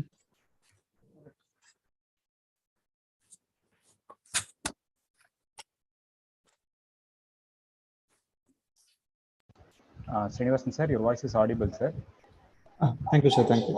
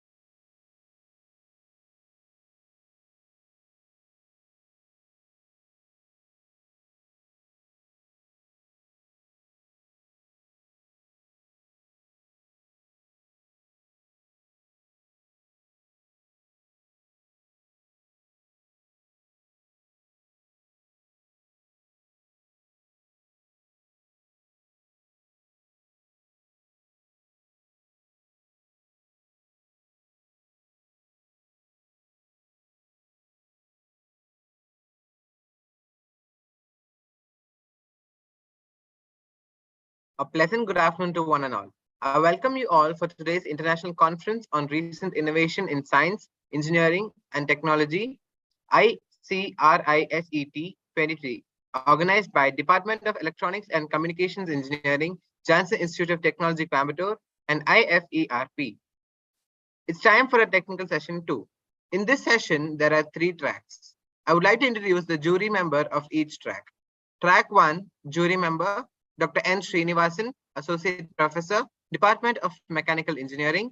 Track 2, jury member, P. Ishwari, Assistant Professor, Department of Electronics and Communications Engineering.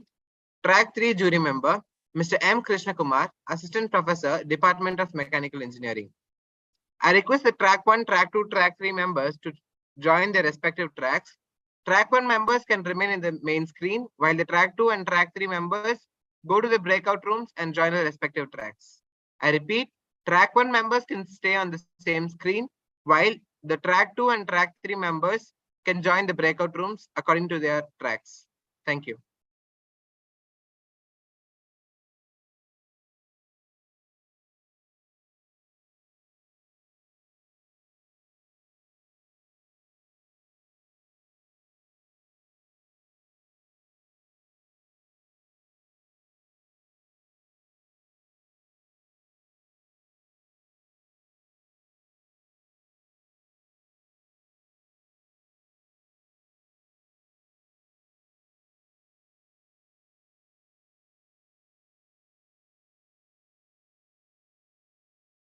The bottom of your screen, you will have an option known as breakout rooms.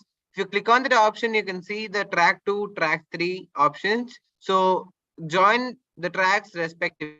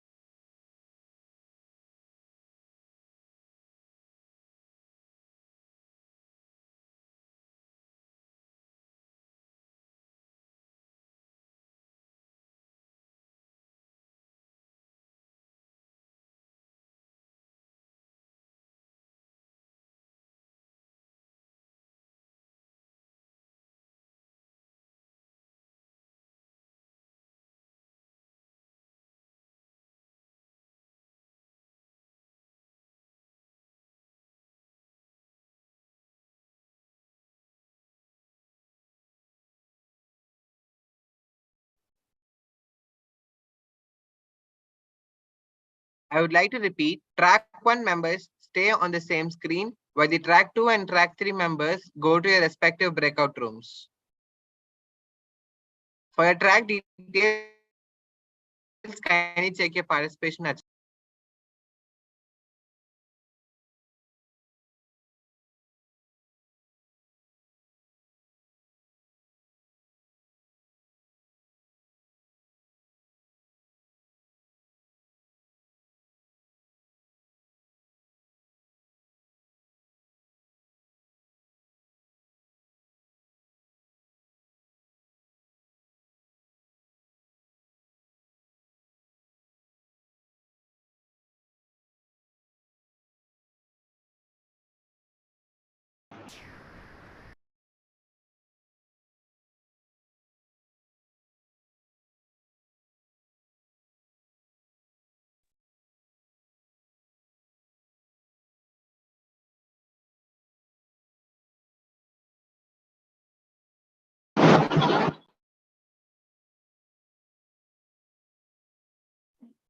Greetings to one and all present here for this conference. Now the conference is going to start from the first track. The first team is going to present from the mechanical department, and the author is Alexander Francis and co-authors are Yenugunda Naveen, Chellakoti Naresh, Deepangi Balaganesh Verma. You can share your screen too.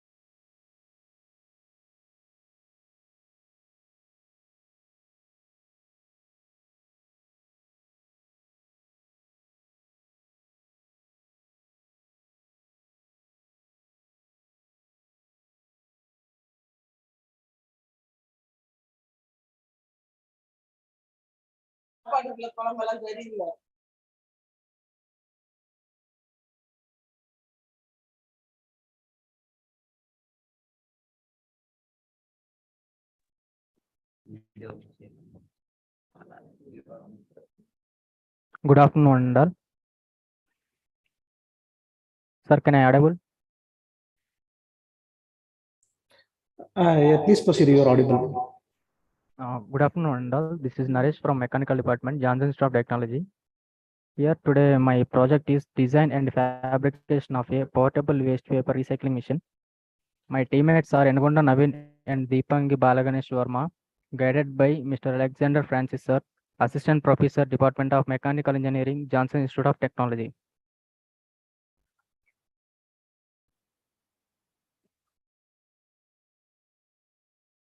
అరే next ఇది రావట్లేదు ఏంద్రా next ఇదిరా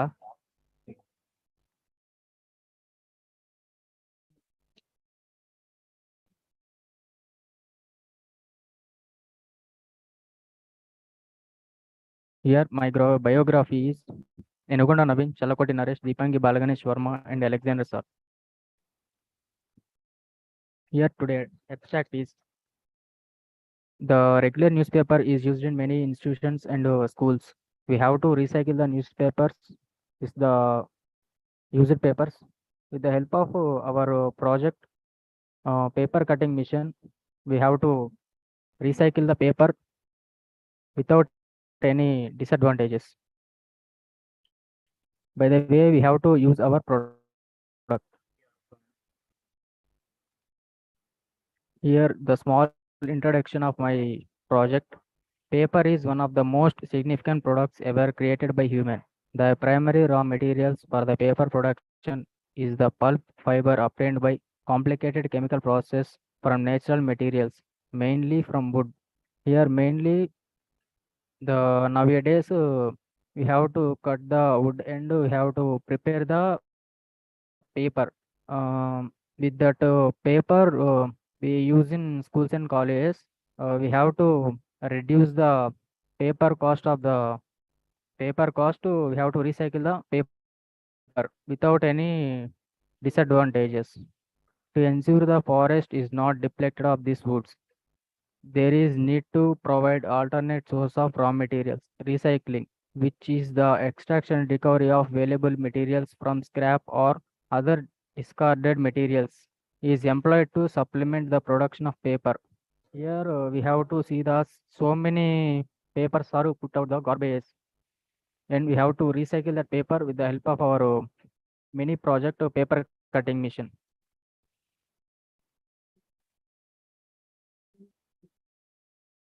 Here some post-consumer recycled fibers. Paper that is recycled after its final use by the consumer and recovered from the homes, offices, and retail locations.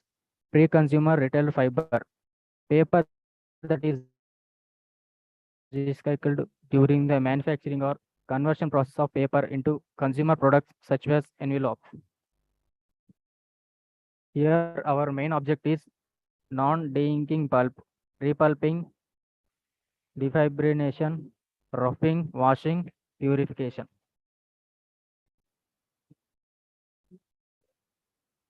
Here, the next slide is we bring to Deepa, my friend Balaganesh Verma, to take this section.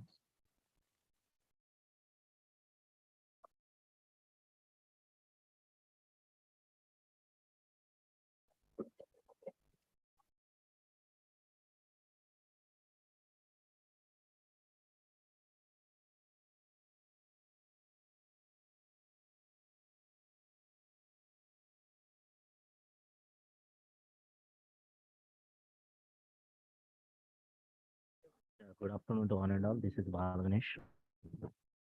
Actually, objective to design the fabricated waste paper recycling machine that is efficient to the tracking and challenges of the waste paper disposal to reduce human labor, process time, and production cost by using the appropriate engineering materials without suffering of a machine efficiency.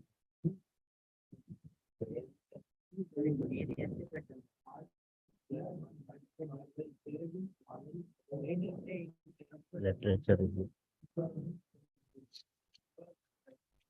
First, for more technological advertisement is achievement value for what would have remaining waste or ensure biodegradable after use. Recycling process reduces the diffusion of waste by feeding them back into the economy. Designing a fabrication project, paper recycling machine for the purpose of saving a paper wastage in this school or college. So as per now, the paper is essential on every school and college purpose. So without wasting, we can recycle the paper and we can use in the another way. So as per literature review, existing designs in our recycling machine is as shown in the above slide. These are the existing machines, existing designs. Problem statement.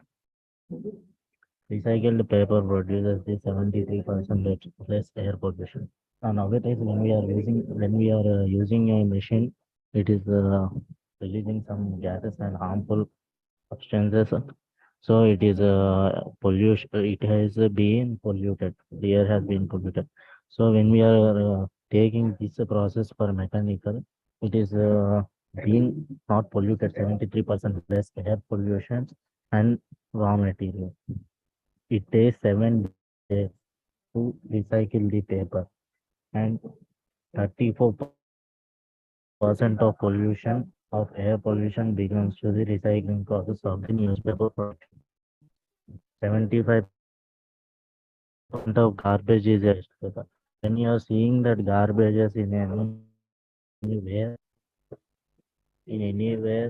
it consists of 35% of waste paper only. It consists of only papers. Recycle the process in the following. Now the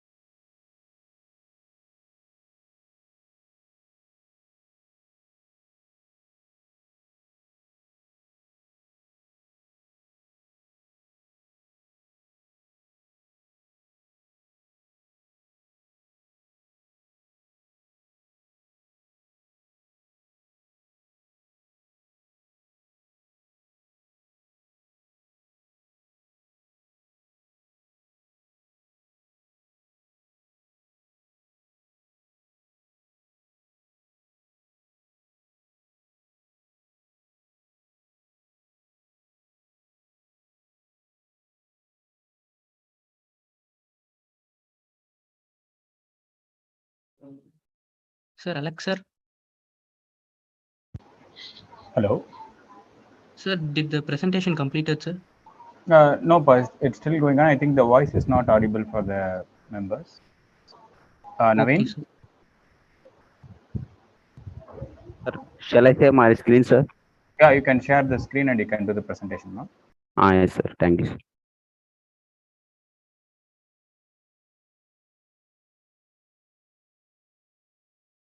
Good afternoon, everyone. This is our design for the mission element.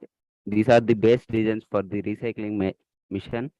These are the Cooper blade motor and the pulleys. The design recycle. This is our design, which is connected with manual. Can be connected with manual without the motor. And these are the pulley model we have to take.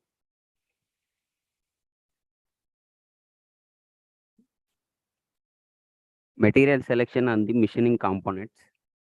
Hooper. The hooper which is used to keep the paper which was sinked in water, and the blade is used to cut the overall materials. And electric motor. The motor is used by 3 kilowatts electrical motor, which is the speed of the electric motor is controlled by the arrangement of the pulleys. Handle wheel. With the help of handle wheel, we can rotate the pulley without having the electrical motor. Here, there is no need to use the electrical motor.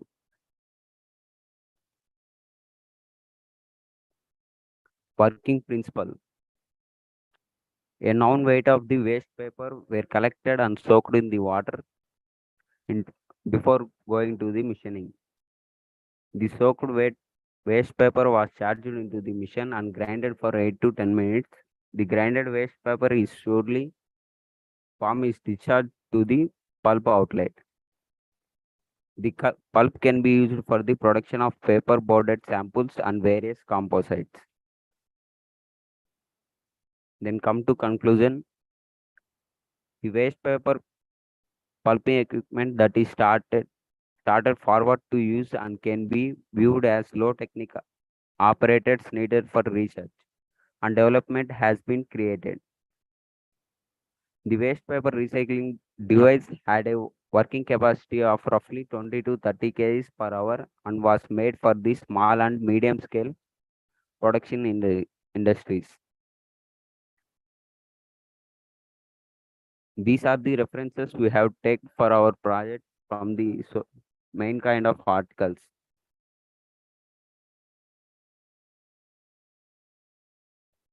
Thank you for everyone.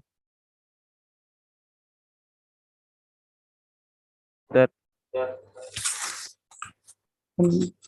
Thank you, Mr. Naveen.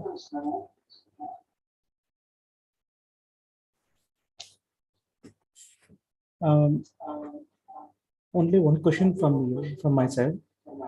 Sir.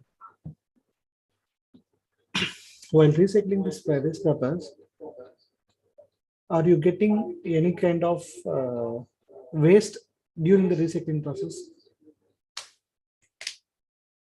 No, sir. Actually, we are making paper, sir. Paper we are soaking. We are not getting any waste, sir.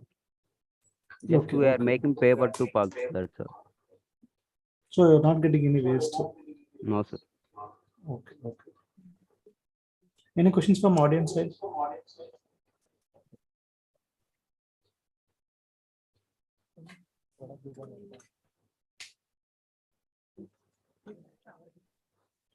Thank you, Mr. Naveen. You can stop sharing your screen. Oh, thank you.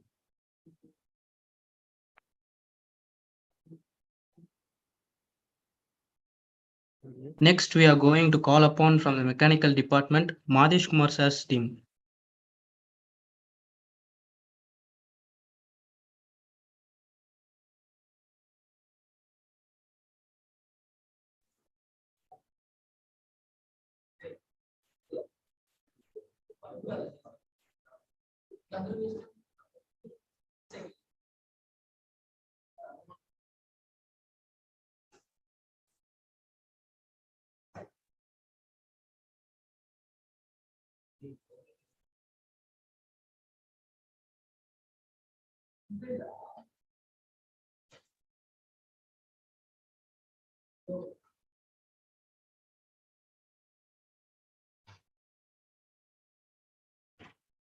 Greetings to one and all present here. Greetings to one and all present here. I am Gogul Krishna and my teammates are Mr. Vishal S.K., Karthik, and our team guide is Mr. Madesh Kumar. Gogul. Put the full screen mode.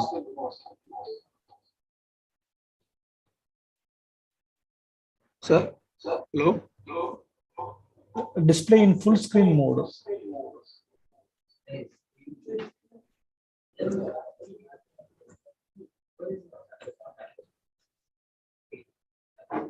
Press F5. Slide Sorry, it's okay.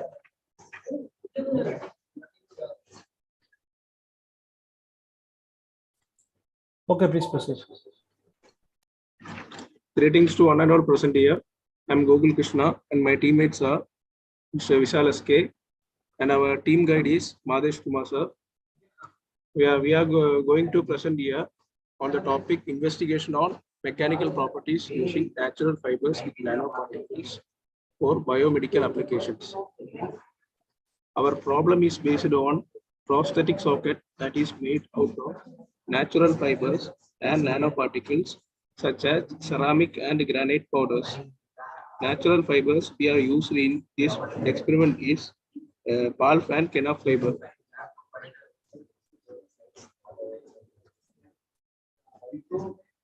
Project author is Mr. Madesh Kumar sir and co-authors Gogul Krishna V, Vishal S.K., Karthika. Guide name is Mr. Madesh Kumar K.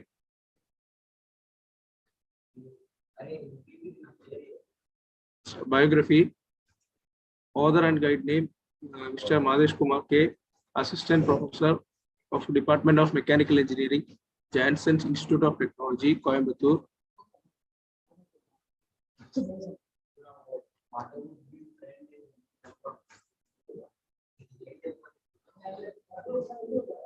For extract data about kenaf fiber and pulp fiber has wide application in automobile industry.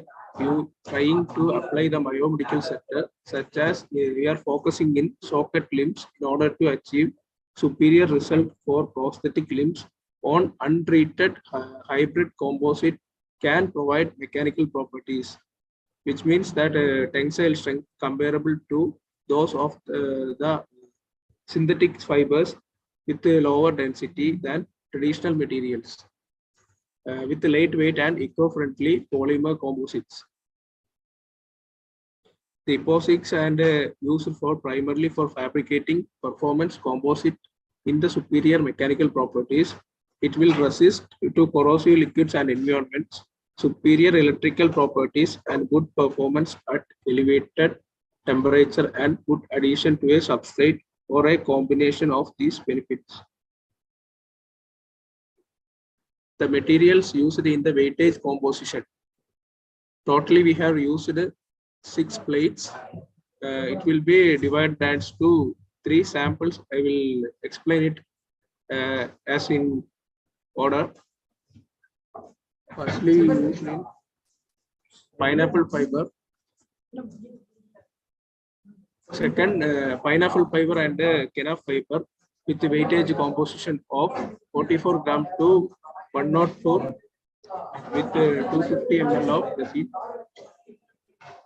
In second sample, we have used pineapple leaf with the kenaf with 37.25 gram and 97.25 gram with 250 ml resin. In third sample, we are using kenaf fiber with ceramic powder with 86 to 45 gram with the same weightage of resin.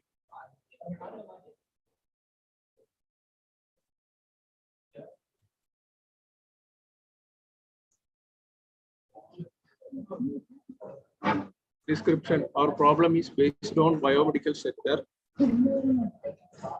Every person in the world can't afford to buy prosthetic limbs because it is at least 20,000 to and it is at least it will be make 20,000 and it is very heavy weighted. If it is light weighted, It cost must be very heavy weighted, maybe around 250,000. To make artificial limbs, it required more amount of plastic to avoid that we are going to use in pinna fiber, even for cushion used in prosthetic limbs for comfort of the users. This is the model for fabricated plate using pineapple and kenaf. The second image is showing with the granite powder, merits less weight, low cost, environmentally superior, low density, flexible, and biodegradable. Applications in automotive type applications, in building applications, biomedical sector, to reduce the present demands for lightweight biodegradable raw materials in the market. For those examples, we have get the best result in with the kenaf and the ceramic powder using, including the PALF, we got the high tensile strength in those examples. Conclusion. The experiment indicates the sample of two contains 37.25 grams PALF and 97.25 grams of kenaf with the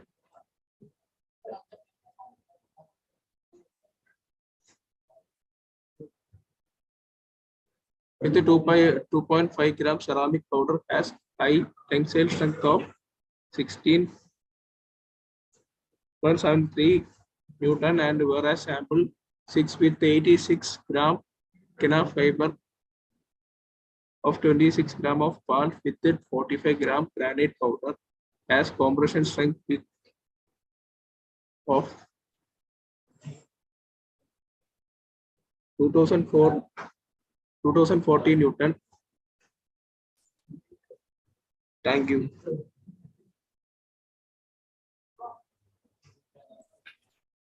Thank you, Mr. Gogol. Thank you, sir. Any questions from audience side?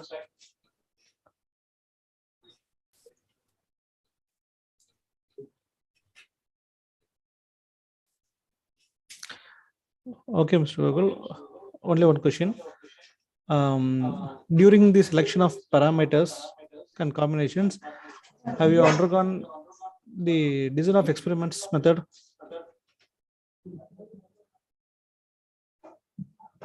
Sir, we have taken as a test only.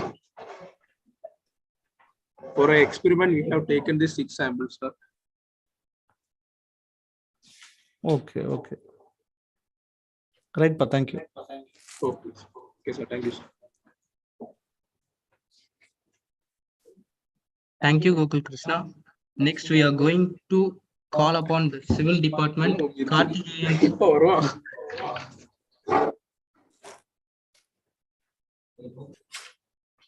This one.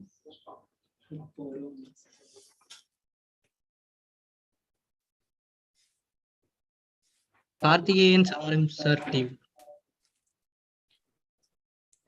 So, good afternoon, everyone. Can I? Hello. My voice is audible for you, sir. Hello.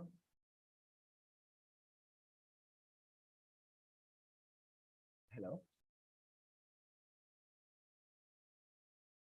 You can share your screen. For you.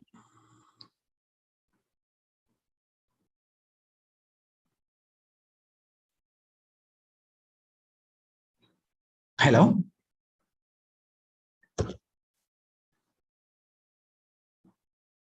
Sir, can I please share my screen? Please share your screen. Yes, sir.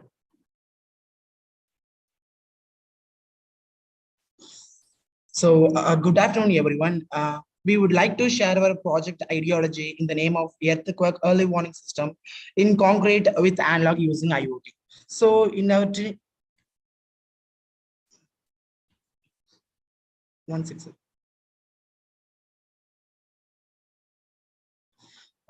So in our team, we are 4 members, and we are pursuing BE final year at SNS College of Technology in Civil Engineering stream. So when it comes to abstract, so the abstract is only focusing on the develop of the earthquake detection system. So we were using the number of various objects like NODEM, MCU, IoT, a variable part, a buzzer, vibration sensor, and in this system we use vibration motor for an external factor, but in the original field we can't use a vibration motor in concrete. At the same time, we also include a concrete and a aramid fiber concrete in this project. So a buzzer will be activated simultaneously with the seismic wave vibration. At the same time, the people will get a notification from the login mobile phone with the early warning system. So the proposed earthquake detection system will provide an additional layer of safety and warning for users, and then to take necessary action to protect themselves during an earthquake, sir. So, Mr. Vishal, could you please continue from the next slide? Good afternoon, everyone. I am Vishal. I'm pursuing my civil engineering at SNS College of Technology. Node MCU ESP8266. The ESP8266 is self-contained Wi-Fi network solution offering a rich form exciting microcontroller to Wi-Fi and is also capable of running self-contained application. This module comes with a built-in USB connector and a rich assortment of a pinout. With a micro USB cable, you can connect Node MCU DV kit to your laptop and flash it with your any trouble. Just like a Arduino, it is also immediately breadboard friendly. Mr. Kubir, next slide. Yes, sure.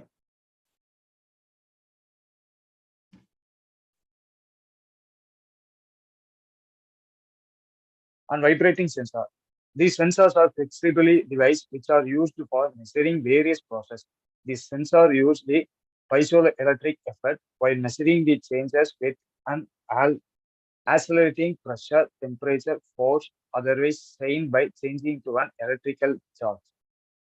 It is in a standard application, 50 G range, the sensitivity of a typical vibrating sensor in 100 M V bar G. While in low vibration application, under G, the sensitivity is a 500 M V bar G. The vibration frequency known the frequency span you need to measure is as important as knowing the vibration range. From here, Ashok Kumar will take care of. Good afternoon, everyone. I am Ashok Kumar, posting the final year SNS College of Technology. Arduino IDE. The Arduino IDE is an open source software which is used to write and upload code to the Arduino board. IDE means Integrated Development Environment. This is mainly for editing and compiling and uploading the code in Arduino device. Here in the project, use C programming language. The programming write in the Arduino IDE and the use need to connect the Arduino board with the IDE to upload the code in Arduino IDE software. The software used for develop our ideas of the project. Next slide. My team at Dinesh will continue. Good afternoon, all. I am Dinesh, studying SNS College of Technology. I explain in IoT.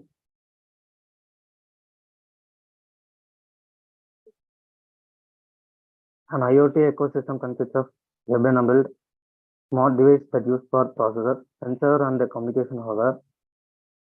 So this can collect the data and send the data for environment and people. Then IoT device share the sensor data. They collect the connecting to an IoT gateway. And sometimes these devices communicate with the other related device also. Then Ram Kuber will be explaining next slide.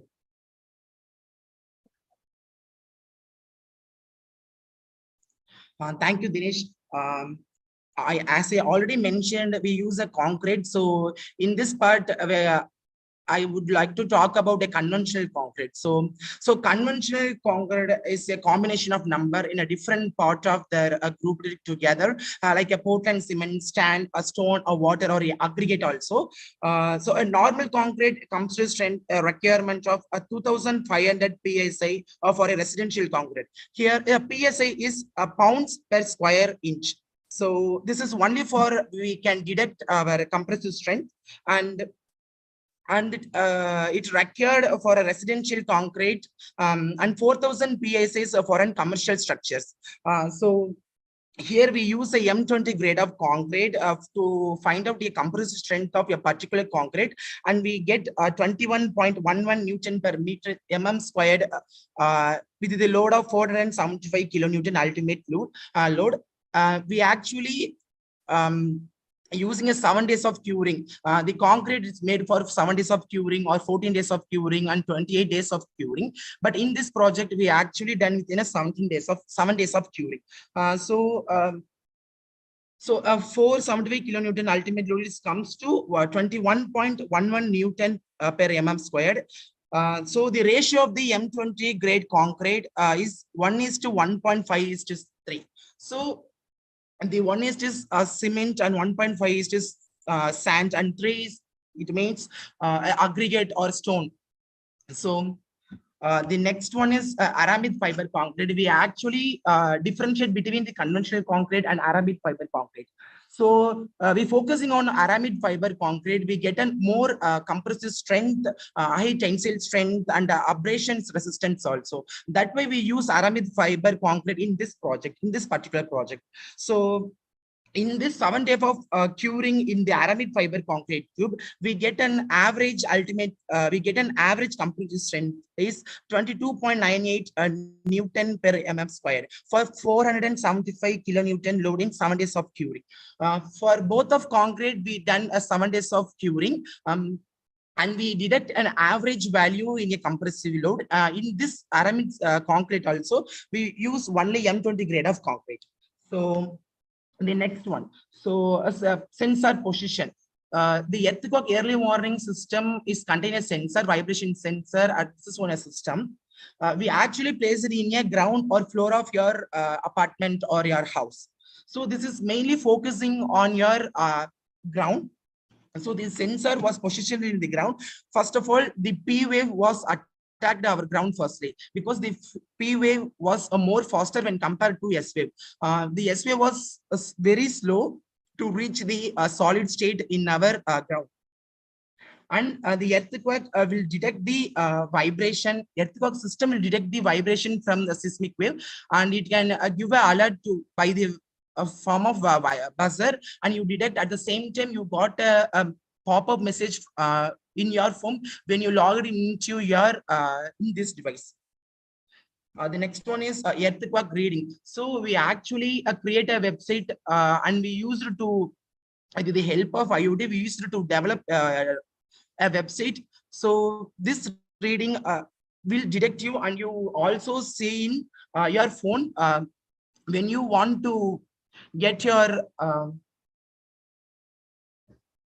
when you want to get your and how to know about your earthquake readings, you also go on to find out this website. You have to log in onto that website, and you can move on to the next one. So the next one is analog graph. So we can get a 90.00 readings in a normal earthquake detection. So the vibration comes and we convert it into a graph. So the 90%, we also detect as 80% or any other. It's also more than 95%. So the all points are detected in a analog graph. You also easily find out what are the peak value of earthquake.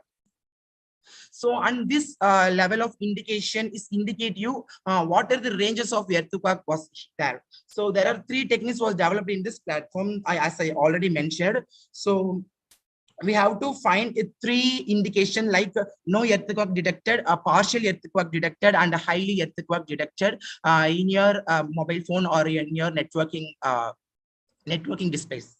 So when come to conclusion, this is our prototype. We actually made it before 2 weeks. So here we placed a vibration sensor, buzzer, Arduino IDE is the software to develop our coding language for our website. So this system is made sure to protect the consumer and users from the earthquake and the seismic wave. So the system is probably an ease of use, make it a partial solution for earthquake detection. And the web interface allows the user as real-time data and customize the system based on the preferences. So this is all about our project. Thank you so much for your giving this opportunity, sir. Thank you, gentlemen. Thank you. It's a nice presentation. Any questions from audience?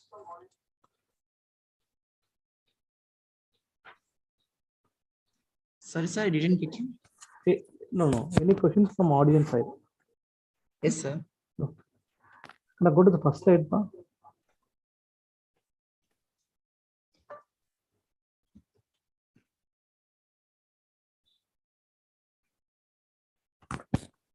Very first slide. Okay, leave it. Earthquake early warning system in concrete with analog using IoT. Okay, actually your work is on fiber reinforced concrete or IoT system to identify the earthquake early. Sir, actually in this project, the work is fully on the IoT based project. We actually we want to differentiate between the conventional concrete and aramid fiber concrete we use in this particular earthquake resistant techniques. So you may use on concrete. So you used two types of concrete for testing, right? Sir? So you utilized two types of concrete in this project. Yes. One yes, is sir. conventional and one is aramid fiber concrete. Yes, sir. Am I right? Yes, sir. Oh, okay. Then go to conclusion, please. Sure, sir.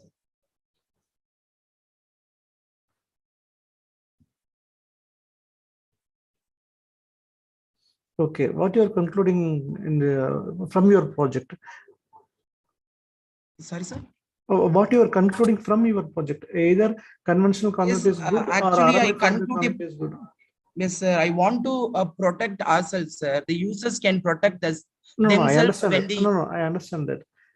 What I'm asking is whether you are going to whether you are recommending conventional concrete is good or aramid fiber concrete is good.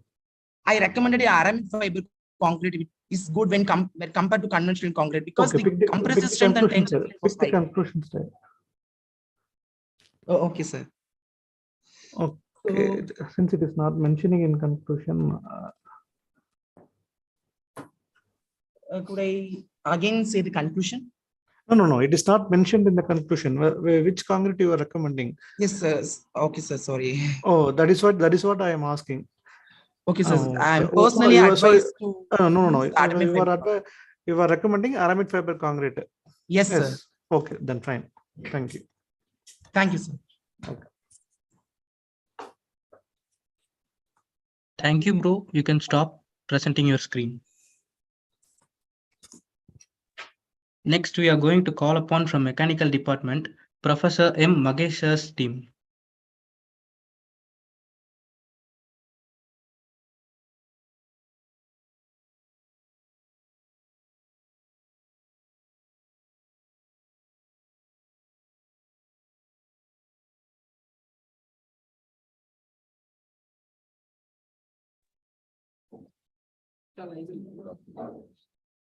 Good afternoon, everyone present there. This is Magesh sir's team.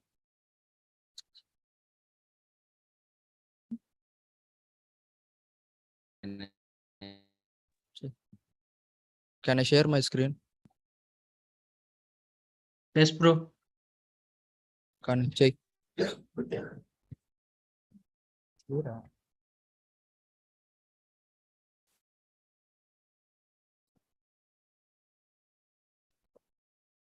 Good afternoon, everyone present here.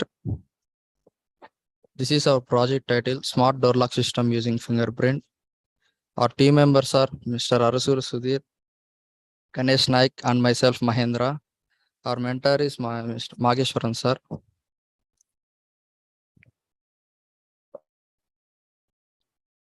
రావట్లేదేంట్రా?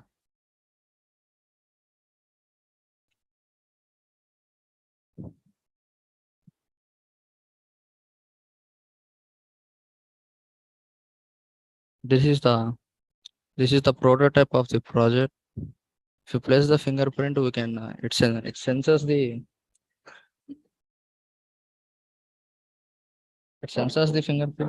fingerprint and open. Abstract. The smart door lock system using fingerprint is an advanced security. Only authorized users to access to open the room or some etc. Fingerprint matches the door and the door is released. The system offers many advantages like more security. However, it presents challenges such as cost and the accuracy and reliability of the fingerprint sensing technology is high. Description. The smart door lock system using fingerprint technology is advanced that replaces the traditional lock system, lock and key mechanisms using biometric. The system is designed to scan the fingerprint and compare to the authorized user's fingerprint. It matches and the door is released, allowing the user to access the room. System offers many advantages for traditional lock systems. It can more secure and it eliminates the need of physical keys, access cards, etc. This is a circuit of our project. Conclusion. Smart door lock system using fingerprint technology is advanced secure method. It offers increased security, eliminating the need of physical keys, reliability and accuracy, and accessible, cost effective in the future. Appendix. Appendix is the materials used in our project. This includes the fingerprint sensor resolution, accuracy. If you place the fingerprint, very short time, it will open the door and it acquire more secure winding. Here it is the circuit winding of the project. That's it, sir. Thanking you.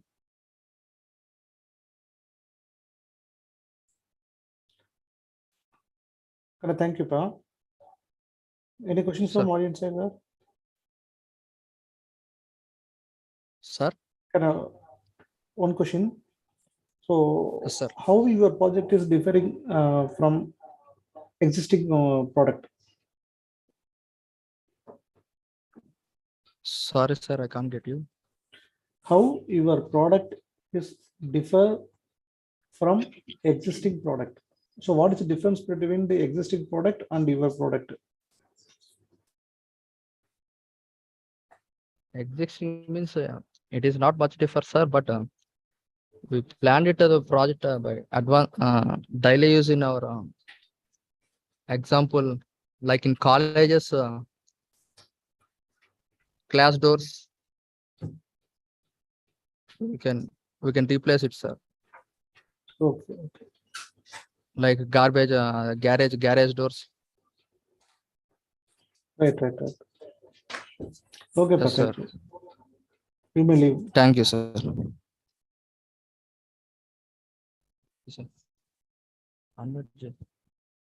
Next, we are going to call upon from the Department of Civil Engineering, Mrs. S. Sanmuga Priya ma'am's team.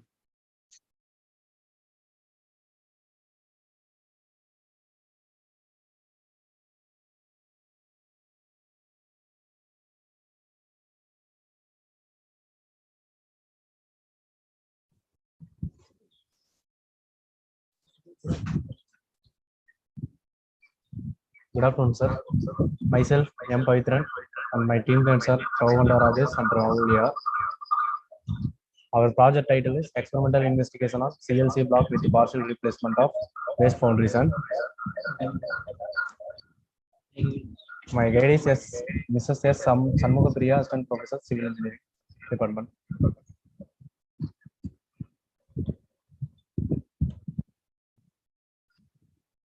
Our project problem statement is foundry stand disposal. In the current scenario of the day-to-day activities and needs of individual production in various fields increases, while the production, there will be some waste or bioproducts are generated. That waste disposal is major problem in globally. So for that, there must be a need to the disposal in an effective manner with the manufacturing of constructing materials or landfills for the road construction are adopted for the disposal of waste. This project helps to dispose the waste constant in manufacturing of the cellular lightweight blocks for reducing the waste in casting industries. Now, project abstract is this. The project is focused on the purpose of utilization of foundry sand to reduce the consumption of fly ash in CLC block manufacturing. Foundry sand from casting industry is a waste material which is dumped extensively, and in this study an attempt has been made to evaluate the usage of this waste material in CLC block material. Newness to the priorities. In this project, all the manufacturing units of cellular lightweight concrete blocks are usually fly ash, cement, M sand, foam, etc. Whereas in the project, we are going to replace the fly ash up to 50% with the waste foundation. As already we costed the tube with replacement of foundation and also tested with the compressive strength testing machine. It was got the maximum result. These blocks have the maximum strength compared to the actual conventional block. This will be useful for the construction of structures in project. Inventive step: disposal of waste foundry sand by partially replacement of fly ash in manufacturing of cellular lightweight blocks to reduce the waste in the landfills of casting industries and to give the same strength to the block as of actual conventional block. It will reduce the waste and environmental pollution or problems and also gives the same strength to the structure where these blocks are used. Objective of this project is there are many CLC block manufacturing units in our locality, but no one using the waste foundry sand for casting of blocks. The main objectives of our project is to dispose the waste foundry sand by the manufacturing of CLC blocks with partial replacement of fly ash with foundry sand. Methodology: this is the methodology of our project. Research study: collecting various raw materials and material properties, preliminary test of materials, mixed design, casting and testing of tube, casting and testing of block, result and discussion, conclusion. These are pictures during the project. This is also actual brick model. These are the cabin model. Result and discussion of this project is material cement specific gravity test and the fly ash the specific gravity test is the final result of this material.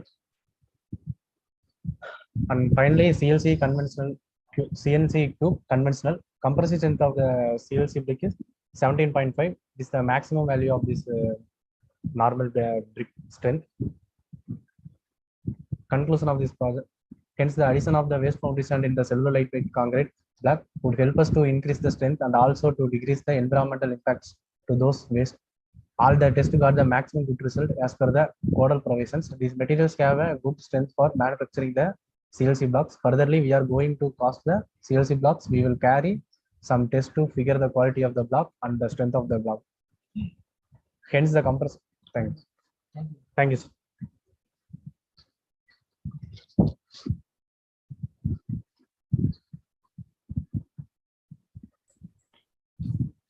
Thank you, sir. Mr. Rajesh.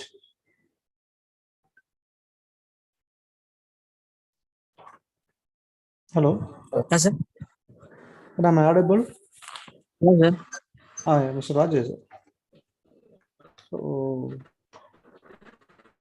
how your product is different from your existing product? That is replacement of foundry sand.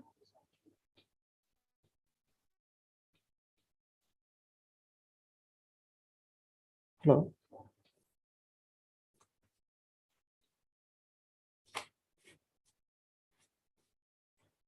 And I'm audible.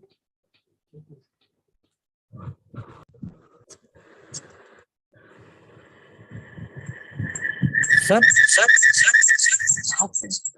Rajesh, only one question. So, okay. What is the improvement you made in this concrete block by the replacement of boundary sand? What is the improvement? Only improvement you made that is which is differing from a conventional.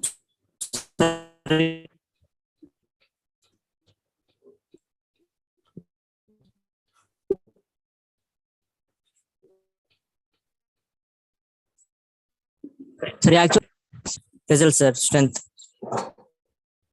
So we are recommending the to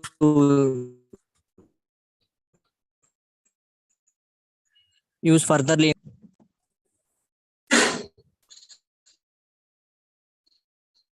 Right, but thank you. Thank you.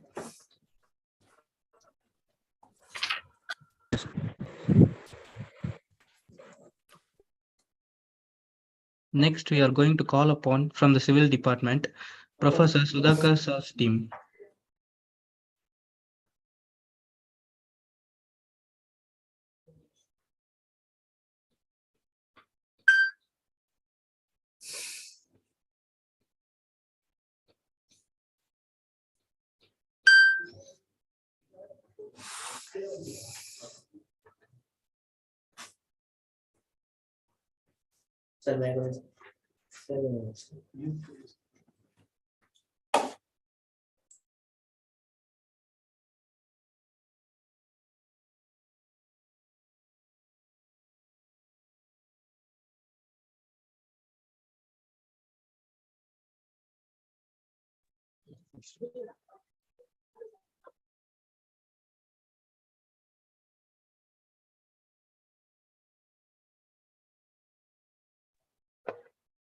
So, good afternoon to everyone. Can I audible, sir?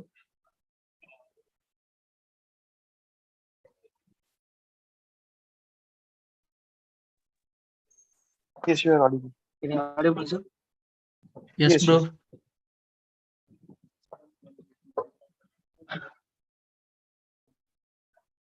Can I audible? Yes, you can start. Okay, sir. So, from civil department, final year, I'm Geba and my team is Harish. We can explain. We can one experiment on CLCL concrete to use.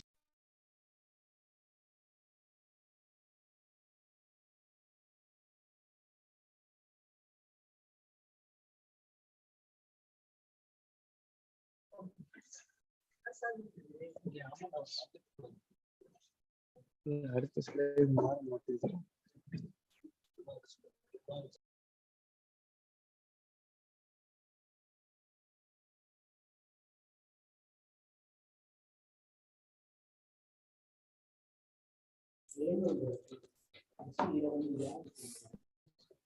Our problem statement, if current scenario of day to day, the activities on most of construction may increase based on the product, will help to reduce the shelf weight of the concrete to usage of steel.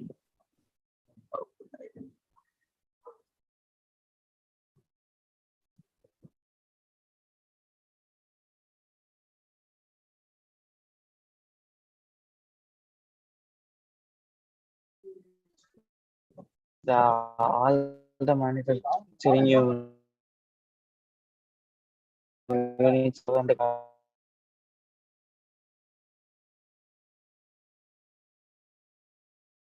to come up from or use of concrete use of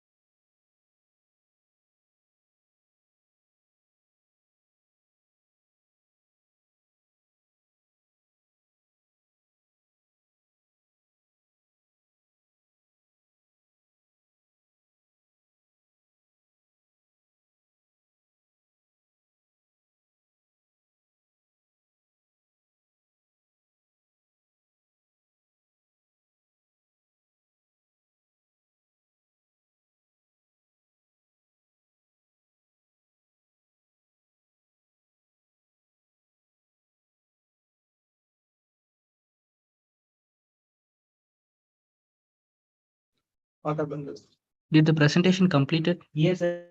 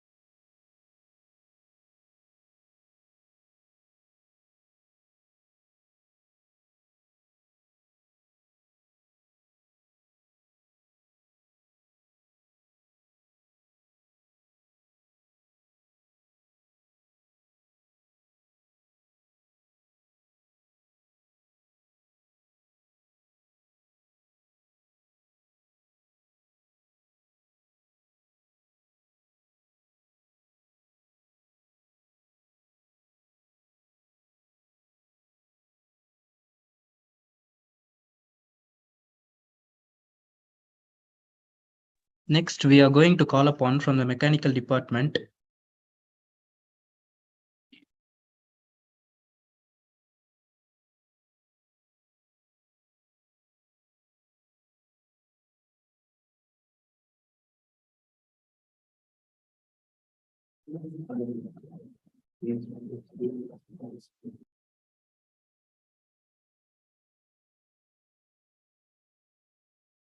Bro, you can proceed, bro. Yes, so am I audible? Yes, you are Hello? audible. Okay, so I'll just share my screen. Is the screen visible?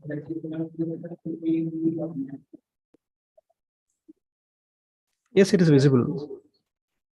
So good afternoon, everyone. My topic for the research paper is the investigation of tribological properties of polymer-based biocompatible materials. So this is the biography. I am Jayesh Patil from BTech Mechanical VIT Pune. My fellow colleagues are Atharva Nivaskar, Rishikesh Hundekar, Pratik Rathod, and our guide is Dr. Atul Kulkarni sir and Professor Mahindra Gadge sir. So this is the abstract for our paper. So what are the biocompatible materials? So the materials which are used in medical devices with interaction with the biological systems are known as biocompatible materials. So in this research, we investigated about the tribological properties of the polymer-based biocompatible materials. The examples of the materials were the polyethylene terephthalate glycol, that is PETG, polypropylene, that is PP, and polyvinyl chloride, that is PVC material. So we have tested against the aesthetic stainless steel, that is SS316 material, using the pin-on-disc test. So majorly the study focuses on the understanding of the effects of the different variables. So we have selected the parameter range of 20 Newton, 50 Newton, and 100 Newton with a speed range of 300 RPM to 600 RPM. So but it has been observed that PETG was proved most efficient material rather than PP and PVC. So the results prove that it has the potential to use the materials in various biocompatible biomedical applications. So introduction, what are biocompatible materials? So a biomaterial is a substance that has been developed to interact with the biological systems for treating, enhancing, repairing, or replacing a tissue function of the body. So the term's uncertainty reflects the continual discovery of a new information about the interactions between biomaterials and the human body. So depending on the production conditions and qualities, even the same materials such as diamond-like carbon coatings may exhibit varying degrees of biocompatibility. So the second part was the tribological performance of biocompatibility in biomedical applications. So tribology is the study of friction, wear, and lubrication. So the coefficient of friction is measured.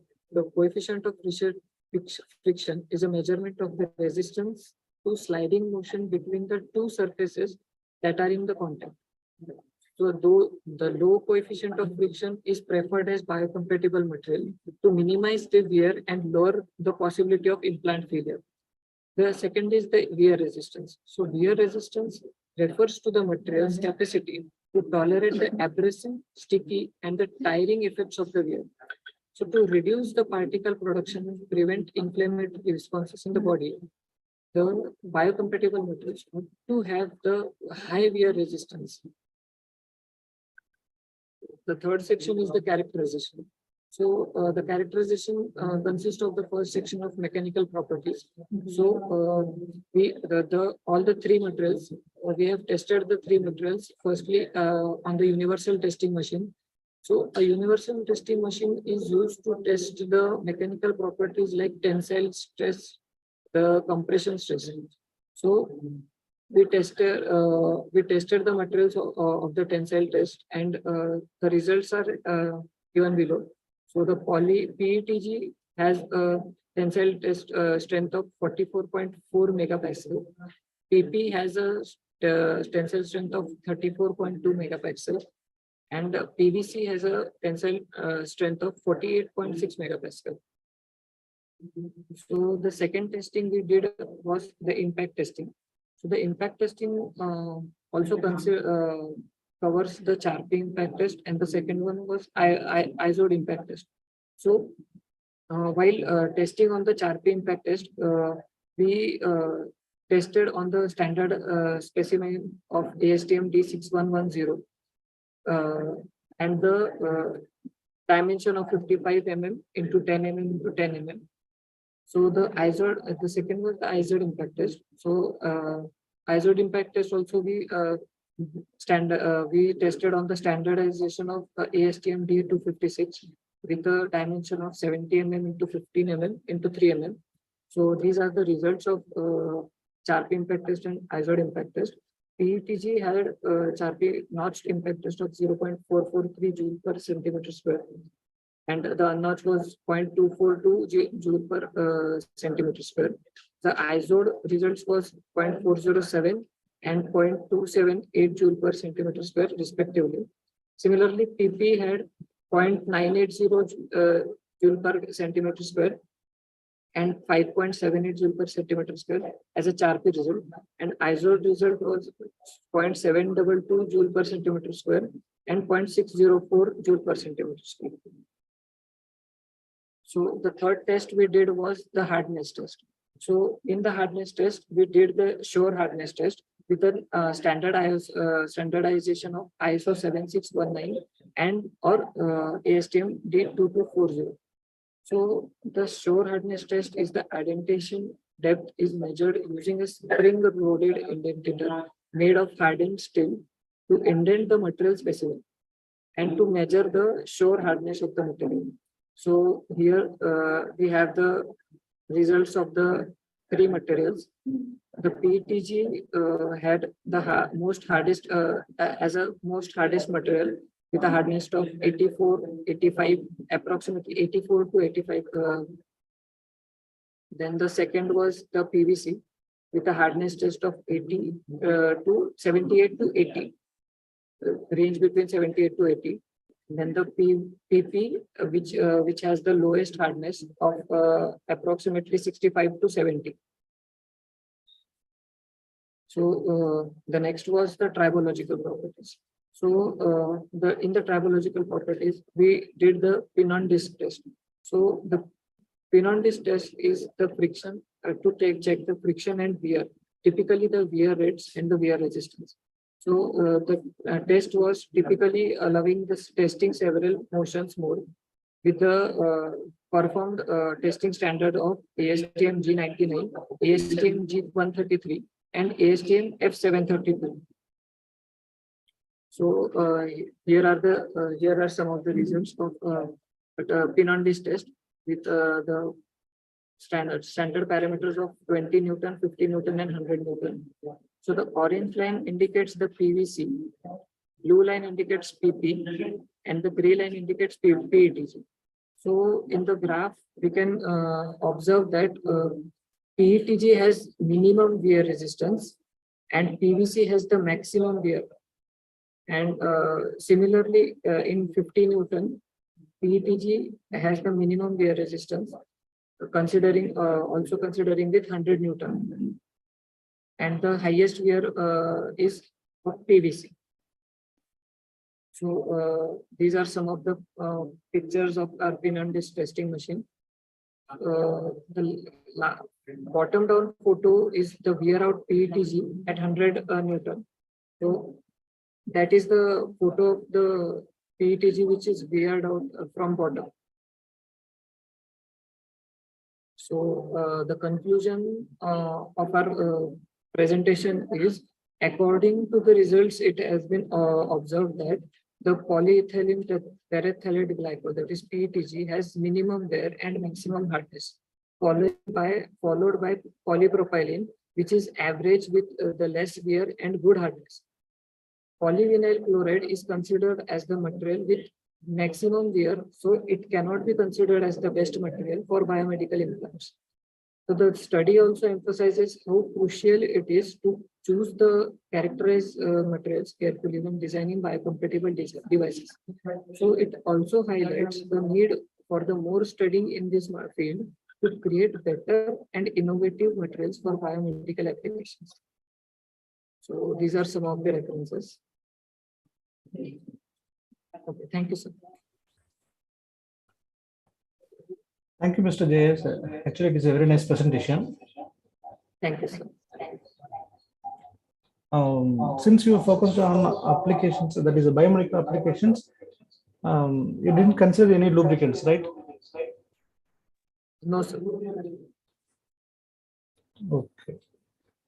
Very good. Did you any questions? Did you measure the weight loss of the component after the tribological test? Did you measure the how much weight percentage has been lost occurred in the every component weight loss? Almost 10 to 20%. 10 to 20%. Okay. Yes. And the minimum loss, volume loss was of PETG, which was approximately 5 to 12%. Right. Yes. And maximum loss was of PVC, which was almost 30 to 35%. Have you included any kind of additives in the polymers? No, sir. No. Okay. Fine. Yes. Fine, yes. Thank you. Thank you.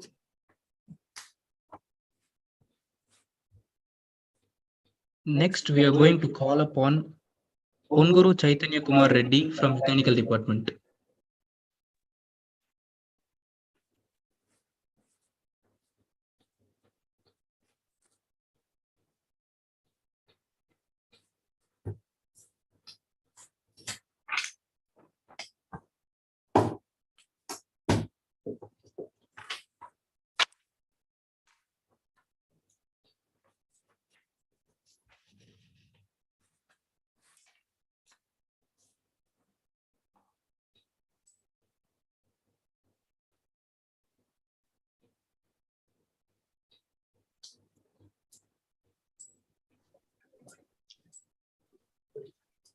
Good morning, good afternoon, one and all present here.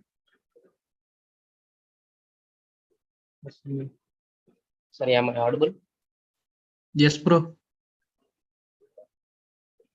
Good afternoon, one and all present here. Myself, Chaitanya.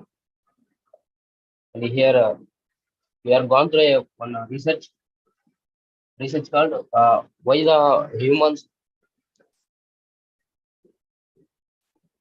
So am I audible? You are audible, bro. We gone through one research called what the humans when they got cracked their bones through the accidents. It's difficult to difficult to rearrange that with the metals. It got rusted, and when muscle loss happened, it will be cause pains, and after that it will get removed. So that's why we are going to this. And here my project is resin printed biodegradable resin implants reinforced with nanoparticles. And here the coming to the biography. Yes. Sai Babu and Gopi Madhav Bhargav and Gokul Sai Kiran and Velur Vishwesh. These are all teammates, and guided by Dr. N. Srinivasan sir, Associated Professor from Mechanical Department. Coming to the abstract, in here we are taking the materials called polylactic acid, which is biodegradable and bioresorbable thermopolyester that is widely used in 3D printer. And in here we are adding some nanoparticles which are enhance the mechanical properties and biocompatibility. The addition of nanoparticles to PLA resin to improve its mechanical strength and stiffness, making it more suitable for long bearing applications.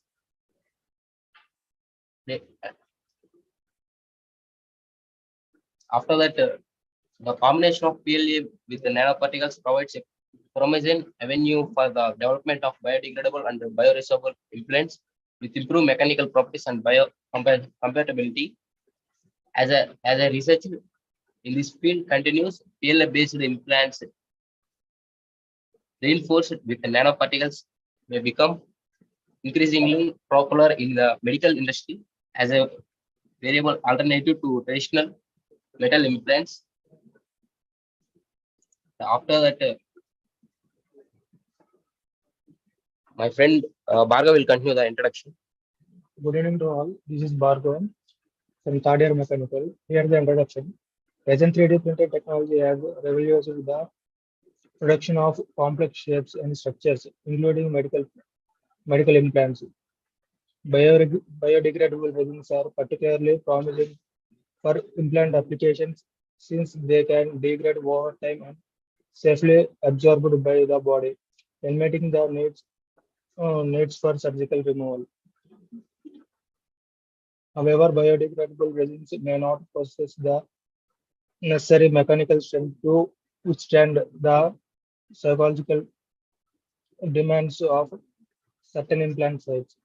To address this challenge, nanotechnology offers an innovative solution by reinforcing the biodegradable resin with nanoparticles. Nanoparticles can improve the mechanical properties of resins without compromising their biodegradability. This combination of biodegradable resins and nanoparticles represents a significant advancement in the development of medical implant that can safely degrade the body while maintaining their mechanical integrity. In this context, the use of resin printed biodegradable resin implant reinforced with nanoparticles shows great potential for a range of medical applications. Objectives: improve the mechanical strength and stability of biodegradable implant through the addition of nanoparticles, enhance the biocompatibility of biodegradable implants to reduce adverse reaction in patient, increase the biodegradability of implant to minimize the risk of long-term accumulation in the body, improve the accuracy and prescription of implant production through resin printing technology, reduce the production cost of implants by using biodegradable resin and optimizing the printing process, increase the shelf life of implants by ensuring their stability and resistance to environmental factors, ensure the safety and efficiency of by complying with regulation standard and conducting appropriate test. Here the methodology.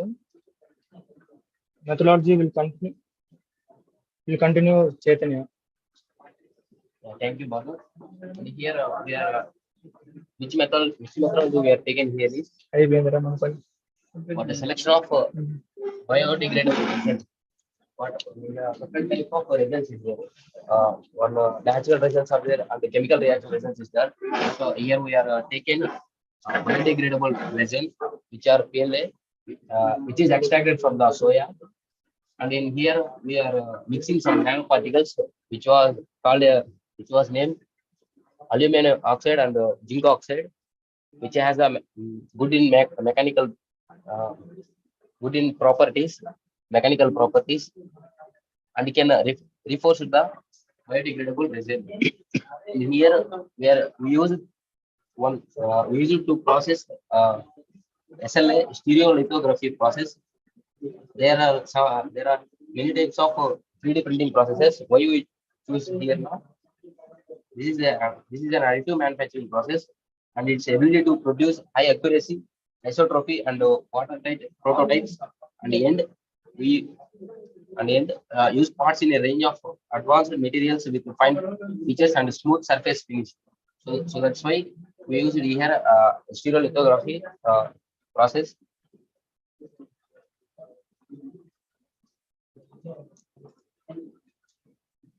This is the 3D modeling, which was done by our team. Here, the problem statement.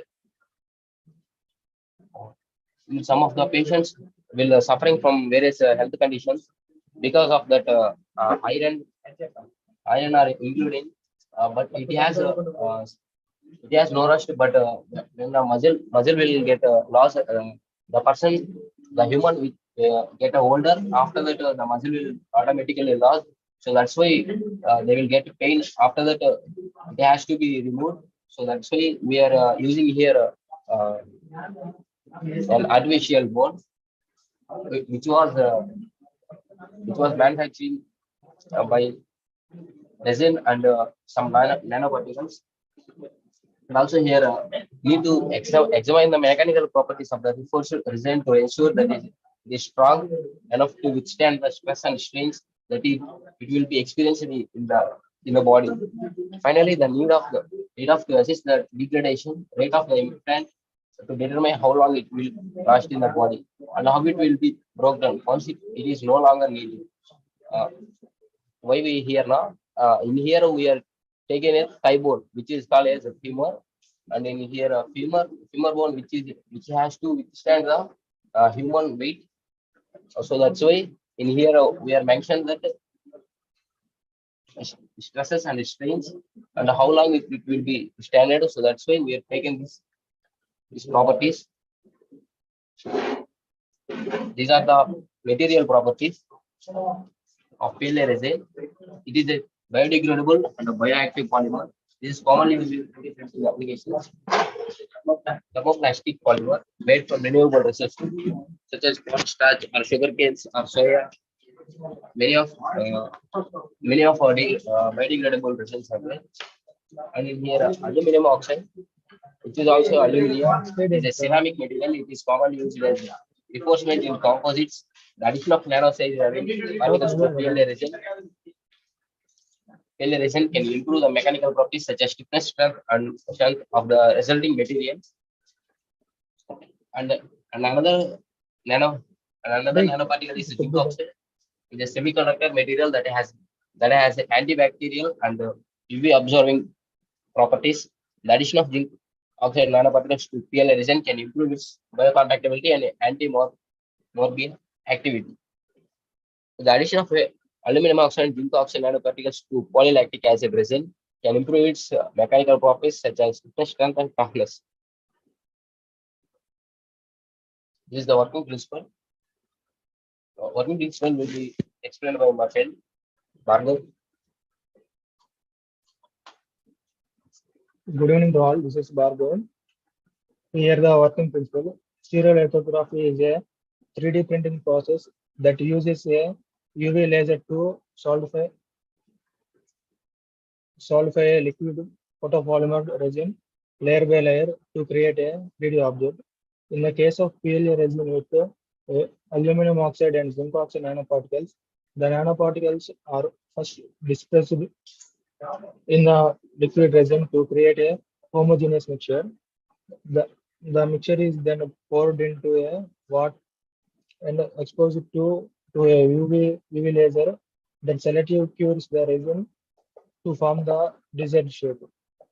During the curing process, the nanoparticles act as a reinforcing agent, providing additional strength and stiffness to the printed object. The combination of polylactic acid and aluminum oxide and zinc oxide nanoparticles can produce 3D printed objects with enhanced mechanical properties, making them suitable for a wide range of applications, including biodegradable, biomedical implants, automotive components, and aerospace structures. Here the conclusion. The development of resin printed biodegradable resin implants resin forged with nanoparticles is a promising approach to addressing the issues of biocompatibility and environmental impact associated with the traditional impact. This approach involves using biodegradable resin that can break down naturally in the body, eliminating the need of surgical removal of implant. Additionally, the use of nanoparticles can enhance the strength and durability of implant without compromising its biodegradability and biocompatibility. However, the further research is needed to fully understand the mechanical properties, biocompatibility, and degradation rates of this implant. By carefully studying these factors, researchers can ensure that the implants are safe and effective for use in clinical applications.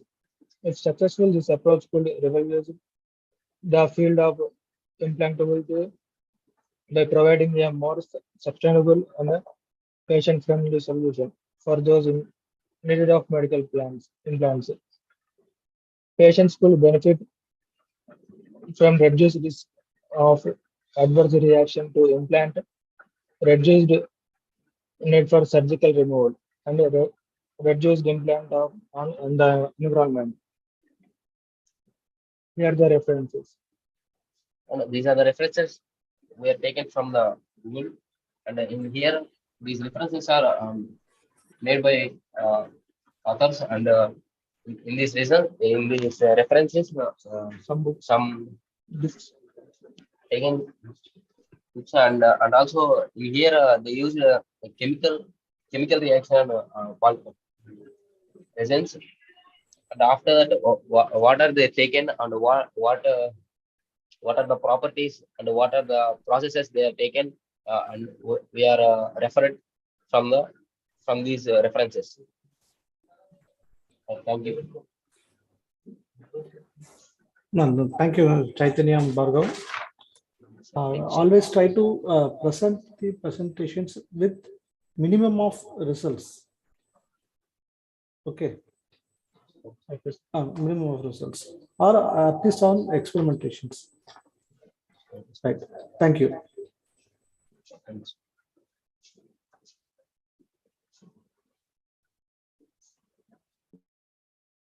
Next, we are going to call upon from Mechanical Department, Dr. L. Anuj Kumar sir's team.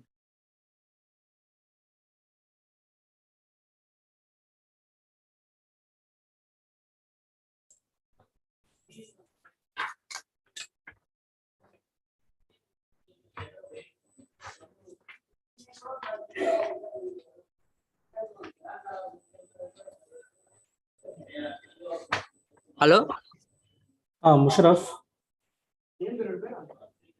sir. We are ready, sir. Sagil, you have only 5 minutes. Skip the literature review and all. Okay, sir. Skip the introduction, literature review. Come to the project work.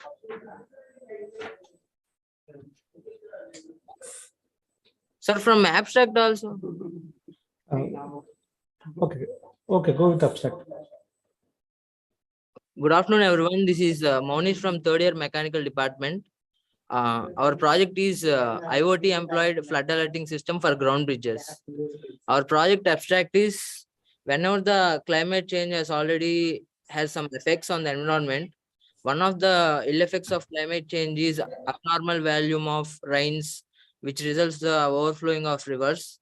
Due to the rivers, the floods will create. Due to floods, so there are so many damages and so many losses to infrastructure, agricultural and properties are huge. Tragically, so many people lost their lives also. When it comes to the transportation of ground bridges, especially when extreme floods, people are happen to cross the ground bridge without actually aware of the exact condition of the floods. Crossing the ground bridge in extreme flood leads to loss of many people's life. There is no awareness to the people about the danger they are stepping in. You can see the sample picture of a ground bridge which is very near to the ground level. So that's why it's called ground bridge. A solution, this is our project introduction. A solution to minimize the damage and accident occurring in ground bridge because of flood is projected. Many surveys are concluded that the overflows of extreme flood in ground bridge areas is leading to take many people's life because of not proper awareness and warning system on the ground bridges. While floods occur during rain, the ground bridges are covered by the water and which affects the vehicles to cross the bridge. This project is primarily focused on the detection of flood by installing a flood detector device with an ultrasonic sensor beside the bridge column. So here we can see the bridge which is covered in full of water due to the floods. Vehicles are passing. It's a bit difficult in this. So this is our working process of our project.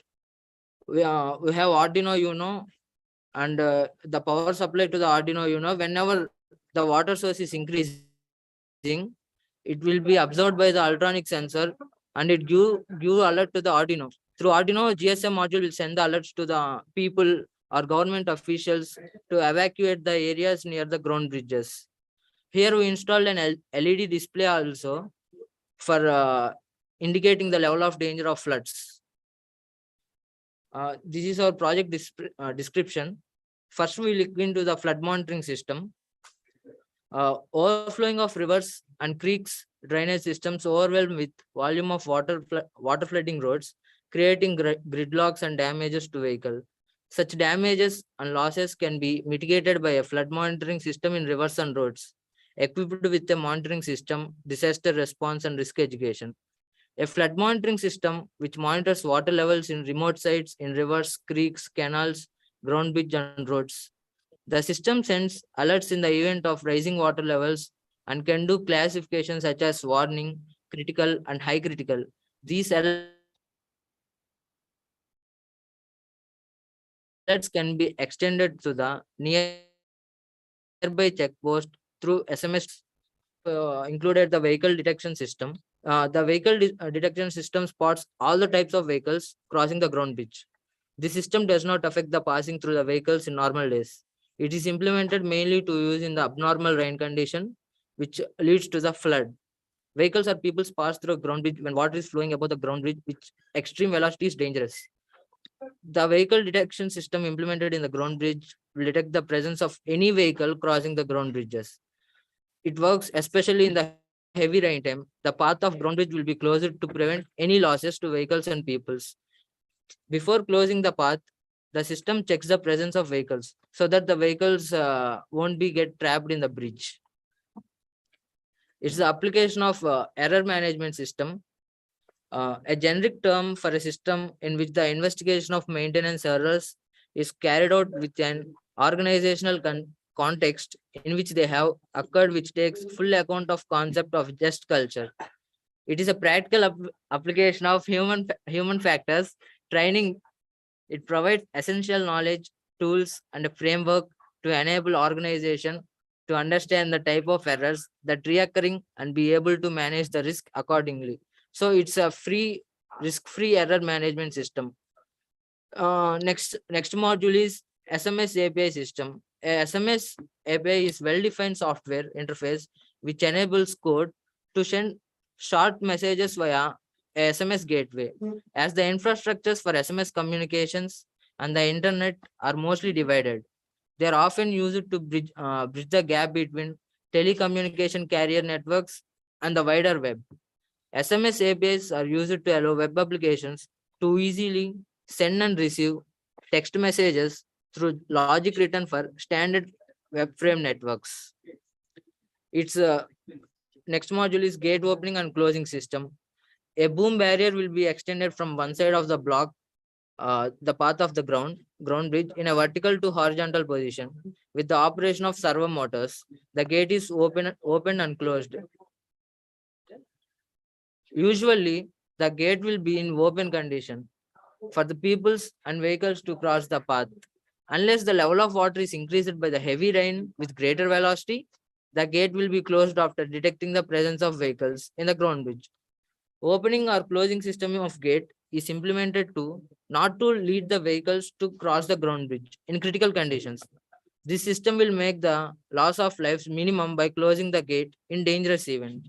So it will be the gate opening or closing system will be operated like whenever the level is low or high or medium, it will be indicated through those levels. If the level is very low, so the vehicles can be passed very easily. Whenever it is going to critical, the gate will be closed automatically by IoT. So now we are going to discuss the parts which are included in the project.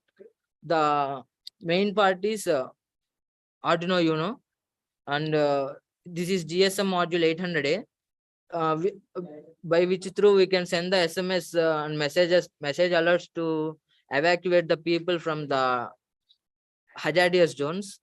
This is servo motor, which we discussed in the previous module. It is helpful to open and close the gates.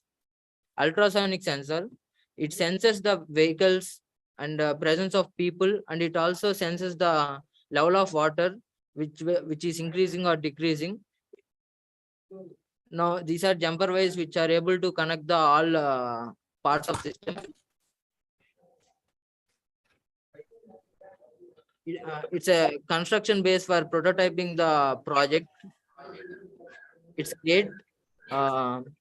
This gate is used for opening and closing, for stopping the people and continue to movement of the people. An LED, it is used for the indicating the level of danger in these type of situations. These are resistors which implements electric resistance in circuit. And finally, coming to the conclusion of project, the whole setup of the project is connected and controlled by Arduino.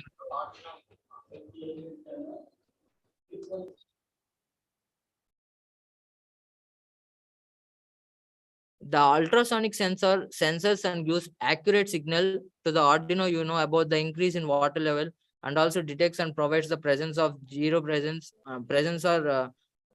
of people inside the bridge before closing the gate. This project has a LED display and siren to blow off prior 10 seconds before closing the gate of ground bridge to create awareness to the surroundings about the hazard.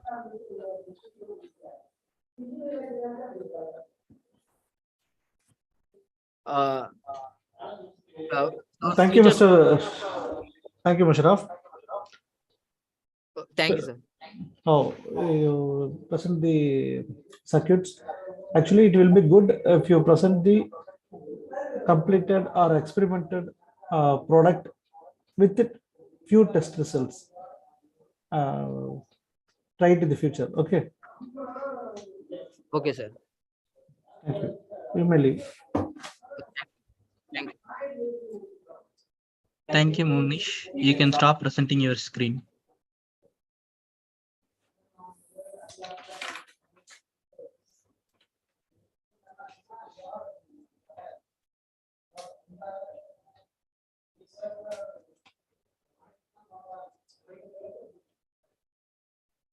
Next, we are going to call upon Civil Engineering, Professor Sudhakar Sir's team.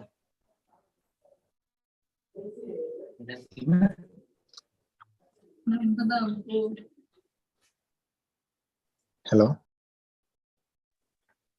Mr. Ravinder. Hello. Ravinder. Sir, am I audible? Kanda, you are perfectly Hello. audible, and you are limited with only 5 minutes of presentation. Hello. Okay, sir. Okay, Babu. Please start. Good afternoon, everyone. Who present here? This is K. Ravinder from Civil Department. Here, our experiment is about the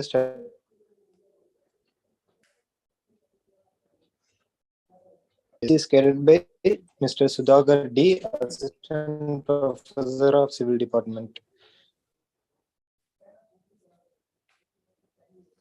Municipal solid waste and other waste. Solid waste as well as liquid waste management is one of the biggest problems of the world. The purpose of this research is the use of waste concrete, foundry sand, and fly ash as the day-by-day growth of development is increased, which reduces the electricity of the thermal power plant, and this plant gives residue in the form of fly ash in huge quantities. The experiment was done with the M25 grade concrete, which undergoes curing of 7 days, 14 days, and 28 days, from which in its compressive strength was taken and compared with the conventional concrete. Now, Ms. Rampriya will present the paper.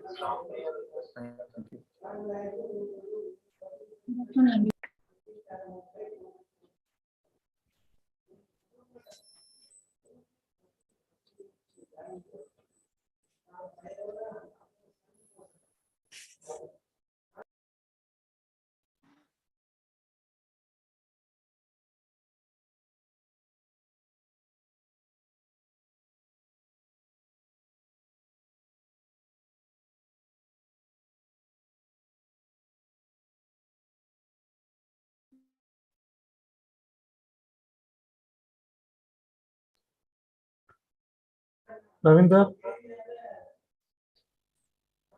Ravinder, are you there?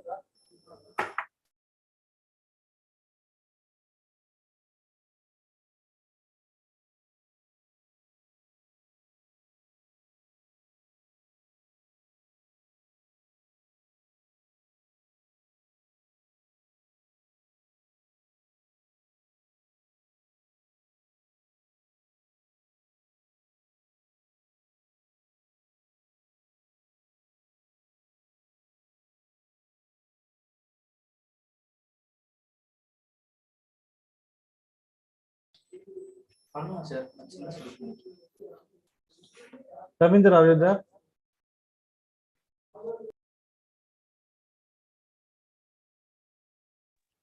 Sir? Ravinder, please present. Yes. Please continue the presentation.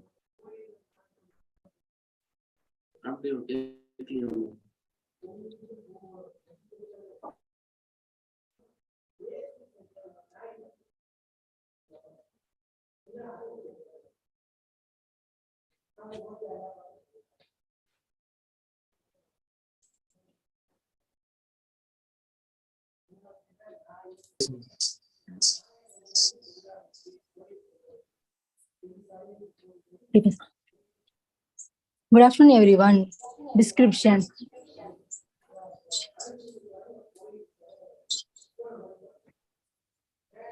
To determine the compression strength of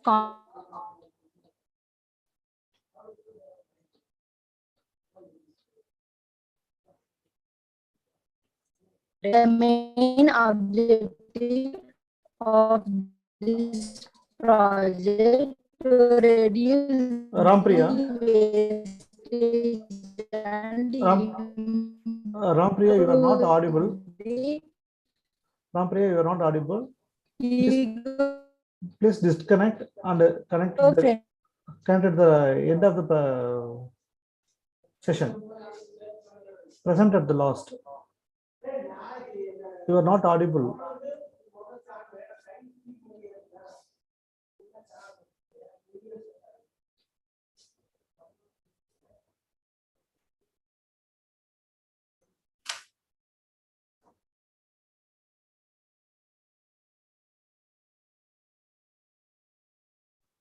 Next, we are going to call upon from mechanical department. Murli sir's team.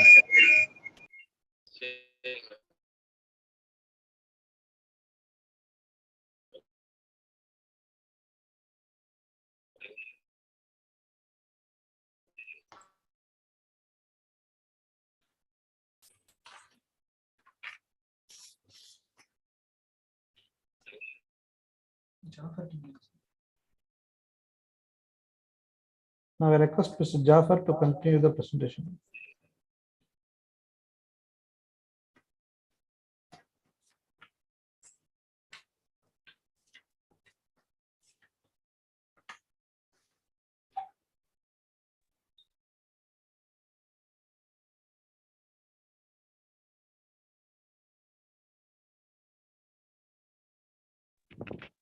Hello, sir. Am I audible, sir? Audible, Jafar. Please proceed. So good afternoon, everyone. I am Sheikh Mastanwali, third year mechanical, and I am here along with my team and my mentor Murli V, Assistant Professor, Department of Mechanical Engineering, Janssen Institute of Technology, to share the view of our project. So we took a project on stair climbing and weight carrying differential drive robot. So these are our team members. Mr. V. Murali, Assistant Professor, myself, Sheikh Mastanwali, third year mechanical, Mr. Menati Lokesh, third year mechanical, and Jafar, third year mechanical. So let's have a look of our abstract of the project. So we took a differential system which can Jafar, have. try to limit with 5 minutes. Sure, Please. sir. Sure, sir. Sorry. So we took a differential system which can drive and drag the body. So here it can. So we came up with the problem statement that in a large industries they're having a larger equipment to transport the goods, even it is a smaller in size or larger in weight, and vice versa. So coming to the small and mid-range industries, they don't have any. Not like that, they don't have any, but they use either a man-driven force or a man-driven vehicles. So if we come up with this kind of thing, we can reduce the manpower, and because we want to make this in an autonomous thing, so no need of manpower will be there. So likewise, so I'll transfer the session to Jafar to continue the slides. Good afternoon, everyone present here. This is Jafar from Mechanical Engineering Department. Let us go with our project introduction. Our main concept is centered on a mobile differential drive robot that can move very goods in small scale and medium scale industries, which who are not having effort to. Hello, am I audible, sir? Hello. Okay. Mainly our. If you are audible, please continue. Yeah. Our robot has a differential drive system that enables accurate control and maneuverability in confined locations.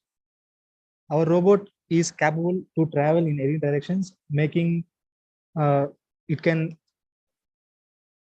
travel around any obstacles and small cells. It can outfitted with a platform that can carry very goods, and its system is supported with a sensors like LiDAR and IR that allows to recognize and avoid any obstructions in its route, so assuring safe and effective navigation. So this will be our designing of robot. We are not only want to increase the safety of the workers, but we want to increase the production rate of our company, which they are willing to buy it. So let us see our objectives. Our main objectives is to develop a system that can handle all forms of reliable, cost-effective, and efficient transportation of goods, to improve safety by reducing the risk of injuries from the human labor required to move the heavy loads, and to investigate potential futures applications for the system in other industries where larger weights must be moved through small spaces. So next problem statement will be addressed by my friend. So good afternoon, one and all present in this meeting. Myself, Lokesh Menati. Here is our problem statement. The problem statement is about need a smart device to carry loads, and that device can able to move different kinds of surfaces like inclinations, uneven slopes, and obstructs for the small scale industries. So we conclude that this solution will come across this problem. So we'll design this prototype by using the minimum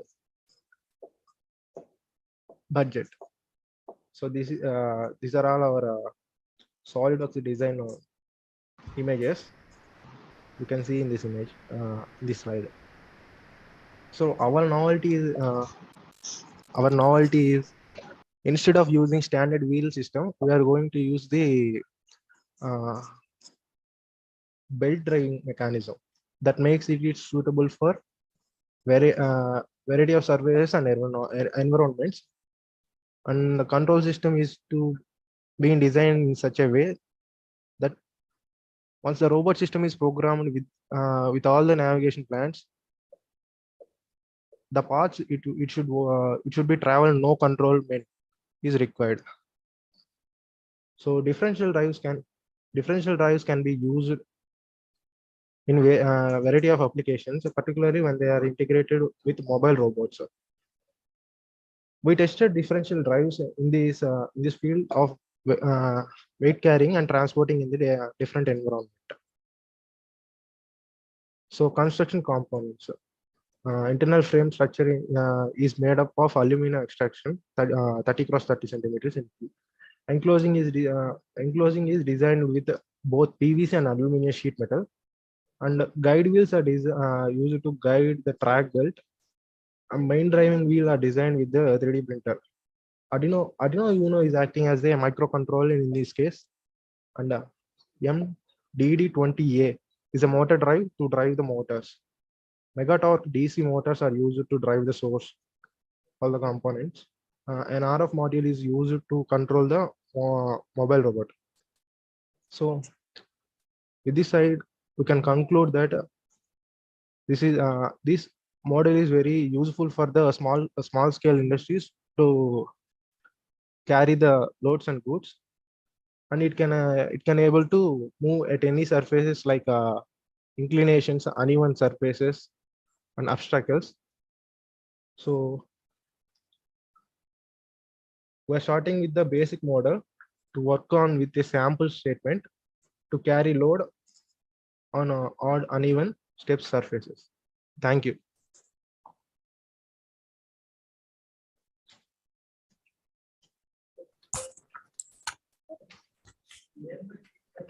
Thank you, Pa. So Actually, one small advice. Actually, presenting with a small kind of experiments and with a few results will looks good. So try in the next conference. Okay, Just sir. We'll try in such way, sir, for next conference. Okay. Thank you. Thank you. Thank you, Lokesh. You can stop sharing yours. Next, we will call upon from mechanical department.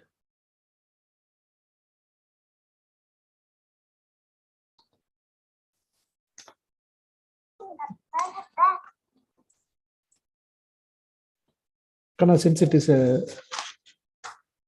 since we are running out of time, we are ending the today's session with this presentation, and the rest of the presentations will be continued by tomorrow's session. I am repeating, since we are running out of time, we are ending up this presentation with this. We are ending up the session with this presentation, and the rest of the presentation will be carried out on tomorrow. Thank you. Okay, sir. Thank you.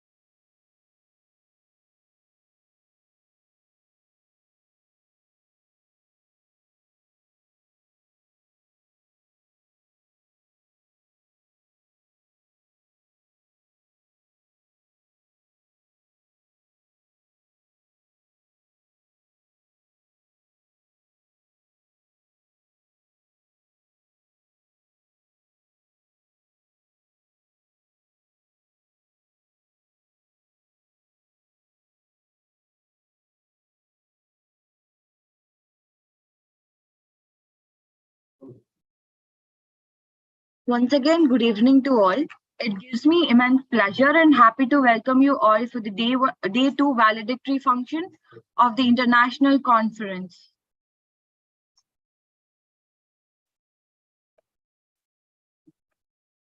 Now it's time to announce the best paper presentation.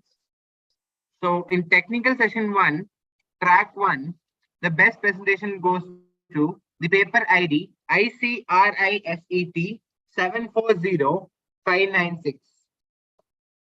The paper title, Design and Simulation of RF-MEMS Passive Components for 5G Applications. The technical session 1, track 2, the best paper award goes to the paper ID ICRISET 549017, paper title, Smart Mobile Based Application for Waste Management and Reuse in Ballari City Smart Trash IT. In technical session 1, track 3, the best paper award goes to the paper ID ICRISET 6540245, the paper title, Stock Market Prediction Using Machine Learning. In technical session 1, track 4, the best paper goes to ICRISET 2023003, paper title, Predicting Vulnerabilities in Terms and Conditions Using Transformers.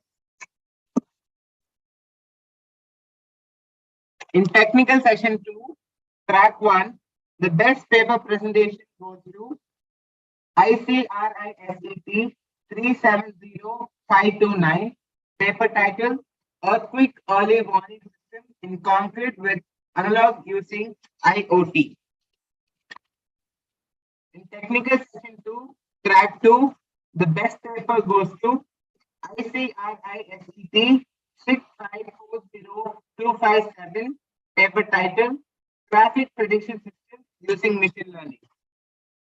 In technical session 2, track 3, the best paper presentation to ICRISET 652183, paper title, Potential Applications of Nano Cobalt Ferrite Spinel Powder for the Absorption of Trivalent Elements. Thank you, Sajat. Now it's time for the vote of thanks.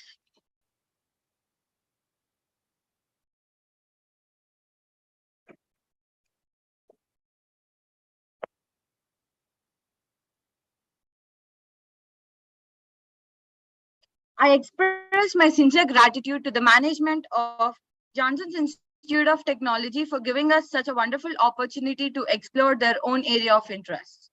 I like to thank the keynote speaker, Mr. Ashish Chang, of today's session, who gave us a great opening session. It also gave us the pleasure to thank our honorable chairman, vice chairman, respected principal, vice principal, director administration, the conference coordinator, Ms. M. Gomathi, the organizers of the department, and our beloved teaching and non-teaching faculty, and the future engineers. Once again, I thank you all.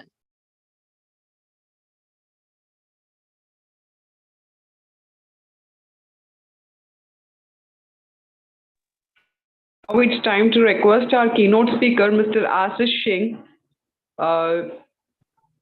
to give wonderful information about government schemes.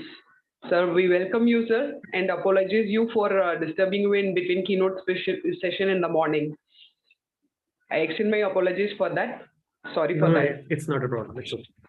So I'll just take a minute for of every one of you. So first of all, I would like to congratulate all the students who have presented their projects and papers, because I know it is a very tough job to represent something. I always used to fear this and never came forward when I was in college, number one. So I want to acknowledge their efforts.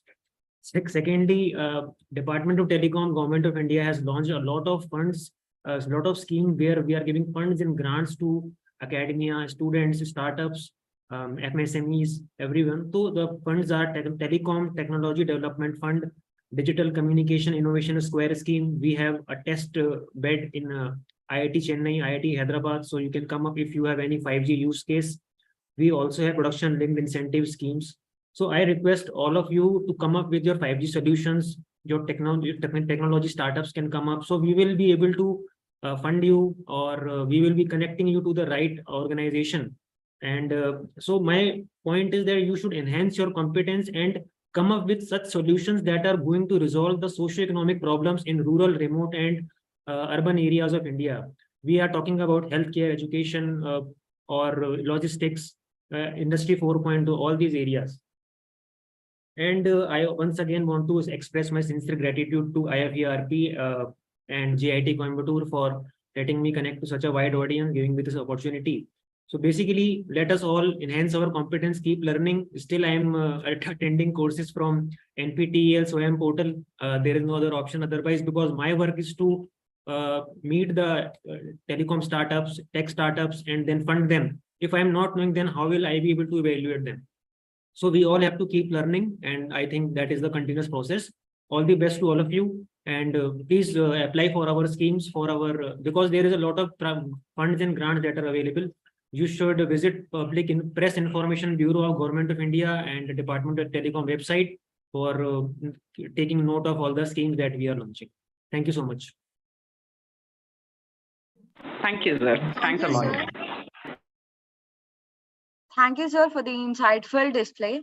Hope the message reaches wide. No one who achieves success does so without the help of the others. The wise and the confident acknowledge this help with gratitude. We extend our sincere thanks to one and all who are present in today's session and make it successful. Thank you. Thank you so much.